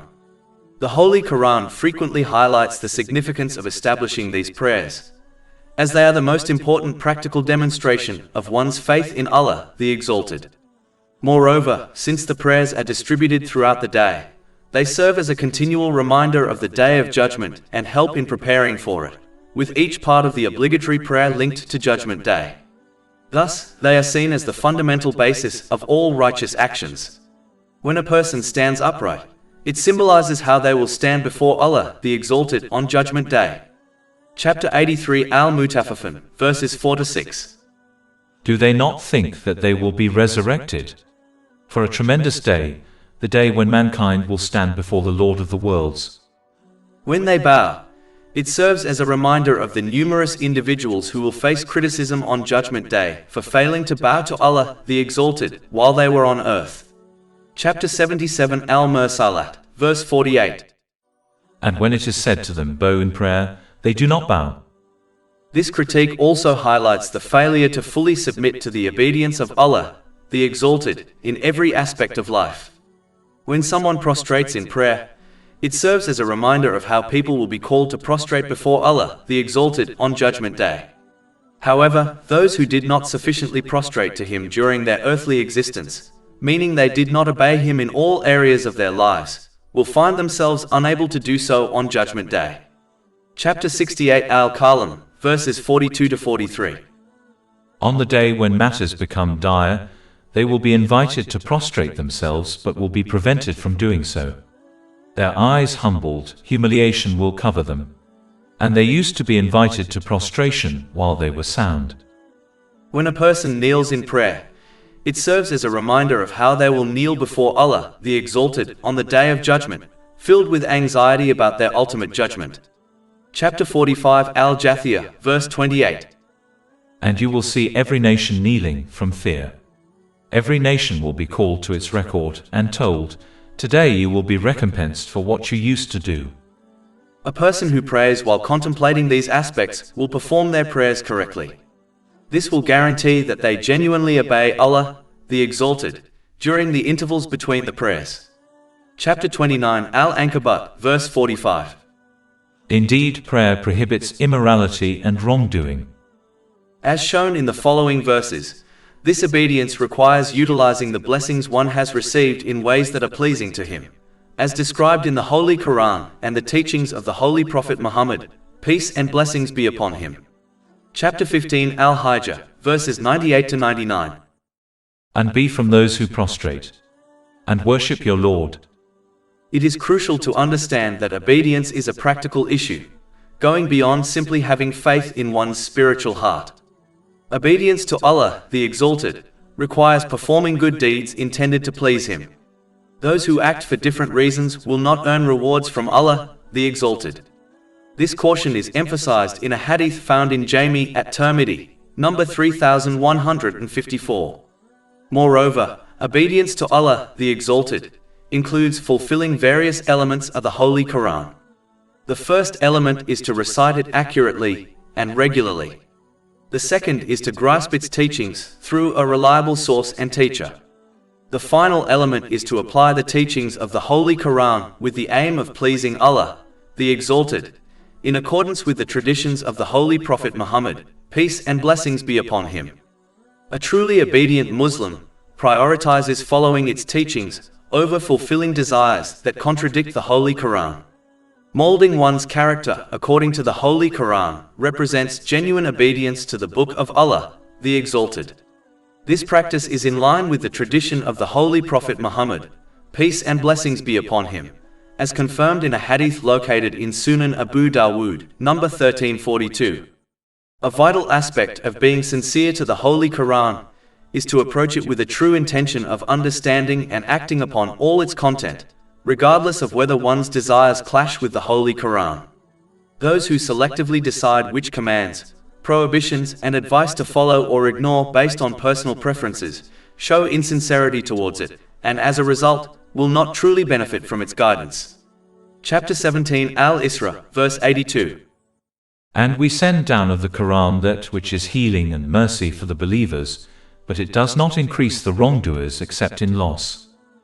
It is essential to understand that although the Holy Quran acts as a solution for worldly challenges, a Muslim should not confine its application to this purpose alone. In other words, they should not simply recite it to tackle their earthly problems, treating the Holy Quran like a tool that is only used in times of need and then put away. The main aim of the Holy Quran is to offer guidance so that one achieves peace of mind in both worlds through obtaining a balanced mental and physical state, and through correctly placing everything and everyone within their life. Overlooking this vital function and using it solely for solving worldly difficulties is inappropriate, as it goes against the behavior expected of a devout Muslim. Those who fulfill the different aspects of the Holy Quran will attain strong faith. A robust faith is vital for staying devoted to obeying Allah, the Exalted, in every circumstance, whether in times of prosperity or adversity. They will understand that genuine obedience to Allah, the Exalted, brings tranquility in this life and the hereafter. Conversely, individuals who are unaware of Islamic principles will possess a fragile faith, making them more susceptible to deviating from obedience, particularly when their personal wishes conflict with divine guidance. This lack of insight can prevent them from realizing that yielding their desires to adhere to the commands of Allah, the Exalted, is essential for achieving true peace in both worlds. Thus, it is crucial for people to enhance their faith by fulfilling the various aspects of the Holy Quran, ensuring they remain obedient to Allah, the Exalted, at all times. This requires them to properly utilize the blessings they have received, as prescribed by Islamic teachings, ultimately resulting in a harmonious mental and physical state, and the appropriate prioritization of all facets of their lives. Chapter 15 Al-Hijr, verse 99. And worship your Lord until there comes to you the certainty. It is important to note that as obtaining certainty of faith has no limits, one must continue learning and acting on Islamic teachings until death reaches them, the certainty of which no one denies. This will ensure they live in the obedience of Allah, the Exalted, by correctly using the blessings He has granted them, as outlined in Islamic teachings. This will ensure that they attain a harmonious mental and physical condition, appropriately aligning all aspects of their lives. As a result, this conduct will lead to tranquility in this world. And as indicated in a hadith found in Sahih Muslim, number 7232, as they lived as an obedient Muslim, they will die and be resurrected as an obedient Muslim. Consequently, one should not live carelessly, thinking that their verbal declaration of faith in Islam ensures a good resurrection on Judgment Day. If they continue to disobey Allah, the Exalted, and die without true repentance, they will be raised in a bad manner. It does not require a scholar to understand the fate of such a person on Judgment Day. Thus, one should not choose the path to hell by disobeying Allah, the Exalted, which involves misusing the blessings bestowed upon them, while believing they will be resurrected in a good state and join the righteous in paradise. Chapter 20 Taha, verses 124 to 126. And whoever turns away from my remembrance, indeed he will have a depressed, i.e., difficult life, and we will gather, i.e., raise him on the day of resurrection blind. He will say, My Lord, why have you raised me blind while I was once seeing? Allah will say, Thus did our signs come to you, and you forgot, i.e., disregarded them, and thus will you this day be forgotten. In fact, the one who fails to support their verbal declaration of faith in Allah, the Exalted, with actions, may well die without their faith. It is essential to recognize that faith resembles a plant that requires nourishment through acts of obedience in order to thrive and endure.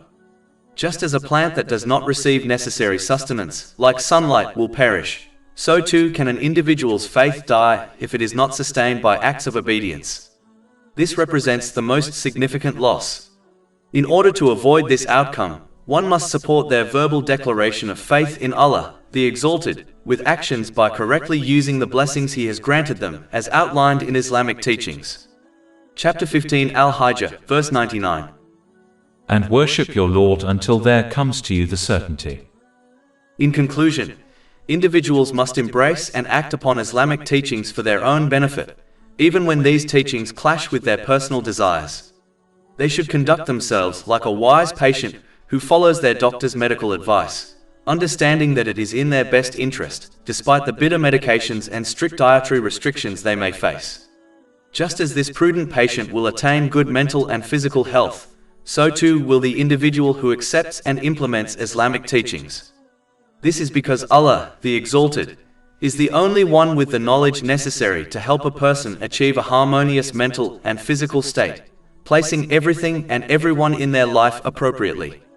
The understanding of human mental and physical conditions that society possesses will never suffice to reach this goal, regardless of the extensive research conducted, as it cannot resolve every challenge a person encounters in life. Their guidance cannot prevent all forms of mental and physical stress, nor can it ensure that one correctly organizes everything and everyone in their life, due to inherent limitations in knowledge, experience, foresight, and biases. Only Allah, the Exalted, possesses this knowledge, which He has bestowed upon humanity through the Holy Quran and the teachings of the Holy Prophet Muhammad, peace and blessings be upon him. This reality becomes evident when one observes those who utilize the blessings they have received in accordance with Islamic teachings versus those who do not. While most patients may not grasp the science behind their prescribed medications, and thus blindly trust their doctors, Allah, the Exalted, encourages individuals to contemplate the teachings of Islam so they can recognize its beneficial impact on their lives. He does not require people to accept Islamic teachings blindly, Rather, He desires them to acknowledge its truth through clear evidence. However, this necessitates that individuals approach the teachings of Islam with an open and unbiased mindset. Chapter 12 Yusuf, verse 108. Say, this is my way, I invite to Allah with insight, I and those who follow me.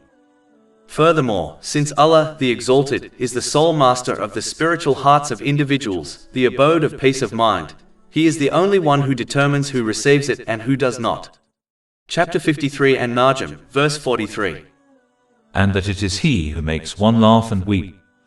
It is evident that Allah, the Exalted, bestows tranquility only upon those who utilize the blessings He has provided, in accordance with the principles laid out in Islamic teachings.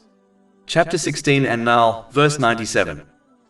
Whoever does righteousness, whether male or female, while he is a believer, we will surely cause him to live a good life, and we will surely give them their reward in the hereafter according to the best of what they used to do.